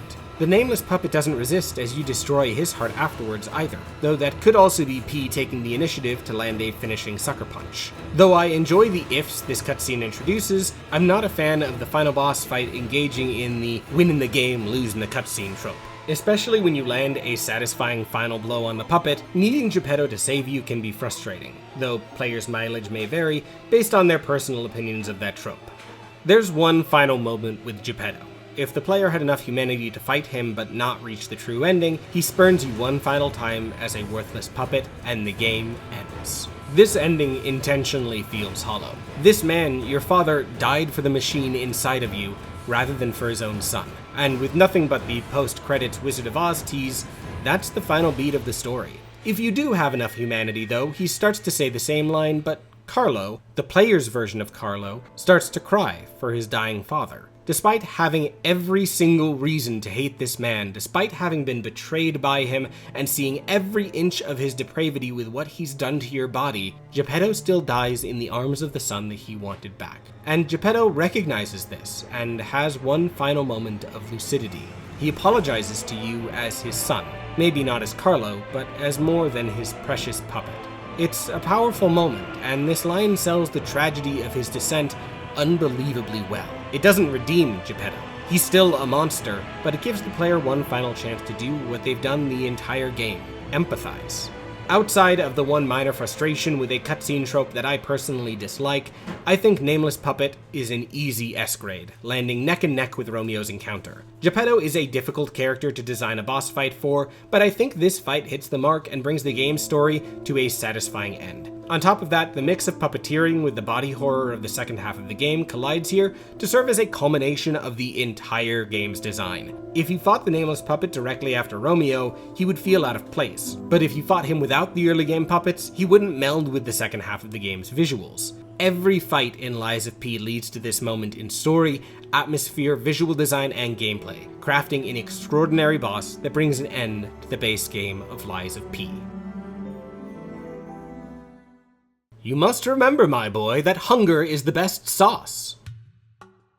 Unlike the base game, Lies of P's DLC focuses less on being an adaptation of the story of Pinocchio and puts its focus on fleshing out the details and lore of its own world past the story of Geppetto and his son. On top of that, it also focuses on an increase in scale, challenge, and build diversity from the base game, featuring unique weapons and bosses unlike anything found in Lies of P. The DLC's Shadow Drop caught me off guard, and took me about 3 or 4 weeks to get to. Though I was fortunate enough to avoid spoilers, I had heard incredible things about the bosses of the DLC before I went into it. The DLC starts with what might be my single favorite area in the game, Krot Zoo. Oftentimes, games that lean towards horror in this genre are somewhat limited by their setting. Ruined cities can only go so far after all, but the zoo hits differently. The echoing of exhibits as I read them, and that creeping feeling that these statues are about to reach out and grab me, leads to an amazing buildup of tension. And then combined with this woman mocking you over the loudspeakers, it was clear that something massive lurked at the end of the zoo. After the reveal of Romeo being kidnapped, the animals of the zoo started to become more and more monstrous. Not just feral, but warped and demented, with this amalgamation bursting out of something that used to be an elephant being one of my favorite shocks working through the DLC. That mini-boss kinda sucks to fight, but that's not the point here. So as the player leaves the Savannah Zone and finds themselves dropping into a wide open area covered with gore, their heart sinks. Some beast from the zoo has clearly made this their home, and after the abominations thus far, the existence of a boss fight suggests an apex, the escalation of the ideas this area has been playing with. Stepping forward, they meet the very hungry crocodile known as the Tyrannical Predator. And honestly, after all the buildup of tension and body horror throughout the zoo, this design is a bit of a letdown. It's a monstrous crocodile, and outside of some almost haphazard growths, it doesn't represent the apex of the horrific amalgamations found within the zoo. It doesn't even have anything that makes it stick out from just being a big crocodile, like an additional limb or statuses. It's literally just a big crocodile. Though there is technically more of the zoo in the greenhouse, that area is filled entirely with a build-up towards the alchemist villain that ends the chapter. So this ends up as the final climax of the zoo's experiments. It's not a bad character design, but I wanted something more out of the concept. The entire zoo makes the player feel like they're only seeing what's on the surface, that the true depths of the alchemist's experiments lie deeper within. And though you do technically get that later with the two-faced overseer, that design doesn't pull on body horror that the zoo was building towards with its designs. To make it worse, the Tyrannical Predator is also an easy pick for the worst mechanical fight in the DLC. The moveset is straightforward but unnatural, in no large part due to how messy the camera is. Most of the Predator's attacks are either arena-spanning bites and lunges, or slams that cover ground quickly, which force the player to do one of two things. First, they can parry each of the strikes, which pushes the player back into the wall until they've clipped into the Predator's mouth, which ruins the camera. Or they can dodge through the slams, avoiding the camera, going berserk at the wall, in exchange for clipping fully into the beast's body, and in so doing, usually ruining the camera. Though the body not stopping player movement does help avoid how frustrating getting trapped against the wall could be, the entire fight is both messy to look at and to play. The Predator also has a tail slap spin that works as a way for him to make space between him and the player, since it's a large creature and has no real way to attack to its sides. The timing of parrying or dodging through this attack isn't great, and even being aggressive is usually a bad idea, since the Predator always follows up with one of his attacks that focuses on closing the distance. And those attacks are not particularly fun to dodge close up, especially his grab attack. The Predator opens his mouth and starts barreling forward. The player cannot parry this, so it becomes a matter of either dodging through the hurt box or running away to space out the move. Depending on the player's location, running might not actually be an option here, and like the golden hippopotamus in Shadow of the Erd Tree, the variable speed throughout the attack makes it a frustrating move to dodge. That gets even worse when the player is locked on, since the locked on dodge is a quick step with a small invulnerability window that makes dodging this long grab even tighter. As one positive though, the developers did animate the grab to always throw the player towards the center of the arena, which does help make the grab more feral, while also avoiding trapping the player in a corner right after dealing a ton of damage to them. But the biggest issue for me is that this is a really unremarkable start to a DLC. Overture doesn't waste time in terms of area or story, and immediately throws the player in the deep end with the zoo, but the Predator feels so unimportant that it doesn't serve a purpose in the course of the DLC as a whole. The first full boss fight in the DLC isn't an introductory boss in the same way. She feels like the DLC has picked up exactly where the game left off and then continues to escalate the challenge and design right off the bat, whereas the Predator is overshadowed by boss fights from earlier on in the base game. I think the Tyrannical Predator earns a D grade. It does function well enough to not quite earn an F grade, but there's not a lot to like about this underwhelming finish to the extraordinary area that opens the story of Overture. We are tired of hearing you bragging about yourself, you little turkey cock. You may not be afraid of us, but remember, we are not afraid of you either.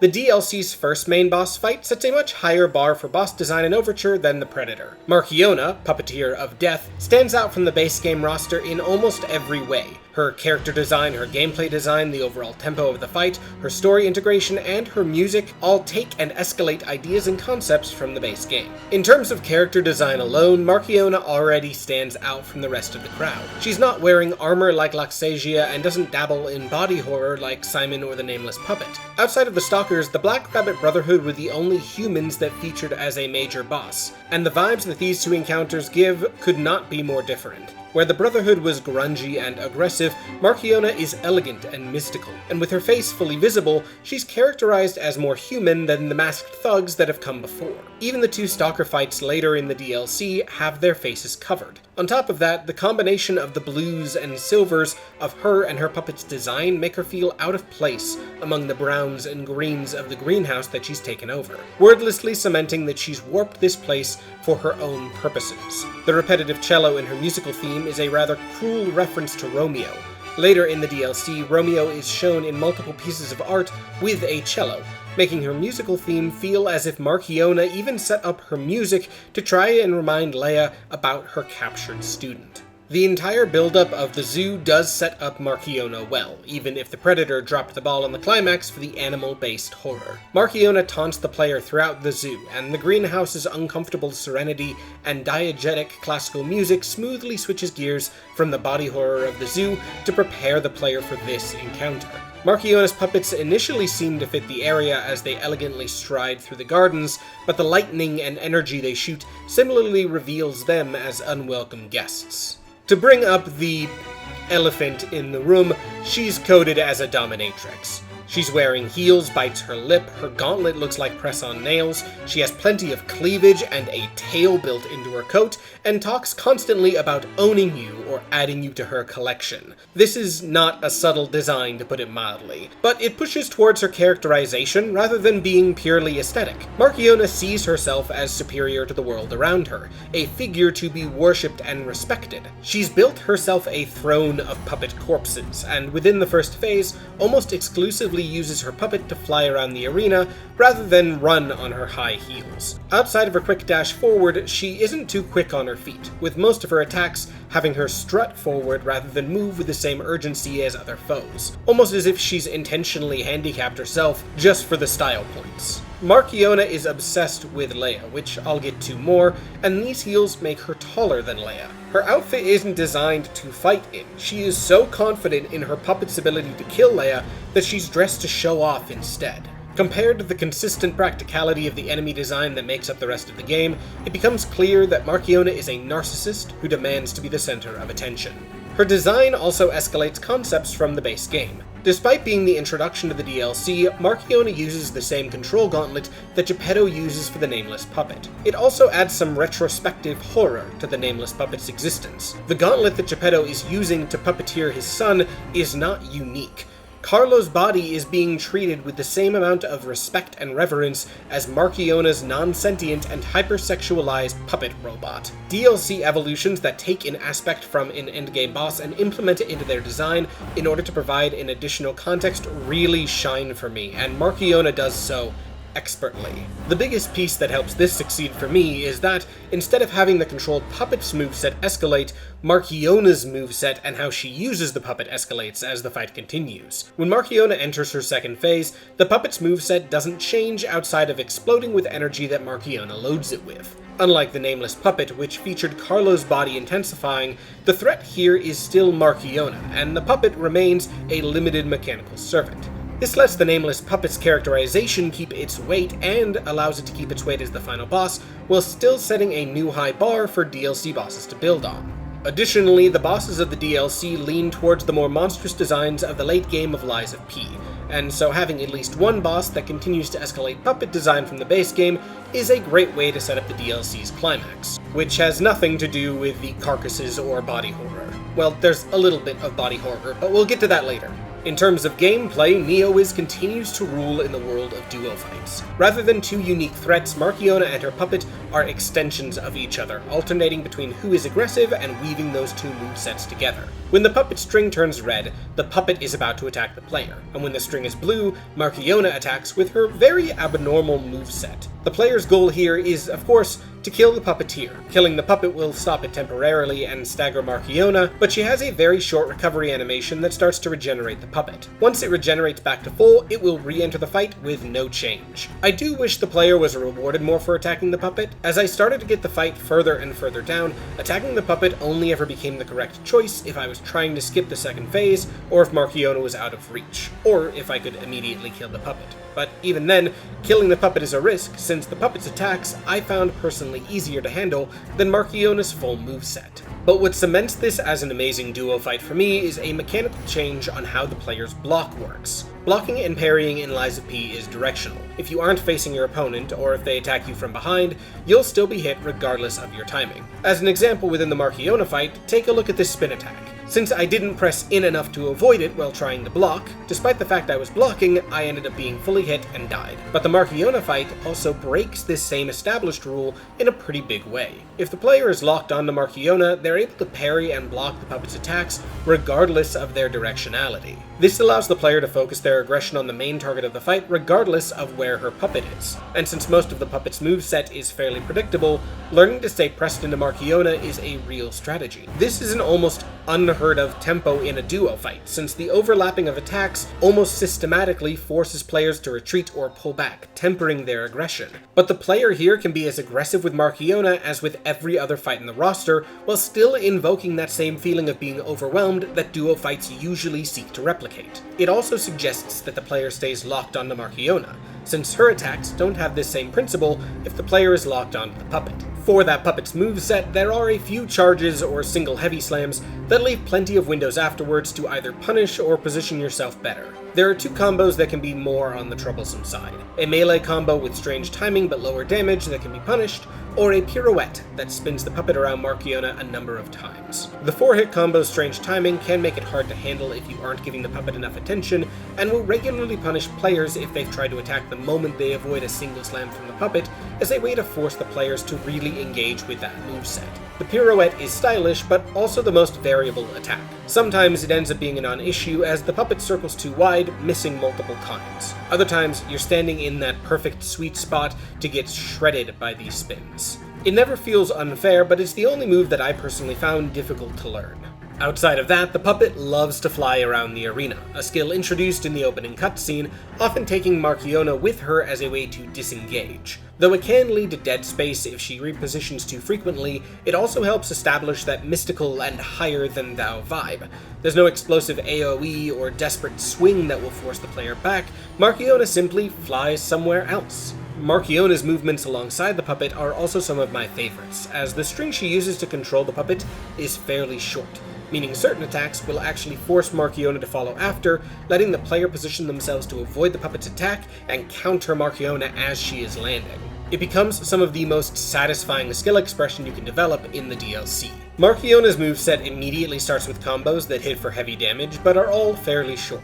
Her most common attacks are a 3-hit combo that either ends with a leaping slam, a single leaping slam, or pushing her orbs forward one at a time, then pulling them back. Since this attack does do damage as she pulls it back, the player is forced to parry the first push and dodge out of the way as it rolls back, encouraging that healthy mix of parries, dodging, and positioning in order to create windows to attack within her combos and after she's finished. She also has a grab that, like many base game grabs, doesn't necessarily read as a grab the first time, but is distinct enough to read once you have seen it a few times. If she grabs the player, the grab uses a dynamic camera, like the one used in the strapped Watchman and Nameless Puppet, allowing Markiona to take the moment to put her character back into the limelight before she obliterates that pitiful thing you call a health bar. My favorite part of her moveset, though, is how it evolves over the course of the fight. As I mentioned earlier, the puppet's core moveset doesn't intensify alongside Markiona's second phase.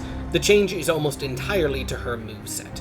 Things with the puppet's attacks change, but it always feels like Markiona has changed them rather than the puppet, and her moveset evolves significantly. I love how this characterizes her, that her inventions have reached their limit, forcing her to push her to and past her own. Her second phase begins only if the puppet is present without a cutscene, about halfway through a health bar.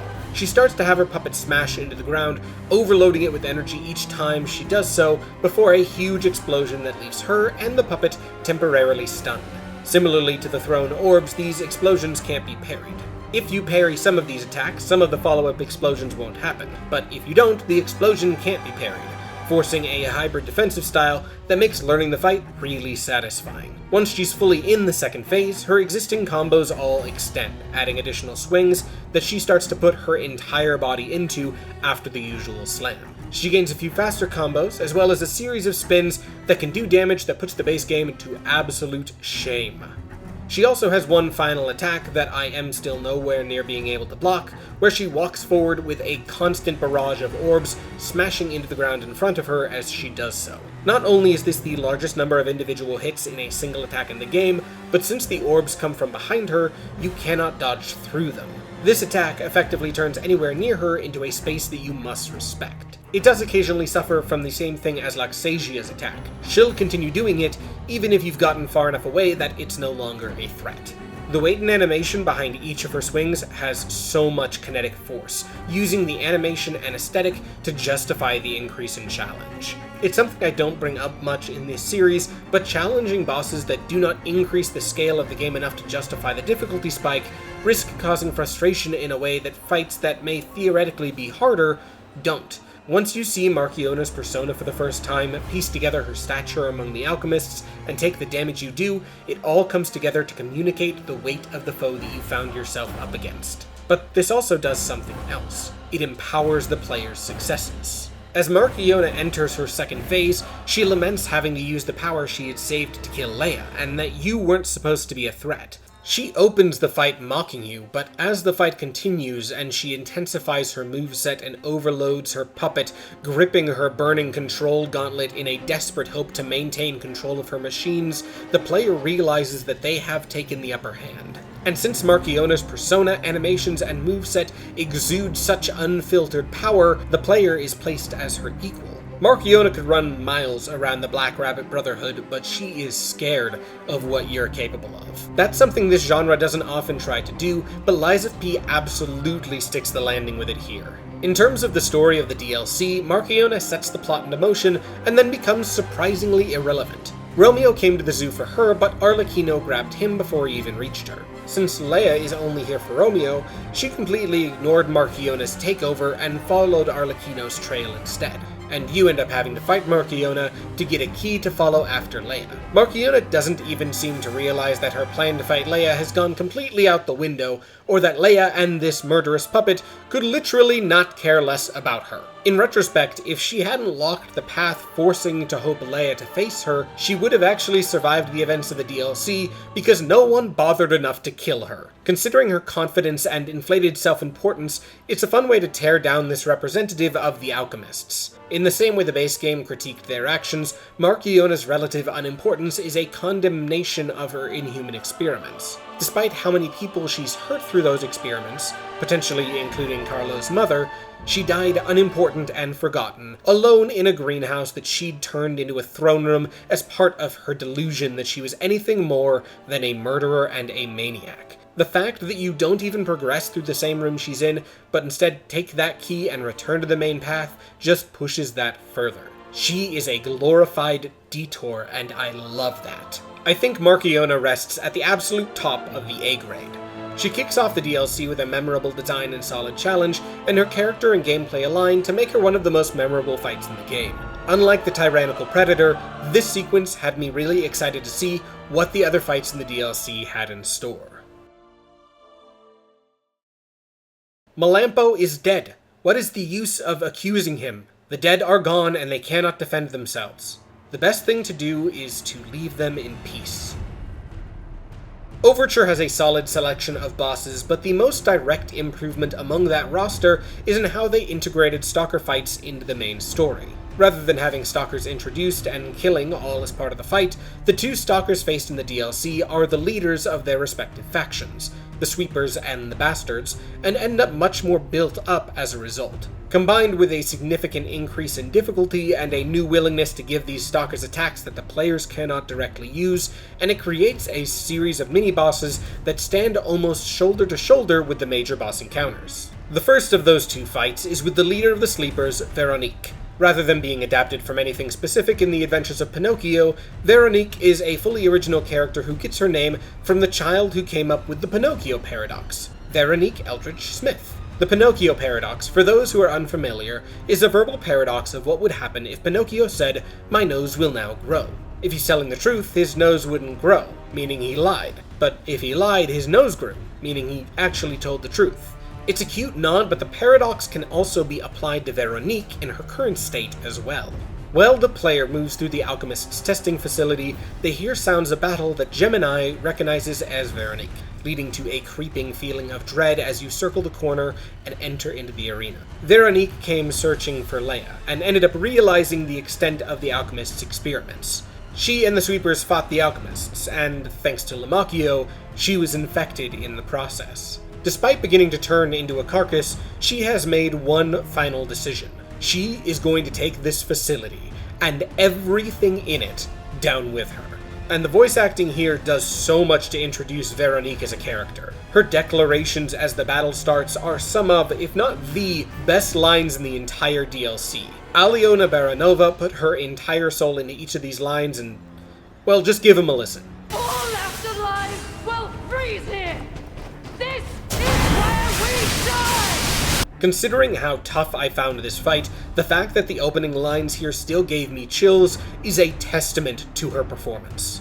The tragic paradox that ties in with the name comes with lines like, "Don't lose reason, Veronique. Don't give up." If she actually had any reason, she would realize that you're here to help, which she does in the moments before her death. But if she was fully insane, then she wouldn't be repeating these mantras to herself. Though it's not a complete paradox, we know the state Veronique is in. The question of how much of Veronique remains within the fight itself is left open to interpretation, with each of her lines suggesting a sanity that cannot exist alongside the mechanical fight. Unlike the stalkers from the base game, Veronique uses an explosive hammer that the player sadly is not able to use themselves, which has some pros and cons. On one hand, it means that her moveset is designed from the ground up to present a satisfying challenge as a boss fight, rather than being built around a weapon's moveset being repurposed into an encounter. There are a ton of combos and attacks, like her spinning attack or leaping fury attack, that just wouldn't map onto the player's moveset, but they're satisfying to parry and can create an incredible impact, and limiting weapon access allows this moveset to go fully in on that. On the other hand, this explodey hammer was insufficient. I want that one. Outside of the basic swings that come out with a much more diverse rhythm than the earlier Stalkers' copied and pasted movesets, Veronique has a few attacks that help her develop her identity as a boss beyond just being a Stalker. Veronique is built around two primary principles. Her attacks will close the distance, and she will cover the arena with flames that you have to avoid. All her combos either cover distance quickly with a huge swing, or start with a leap that closes the distance. The arena isn't quite as cramped as Survivor's, but it is small enough that the only way to deal with the onslaught is to endure it. She has a ton of fury attacks at the end of her combos too, and with how much she presses in towards the player, parrying these attacks is effectively required with how difficult it is to create space. The one exception I found is the attack that she gets when she gets under half health. She activates her hammer, beginning a combo that is utterly relentless. The player can kite her around the arena for this particular attack, but the barrage is long and deadly, making it hard to learn outside of trial and error.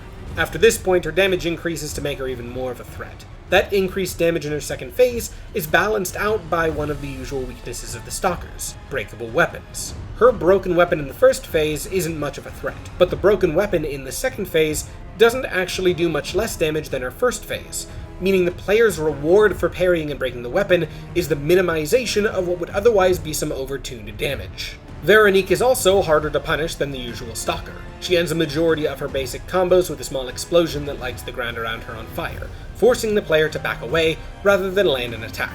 I do think this happens a little too frequently, sometimes leading to multiple attacks in a row that cannot be easily punished. On my first attempt, I ended up using a Fable Art counter to interrupt her attacks just because I wanted to avoid this entirely. Though it can lead to frustration, I do love that a boss was designed to punish the usual parry and counterattack playstyle, encouraging experimentation with new ways of interacting with fights. The flame area also encourages the player to dodge away rather than through, meaning fishing for backstabs requires the player to engage with the moveset on a much deeper level than the Stalkers that came before. On top of the moveset making backstabs more difficult, Veronique can actually punch her way out of a backstab if her stagger meter isn't built up enough. I'm not sure of the exact math behind it, but I've seen her push her way out of the second half of plenty of attacks, avoiding most of the damage and that removal of her guard regain. A few of her attacks do leave her vulnerable for me to try, but I found myself making her groggy and breaking her stance with heavy attacks far more reliably than with other Stalkers. As a final notable attack, she can slam her hammer into the ground and release a wave of flame. If the player reacts quickly, it is a clear opportunity to get behind her for a fatal or heavy attack. But the flame covers enough horizontal space that it's hard to circle around if you don't react immediately. But what makes this fight rise above the other Stalkers is how tense the whole experience is. She doesn't have the scale of larger bosses, but that helps characterize her as the pinnacle of the sweepers. Nothing she's doing seems unattainable. The fight instead feels like a demonstration of her power and skill. With that skill demonstrated, her reverence for Leia's skill and power layer upon the established mythos of the legendary Stalker that the DLC has been building up. This is the most powerful Stalker the player has fought by an incalculable margin, and even she knows that she would come up short to Leia. Though she is more successfully established, Veronique still doesn't have much time to actually establish herself as a character. But the game gives her contrasting lines, like with the Survivor, making it hard to pin down who she truly was through the insanity. But unlike Survivor, the game gives her a final moment before she dies, helping characterize her in an amazing way. As her lucidity returns to her for her final moment, she apologizes and realizes she failed to save the sweepers, asking the players to achieve a more realistic goal. Find the two-faced overseer at the heart of this facility and destroy it. Her death is felt throughout the rest of the DLC, and the interactions with Lumacchio afterwards, where he admits that he could never live up to Veronique's drive and devotion, makes her death tragic, and allow her character to echo even outside of this brief appearance. It also builds up towards the end boss of the chapter in a way that the base game rarely did. Instead of small hints like the flyers advertising Champion Victor's return from the dead, or the mentions of the green monster, most chapter bosses in the base game don't get any build-up prior to showing up. Veronique calling out the Overseer by name has officially redefined that trend, as now 2 end bosses in a row in the DLC have been directly mentioned by name before their appearance. I think Veronique is another high A-grade encounter. This is where stalkers in the base game needed to be evolving towards, and I am so glad NeoWiz knocked this fight out of the park. Outside of the occasional frustration that certain keep-away attacks can create, I wish that Veronique had been given a spot in the boss rematch feature, because there is certainly enough depth in this fight that I think only 2 playthroughs has still left me with plenty more to learn. You saved me once, and what is given is always returned. We are in this world to help one another. The Two-Faced Overseer is one of only 2 major bosses that doesn't feature a cutscene, with the other being the Corrupted Parade Master. But where the Corrupted Parade Master skipped the cutscene due to the fight already having an established context through the combination of the arena reuse and tension from the hotel attack, the Two-Faced Overseer ends up relying instead on environmental storytelling and prior interactions to make the weight of this fight clear as the player comes face to face with them. As I mentioned with Veronique, she asks the player in her final moments to hunt down and kill the Two-Faced Overseer. And shortly after, when the player meets Alidoro as they move through the facility, they learn that his current prey is the Two-Faced Overseer. He even offers the player a horn that they can use to call Alidoro for help. In the same way Fuoco's arena was able to make it clear that a boss fight was about to start, the Two-Faced Overseer does the same thing, but it does so without a wishing well for the player to summon an ally at, which is usually what tells the player that there is a major boss fight behind the next door. This is because, rather than using the summoning mechanic, a player who wants help can call on Alidoro. 2 out of the 4 main bosses in the DLC have a specific character designed as a summon to help the player, and out of the 2, I think Alidoro is the less successful one.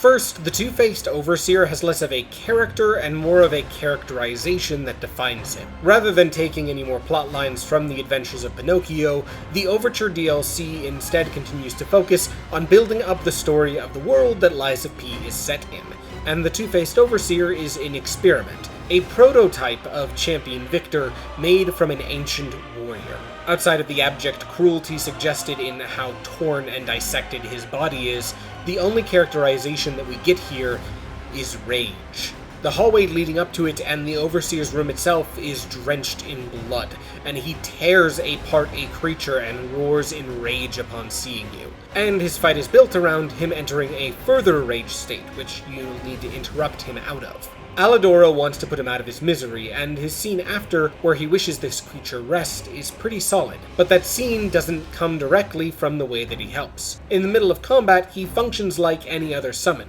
just with a few lines telling you to watch out or reacting to your death. On top of that, the start of this fight isn't designed for you to have time to summon Alidoro. By the time that you've walked in and used the horn, I found that I would already be taking a hit, meaning the start of the fight is instead focused on creating a window to use the item, which doesn't create the same hype that other story-integrated summons like Siegward's automatic arrival in Dark Souls 3 did. It is more interesting than a standard summon, but not enough that I tell a player that they have to make sure to summon Alidoro at least once to get the full boss experience.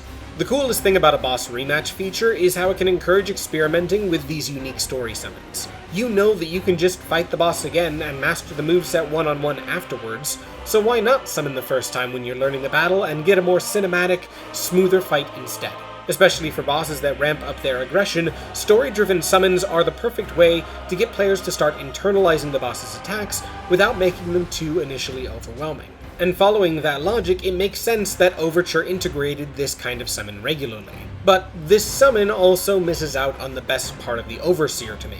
The Overseer is incredibly aggressive and does a beyond ludicrous amount of damage even compared to the rest of the DLC. His arena is, like Veronique, really small, and the Overseer is able to cover a ton of space with some strange timing with slams, stomps, and especially this long and delayed sweep that I was never really able to reliably parry. The Overseer joins the Black Rabbit Brotherhood as the only main boss that doesn't feature a distinct second phase. Instead, the Overseer's aggression is built around an alternating phase. After a certain amount of stagger is built up, whether it be through damage being dealt or parrying, the Overseer enrages, and his moveset becomes frankly terrifying. He begins to pull out combos that swings for upwards of 10 attacks, and even 2 of these attacks will often annihilate the player. He also adds in a brutal grab attack in the middle of most of these combos that is dancing on being a one-shot even on a new game. The windows to attack here are easily among the smallest in the game, with only Laxasia's second phase having less direct time to respond between each attack.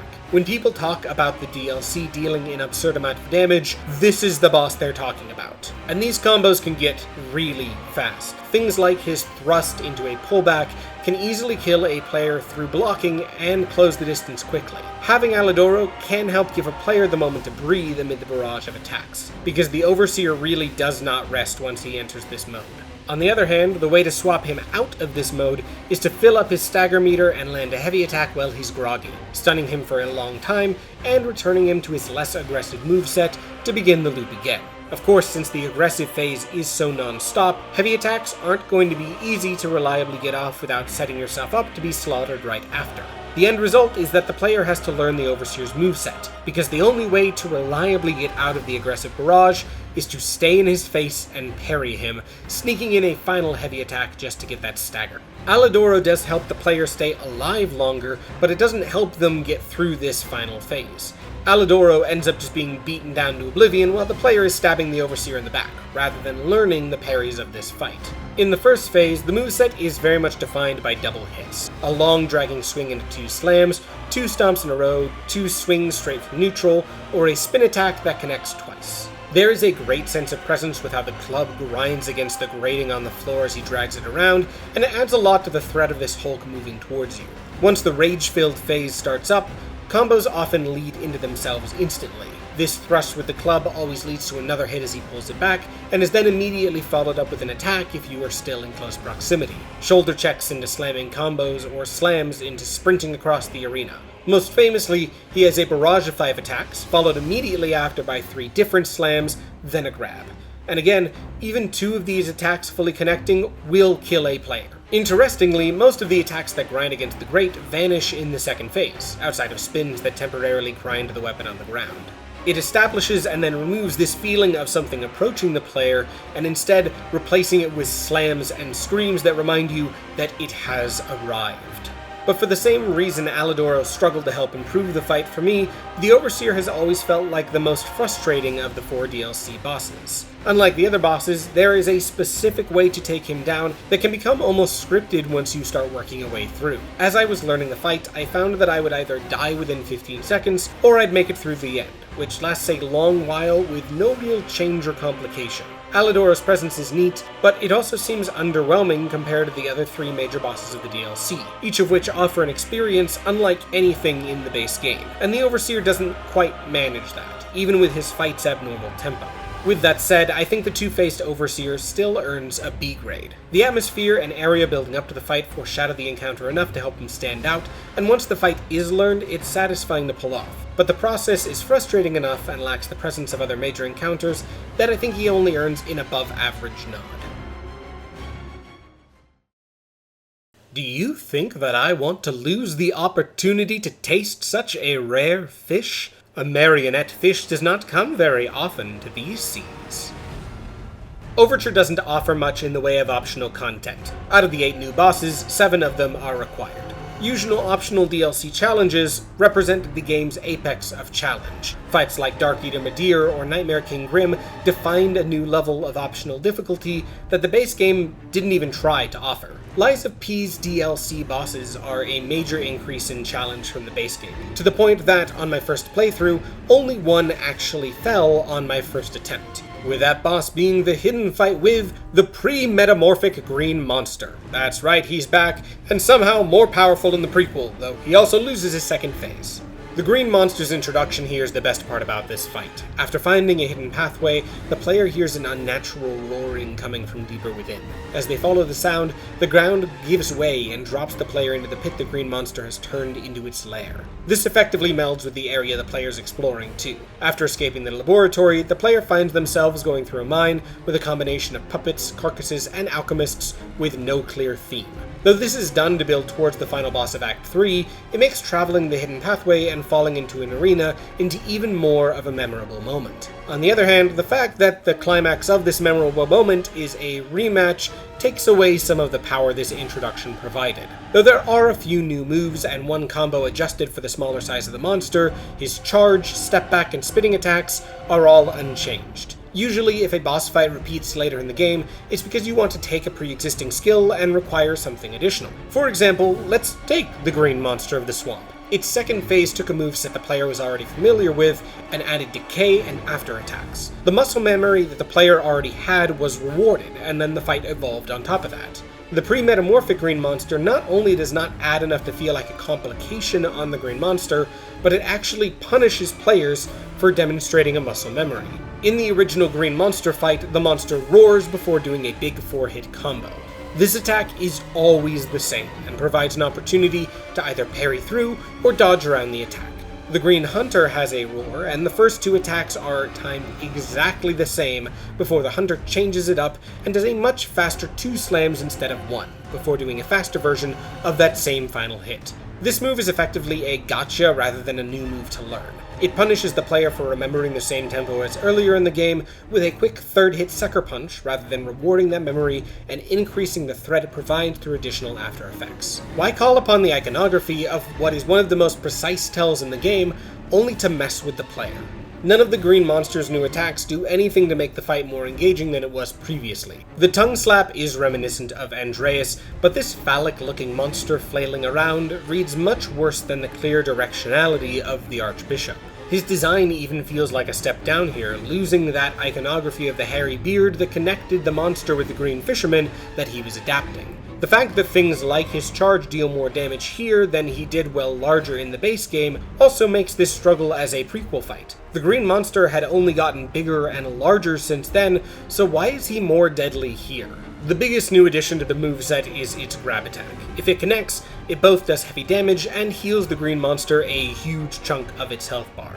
Without this healing, the green monster is fragile compared to the rest of the DLC, boasting 23,000 hit points against the two-faced Overseer's 44,000. The more health and damage a boss fight has, the more the game is inherently discouraging trading hits with that boss, and moves that heal the boss once they land them is a great way to discourage that kind of trading without just extending the boss's health bar. We saw this same design philosophy with the Death Knights in Shadow of the Erdtree, but where the Death Knights use their grab at certain health gates to try to heal, the green monster uses this grab as part of its basic moveset, leaving the potential of multiple grab attempts in a row rather than a single moment that the player needs to lock into. Even more so since the grab itself takes after Laxasia, and instead of being a single grab attempt, is a series of grabs in a row.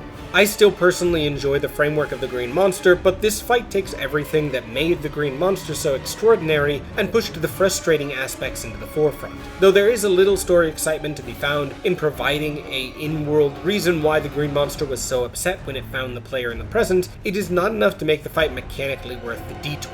Because of that, I think it earns a C grade. It's fine, and doesn't feel unfair, but it's an underwhelming hidden encounter in an otherwise stellar DLC. The sight of that monster frightened him almost to death. He tried to swim away from him, to change his path to escape, but that immense mouth kept coming nearer and nearer.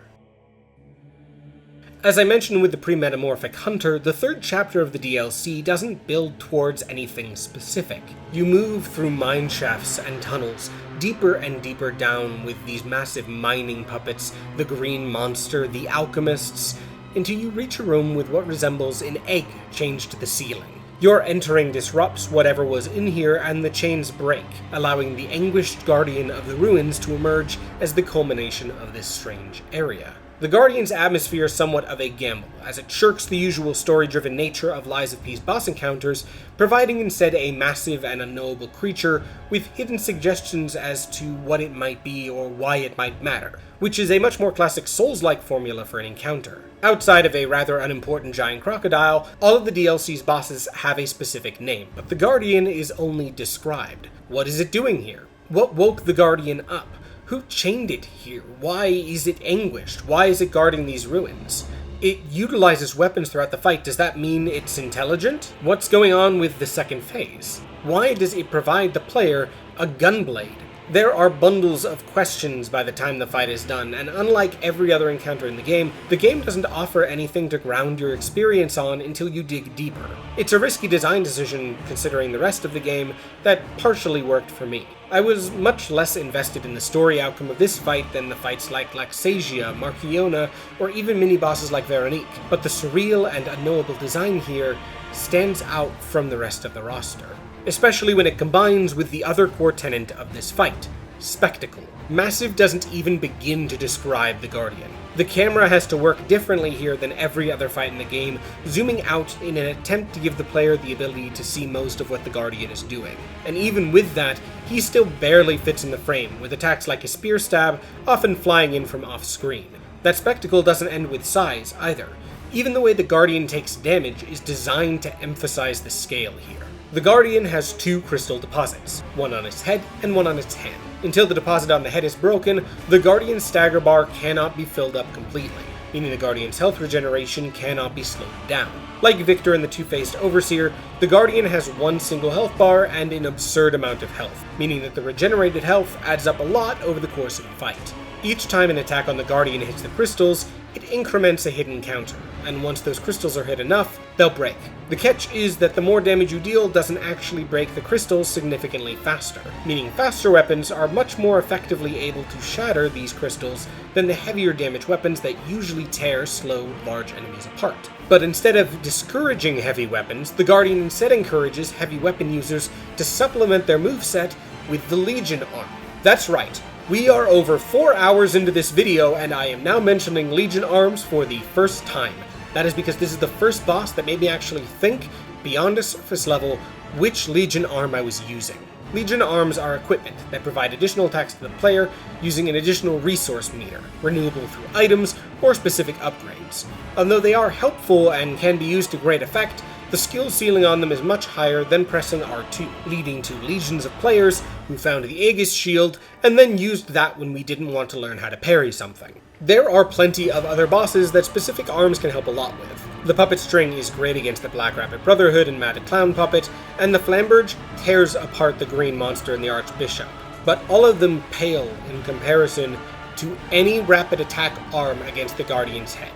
Especially the DLC's new Icarus upgrade is effectively built to supplement heavy weapon players here, with stationary rotating blades hitting in rapid succession to break these crystals incredibly efficiently. Once the hand breaks, the Guardian's damage resistance goes down a little, and this big slam attack adjusts to a double slam, making positioning for breaking the head just a little bit easier. When either of the crystals break, the Guardian is staggered for a decent period of time, meaning the players can end up scripting out incredibly aggressive openings to this fight. And there is something so wildly satisfying about taking a boss who barely reacts to your attacks and tossing it around the arena. And a big reason why breaking these is such a huge victory lap is because the Guardian's stagger animation is amazing. It's somewhat of an inverse of Markiona's grab, but instead of Markiona taking control of the camera to destroy you, it becomes the inverse. P grabs the Guardian by the mouth, smashes it down to the ground, and then beats its face in. This animation is so ridiculously kinetic, and the damage on the Guardian is so detailed that the player's raw power is demonstrated in a way Souls-like protagonists rarely get to do. It also welcomes in an escalation for the second half of the fight. In terms of its moveset, the Guardian is a love-it-or-hate-it kind of boss. The Guardian has 3 categories of attacks: slams, body attacks, and weapon attacks. As I mentioned, there's a huge Fury Slam attack that turns into 2 slams after the hand breaks, but there is one other Fury Slam, and this is my least favorite attack in the fight, because the timing is just different enough from the main slam that it ends up tricking the player into blocking early. And since internalizing the timing of the main slam is so critically important, it ends up being a pretty mean move. The body attacks are used for repositioning, as the Guardian crawls forward and spins. Dodging and predicting where the Guardian's head will end up is the big key to the fight here, and it's pretty satisfying to master. On the other hand, the camera can go absolutely wild if the player ever ends up under the Guardian or too close to the wall. The Guardian does also have a response whenever it gets staggered, slamming its head into the ground. There's something so warped to me about how this attack is animated that builds towards the surreal and incomplete atmosphere of the fight. The attack doesn't look like he's attacking the player, it looks like he wants to hurt himself. The weapon attacks are either a series of thrusts or a sweep from this trident, which is, fun fact, the trident you get from Andreus' boss soul for some reason, or huge stabs down that drag across the ground with the spear that he uses almost as a scorpion tail. The spear is tough to see coming, making it frustrating to dodge or parry, but the trident does a great job picking up the pace from the slower and lumbering attacks that often define enemies of this size. Once the Guardian drops under half health, there is a phase transition, where the Guardian powers up. It conjures hands similar to those that empowered Simon Manus, but without using a divine relic like Simon, unless the spear is a divine relic. Again, the fight focuses on creating questions without definite answers. In terms of defense, the Guardian doesn't really adapt in any way, instead only increasing his offenses. Outside of the high difficulty rematches, I found this phase transition usually timed out either to be right after or right before the crystals broke, to make him more vulnerable and making removing his regeneration realistic again. This feels intentional too, as many of his new attacks force players to react more defensively. He always opens this phase with a laser attack that I've never been great at successfully dodging from out in the arena. But if the player runs in right as the lasers start up, they can get some quick damage in. Especially if the crystal has yet to break one of the crystals, this moment is often the opportunity that ended up finally breaking that. But with that being said, the lasers are my least favorite part about this second phase, especially whenever they recur. He turns incredibly fast and shoots down and out fast enough that dodging has a minuscule window where it works, unless you're using the link dodge or a unlocked roll.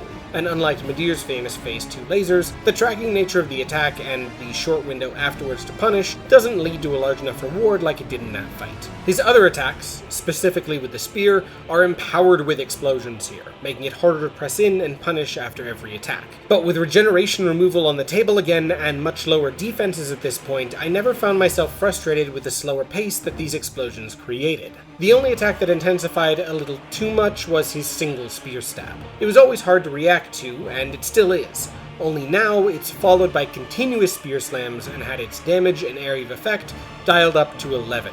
There is a dodge rhythm you can use to escape if you get caught off guard by it, but this was the attack that almost universally ended most of my phase 2 attempts. Finally, he can use his spear as a catalyst for a huge AoE to force the player to run back. The window to run away here is pretty tight, meaning there are plenty of attempts where I got off some damage and plan to just heal back up afterwards, but it leans towards the second phase's continued focus on slowing the pace of combat down in a really natural way. It also quietly encourages continuing to attack the head and hand throughout the second phase. If you aren't in front of the Guardian, the blast, and the rest of the moveset, is harder or sometimes impossible to dodge. Standing in front of it ends up the safest place to be, even if other locations can now work just as well for dealing damage. I really enjoy the Guardian, even if some of the attacks are, just from the sheer size of the thing, tough to learn and dodge. The scale and unique stagger mechanics and the way they quietly push the player to engage with the boss face to face work like a charm, and the surreal nature of the fight leaves the player entering the end of the DLC with a barrage of questions. Of course, after the Guardian, the main plot kicks into high gear rather than focusing on any of these questions, but it puts a great pin at the end of this alchemist-focused section of laboratories and mines. You've seen the depths of depravity that the alchemists went to with Veronique and the Overseer, but the Guardian hopes to make the player question what they don't know. Were the alchemists really responsible here? Or was this caused by something or someone else? I think he earns an A grade, standing out among an already excellent roster and serving as an excellent representative for massive bosses and games. This horrid little being, whose face shone with kindness, went about the world looking for boys. Lazy boys, boys who hated books, boys who wanted to run away from home, boys who were tired of school. All these were his joy and his fortune. When after months of all play and no work they became little donkeys, he sold them on the marketplace. As I mentioned with Veronique, Overture has 2 Stalker fights, with the second being Lumacchio, leader of the Bastards. Unlike Veronique, Lumacchio has a fairly solid NPC presence throughout the DLC, being met at Hotel Krat and providing a solid picture of who this man was before his fight. He's the man who knows everyone, the man with a generous gift to put in your palm, and the man who always knows what's going on about town. He helps send the player towards Leia, and even is the one to name drop the Blood Artist, the final encounter that the entire DLC's story is building towards. Meeting him for the second time in the mines in Chapter 3 paints a different picture. Despite the player having just overcome the two-faced Overseer, Lumacchio's focus is instead on Veronique. Though he begins his conversation with the same bravado as before, the conversation ends with a strange shift of tone. Despite his immediate flippancy to her death, he considers her sacrifice and questions if he had been in her shoes, would he have been capable of the same thing she was. This gains more meaning, of course, once you learn that Lumacchio was responsible for what happened to Veronique, and there's always a sense of dramatic irony because we know that all the Stalker factions have been destroyed by the time the game actually started, and as the leader of one of those factions, we know that Lumacchio won't make it out of this DLC in one piece. The question that the player is left with, then, is this. Did Lumacchio die as the selfish coward that he's spent his life as, or has he followed in the footsteps of Veronique and died trying to stop the destruction of Krat? But the moment he ambushes the player at the end of Chapter 4, it becomes clear what the answer is. He's fallen in line with Simon and is now following orders to kill Leia, but he's caught you instead. When the player is forced to ask about another way out of this fight, he even makes light of the situation, joking that we don't have to fight if you roll over and die. Neil Newborn absolutely chews this monologue too. The flippancy of how he minimizes his own involvements in everything turning south, combined with his prior comments, turn him into a characterization of the actions that slaughtered the sweepers. Lumacchio demonstrates the egos and selfishness of the worst of the Stalkers that left the best of them behind, handing the city to the Alchemists before these weaker Stalkers were stabbed in the back themselves. The fight itself even takes place in the echoes of a fleet now destroyed twice over as a part of Lumacchio's sycophantic climb for relevance. Shout out to P, by the way, for holding this dramatic pose during this entire monologue for absolutely no reason, by the way. In terms of the fight itself, Lumacchio wields Etiquette, a boss weapon that the player can create using the ergo of the scrapped Watchman, though he follows in Veronique's example and boasts a unique moveset rather than being a one-to-one of the player's use of that same weapon. Lumacchio's moveset is built around sweeping combos, side dodges, and constant fake-outs, lunging forward with a bursting umbrella counter, or modular combos that close the distance quickly. The modular nature of the moveset can make it tough to learn. It's fast, and since pieces of different combos can be stringed together between invulnerable dodges or sweeps, lunges, and counters, it's hard to create a specific response or to memorize the timings of this moveset. Lumacchio takes after Veronique with his moveset putting a heavy focus on moving in and out of melee range quickly via a downward slam that glides across the arena. He can toss down smoke bombs while leaping backwards, either leaving a series of explosions the player needs to dodge, darting back forward with a Fury attack, or combining the two together while the player's visibility is reduced. Finding windows to heal in this fight is pretty hard, and his combo strings are long and aggressive enough that rallying back health will usually end with the player on the losing side. He is easily the most agile and evasive Stalker in the game, and unlike the Black Cat, his dodging is actually pretty effective. His leap sideways or backwards both tie directly into attacks, making countering these dodges difficult, while also providing him a gracious window of invulnerability. Even with the evasiveness, he's incredibly durable. Even as a Stalker, his health bar boasts almost 26,500 hit points, whereas Veronique barely had over 21,000. The final boss of the DLC doesn't even have 24,000 health in his second, more durable phase, and the final boss of the DLC doesn't use invulnerability frames like Lumacchio does. The best way to handle this extraordinarily long health bar, however, is to exploit a Stalker vulnerability that players have used throughout their journey. Unlike Veronique, Lumacchio doesn't do anything against being backstabbed, and the easy-to-attain high burst damage encourages parrying the first attacks, then dodging through to exploit the end of his combo pieces, especially since his recovery after a fatal attack provides a great opportunity to heal or prepare a heavy attack that cuts through his uncharacteristic bulk. It's also somewhat fitting that the best way to beat Lumacchio is to do what he's done to everyone else and backstab him. On top of that high health and defensive prowess, Lumacchio enters in invulnerable state and heals about 25% of his health bar before reaching half health, and then does the same thing again when he enters his second phase. If we assume both of these heal around 25%, which they seem to, that brings his overall health on a new game to around 39,000, which matches the health total of both of Arlecchino's phases combined. Mix that with his agility and aggression, and Lumacchio can serve as an absolute wall of a boss within the DLC. Reading over forums after I'd finished playing the DLC, I saw a lot of people having more trouble with Lumacchio than any of the boss fights that preceded him, or sometimes even Arlecchino afterwards. On my first playthrough, Lumacchio forced me to respec my P-Organ, shaping my build to be far more intentional and aggressive to maximize my damage output. Lumacchio also has a second phase that triggers as he heals for the second time. The first heal came from Lumacchio taking an elixir, provided by the alchemists, and drinking it, healing his wounds. Once he reaches the second phase, he collapses and decay begins to spread from his body. He leaps from this cloud as a carcass that bears a striking resemblance to the snail mask he wore as a stalker. It seems that his advice to P on their first meeting, "Don't trust any medicine an alchemist doesn't hand you personally," doesn't work if the alchemists see you as expendable. His precise and extended combos give way to a much more regular carcass moveset. A leap forward that repeats a few times, a fury smash, or a few varieties of swings and slashes with his monstrous left arm, including a brutal 6-hit combo that he does telegraph with a roar. Those attacks initially seem like they're flailing around, windows to counterattack within this phase are longer and more frequent. Lumacchio no longer dodges the player, and the limitation to a single version of each attack rather than the chaining moves of the first phase make it easier to react to. To complicate things, however, he also begins to inflict decay on each and every one of his attacks, and this is often the step that pushes this boss a little over the edge for most of the complaints I've seen.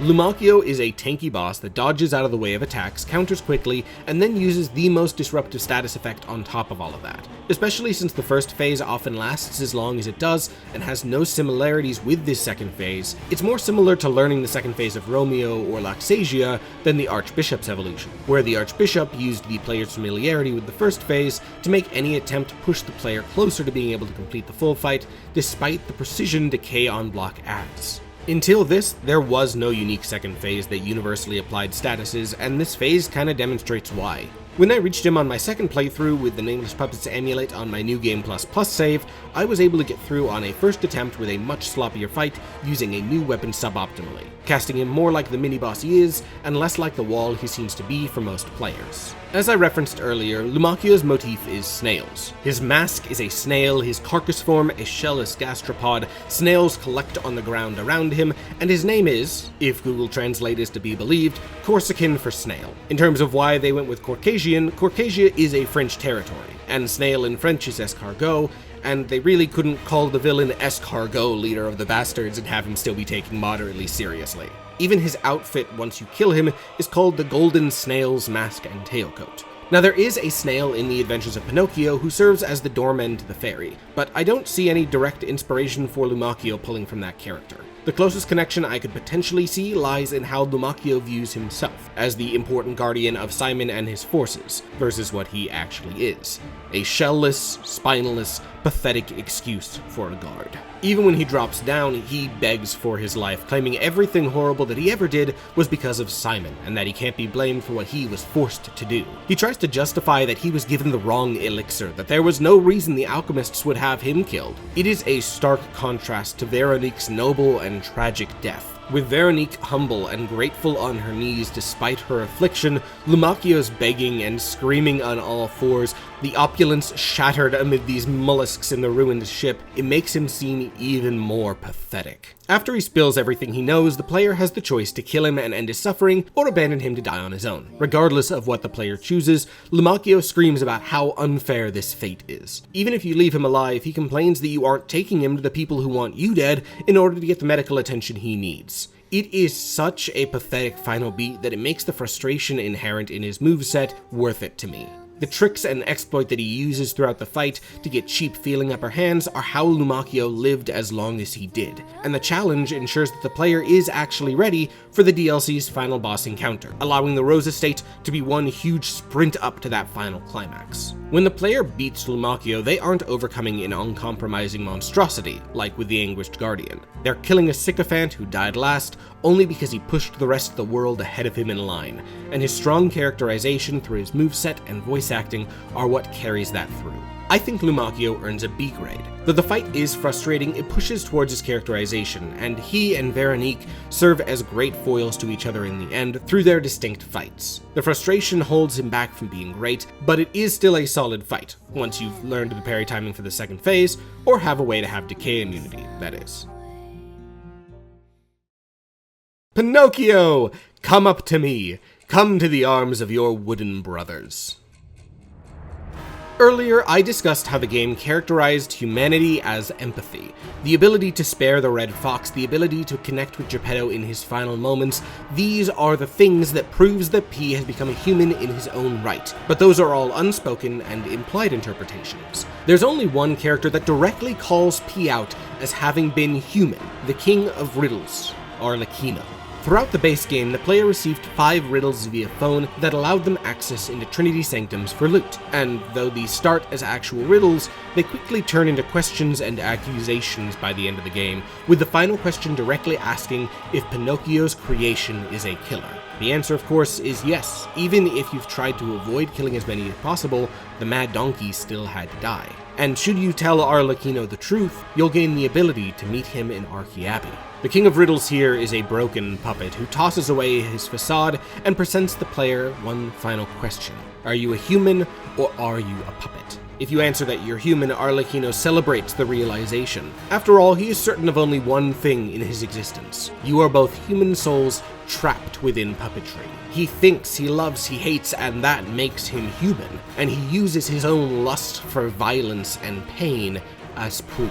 He kills, therefore he is. And if you kill as well, then you must be. Though his overall claim of your humanity is something that the game agrees with, there's still a catch. P's humanity is defined entirely through empathy. Is that because P is human, or is that just because Carlo happened to be kind? Is this murderous monster actually human? Are you really the same thing? As the player progresses through the DLC of Lies of P, the game follows the story of the legendary stalker, Leia Florence. When Arlecchino went on his killing spree, it was Leia who brought him down. But now he's back, and he's luring her to the Rose Estate for a chance at revenge. The tension this creates in the player is something only a prequel DLC can do. Arlecchino was already a well-established character who we get to see as a broken generic puppet, and we hear Arlecchino in his prime before we see him, so we know it is the same character, and the game is building towards the inevitable reveal of that character design.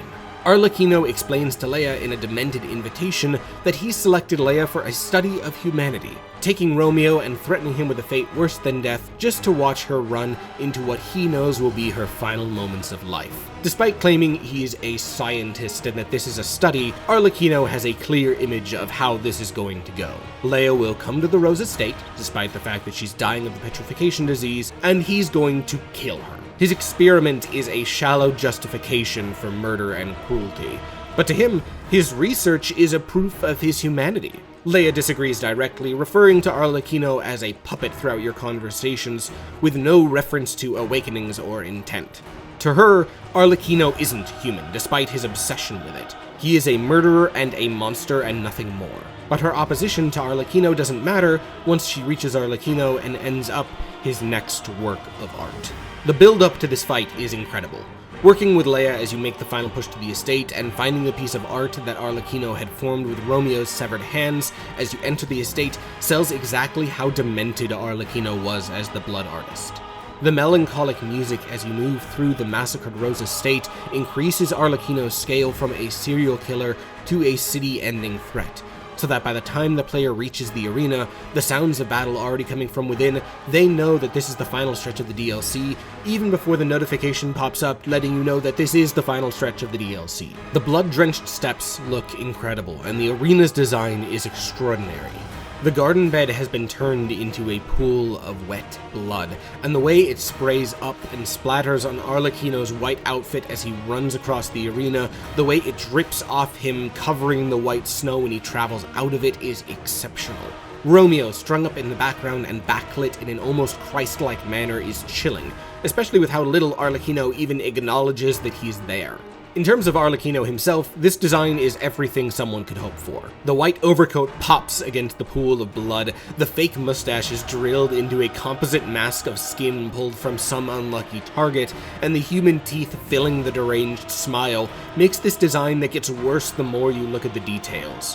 One of my favorite details in the second phase design is that once his gloves and flesh have burned off, he's placed actual human fingers at the end of his hands. He's wearing gloves in his first phase, so this isn't even intimidation, he's just into that. Leia is tossed to the side, and like Alidoro with the two-faced Overseer, you can get Leia's help as the summon in this fight. Unlike with Alidoro, the fight is designed to give you windows to summon her. Arlecchino always begins his first phase with a pleasant bow and a rhyme to give the player time to wake her up or buff, and his second phase has a huge wind-up for its first attack that provides the same thing if the player only wants the help for half of the fight. On top of that, her active physical presence makes her feel more like a natural ally than summoning Alidoro with the Horn did. The player can see her in the arena and always sees her empty health bar on the left if they don't wake her up. And the fight, like the Overseer, is designed to be learned with assistance. The first phase, strangely enough, becomes mechanically simpler the more that the player learns it. Arlecchino, blood drunk, will extend his combos if he hits the player, and he has some unreactable attacks that begin if a player uses a pulse cell while Arlecchino is still in the recovery frames from an attack. The end result of this is that, if the player is getting hit, finding a safe window to heal becomes harder and harder despite the amount of damage that the player is taking increasing. When executed correctly, Arlecchino's first phase looks comparatively simple to other boss fights, with short and simple melee combos. But the more the player trades hits, the more overwhelming Arlecchino becomes and the more difficult the timing is to learn. Like the two-headed Overseer, this is a major risk, as it makes learning the phase potentially frustrating, but I think Arlecchino succeeds where the Overseer didn't, for two reasons. First, as the player gets better at parrying the start of these combos, they'll get hit by them progressively less and less as the harder parts of the combos fade away, avoiding the frustration of being forced to learn the entirety of the 20-second long combos of the Overseer that all have to be completely analyzed and learned.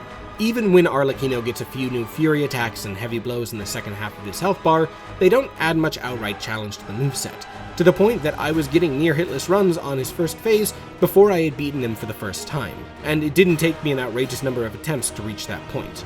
It also helps that this design really helps characterize Arlecchino. He wants Leia to fear him. He wants his opponents to feel like there is nowhere to escape. He wants to feel warm blood rushing over him. Hell, Arlecchino is the only boss in the game that will occasionally leap away from you and taunt you by sharpening his own blades on his chin. This doesn't actually do anything, by the way. This is entirely him just trying to intimidate you. By denying him the pleasure of being in control, he becomes less of a threat. But the fight itself isn't solely about Arlecchino's bloodlust that the first phase establishes. His second phase gives a direct call-out in terms of what he perceives that this fight is really about. Arlecchino views this battle as a way to analyze the human soul and prove what makes him not only human, but more human than Leia. For Arlecchino, being real isn't enough. He sees it as a competition. The fight began with Arlecchino taunting his knowledge over the truth of humanity, but he becomes progressively more and more frustrated at how little sense the player's actions make to him, asking what the point would be in risking your life for someone else. And after he drops for the first time, his mechanical body overheats, burning away his outfit and most of his face. Rather than being nervous about losing the fight, Arlecchino views P and Leia's efforts to stop him as an opportunity to prove that he is truly alive, to give him the self-righteous proof that the cowardly alchemists never could. Ironically, the more he feels that he's proving his own humanity, the less human he appears, as he abandons his weapons for blades attached to his arm and grows this pair of saw blades from his back to supplement his combos. His music even pushes towards this theme. In the track Minutes to Midnight, which plays during the first phase begins, there is a prominent, fast-paced ticking of a robotic heart that continues throughout the whole track as the rhythm that the song is built around. It gives the mechanical impression of a beating heart, an auditory trick the game uses constantly in Lies of P. Once the second phase begins, though, the ticking slows, becoming steady, mechanical, and less human. His design, the way he moves, and even his music abandon humanity in the pursuit of proving its very existence. As another fun note, Arlecchino joins the Parade Master as the only puppet designed around this overheating, which is more fun parallelism that helps Arlecchino feel like the culmination of puppets in a way that the Nameless Puppet didn't quite seek to. The second phase starts with his infamous attack. He rises into the air, screaming skulls into existence, smashes into the ground, causing a huge AoE, then flying towards the player with a barrage of attacks that end with a Fury attack, followed by a spin into another AoE that the player has to dodge through. This attack is beyond brutal to avoid. It does an absurd amount of damage throughout, and he closes the distance enough that you cannot escape, but I don't believe it's unfair.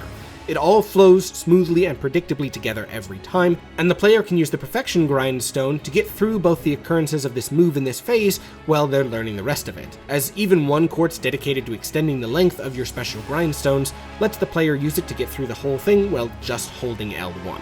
Mechanically, this second phase is the boss fight in Lies of P built around that break status condition. A large majority of Arlecchino's moveset inflicts the break condition on a block, and his moveset is incredibly vast. He has a collection of standard slashes and attacks, and can grow energy talons that allow him to close the distance with a vicious leap, or drenches his blades in a blood-soaked energy that attacks and then creates a follow-up AoE to dodge through. On top of that, he uses the buzzsaw as an easy-to-block, hard-to-parry way to ramp up some heavy break status, either using him to get the player off his back, or swinging a few times before turning the space in front of him into a cheese grater. If the player stays in and hammers deflect, they can get a ton of posture damage, or they can sneak away and heal. Either way, this moveset is oppressive to say the least. There are windows present, but they are challenging to find. Of course, the game still offers the way to minimize his oppression via Leia. She doesn't deal much damage, forcing the player to remain aggressive throughout, but her presence creates more time for the break status effect to fade away, and the opportunities to heal and buff between the absolute onslaught of this phase much clearer. On top of that, she adds a ton to the atmosphere of the fight, as she and Arlecchino constantly taunt each other back and forth throughout. She even changes the player's fatal attack to a unique combo move. This 15-second combo, followed by Arlecchino's slightly surprised "whoa," might be my favorite animation and voice acting in the game. It is incredible, and it keeps the pace of the fight up while also giving this huge moment of victory. There's one attack that maintains the extending bloodlust of the first phase, a Leaping Fury attack that, if it isn't fully parried, will be followed up with Arlecchino's devastating grabs. The grab here does clearly read as a grab, though the timing is tight, and the grab is almost universally instant death at anything but full health. Even at full health, the damage is high enough that having a full break bar and only a scrap of health while being at close range usually means that your run is going to end shortly after.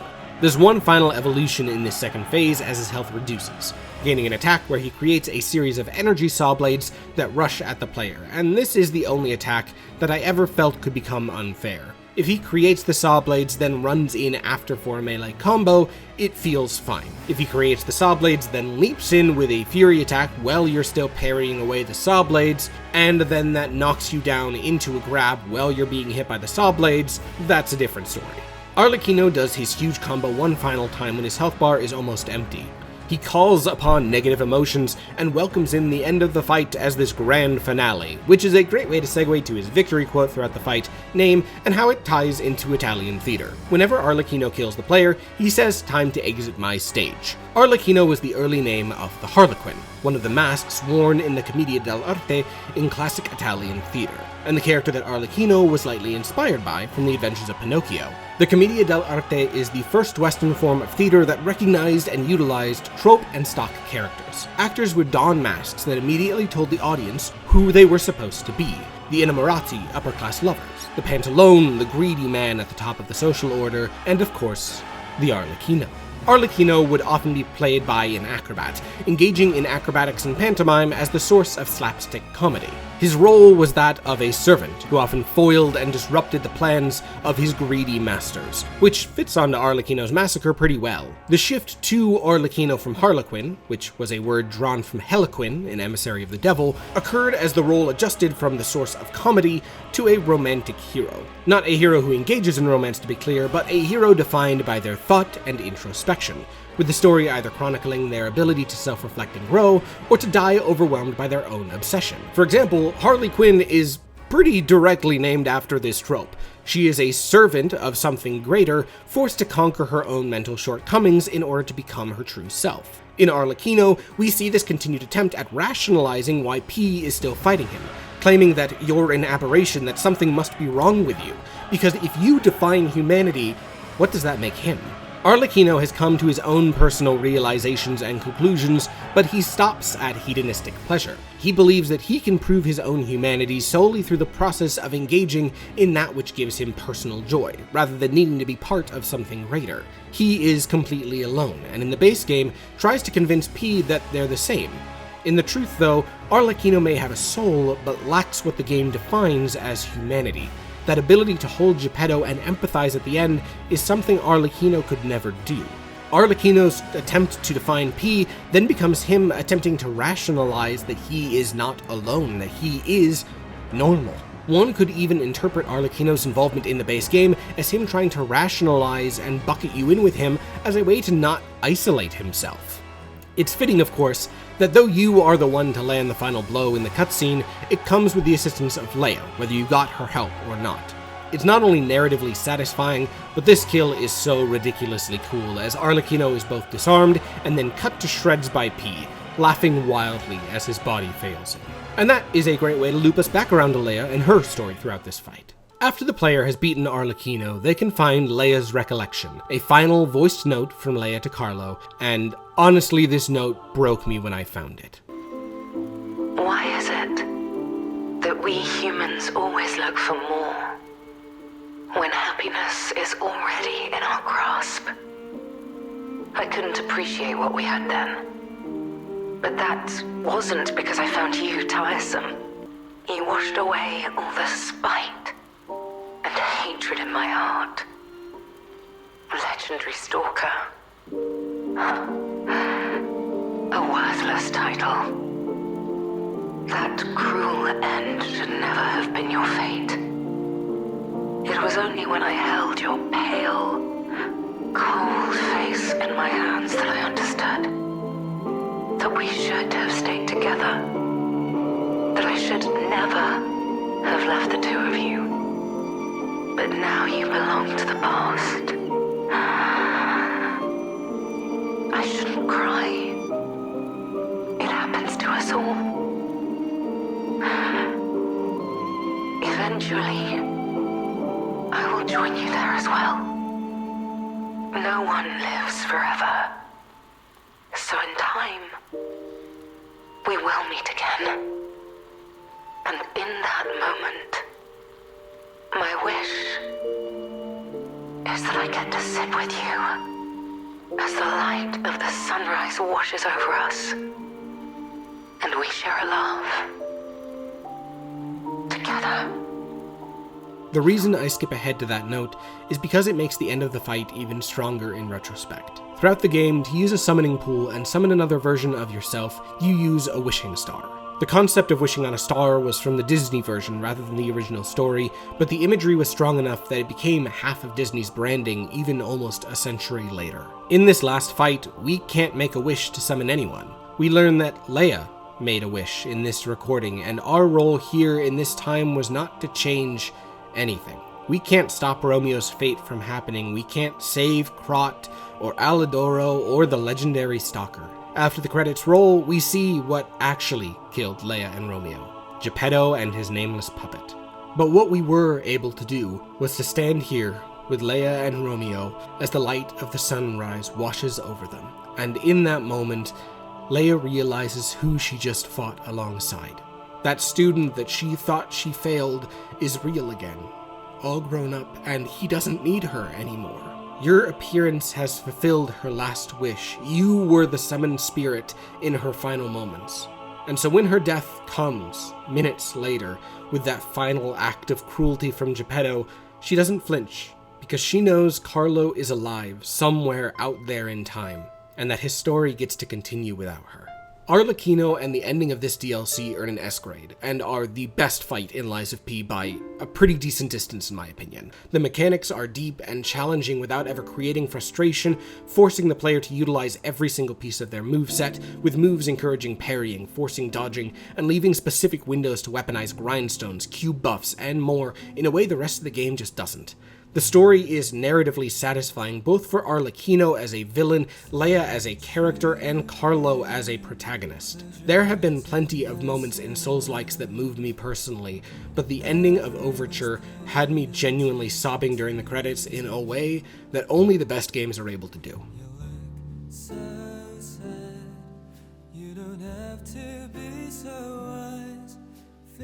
And with that, we've gone through all 34 bosses of Lies of P and its astonishing DLC. I adore this game, it might be my favorite Souls-like game of all time, and Arlecchino is currently fighting pretty hard for a spot in my top 5 boss fights of all time.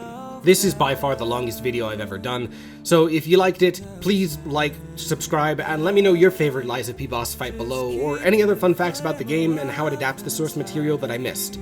For the moment though, I'm gonna get started on the Silksong video. The end of the summer was insanely busy, and the back-to-back release of Silksong and Hades 2 while I was finishing Expedition 33 means I've still got a pretty decent-sized backlog building up for what I'm hoping to work through. I've already finished my blind run of the game, and I want to get at least another playthrough fully under my belt, and I'm still trying to figure out what to do about the Steel Soul exclusive boss fight. Unless something changes massively going through Silksong for a second time, I don't think I'll need to look up the historical context behind Italian theater history, which means the video will probably be a little bit faster to make. For now, thanks for watching and listening to my rambles about something I love. We just passed 20,000 subscribers on this channel. I didn't have any time to do anything in terms of a celebration like with 10K, and that's because I'm a dad now. But the opportunity to monologue about games I love to you guys remains an incredible privilege. With that said, I hope to see you guys when we dig into Hollow Knight Silksong once I have time to make that video in, who knows, 7 or 8 years.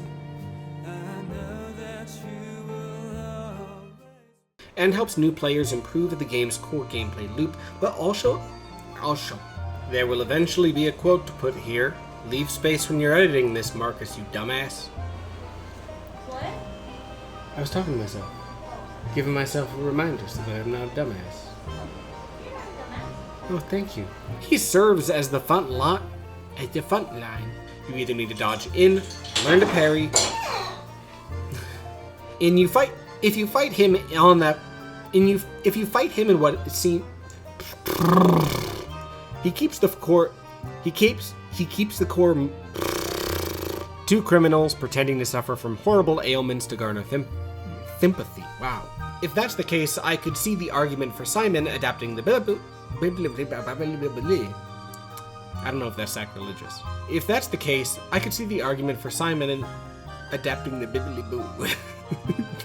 That's him, he's the bibbly boo. There we go.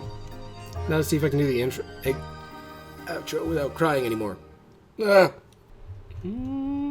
that's it.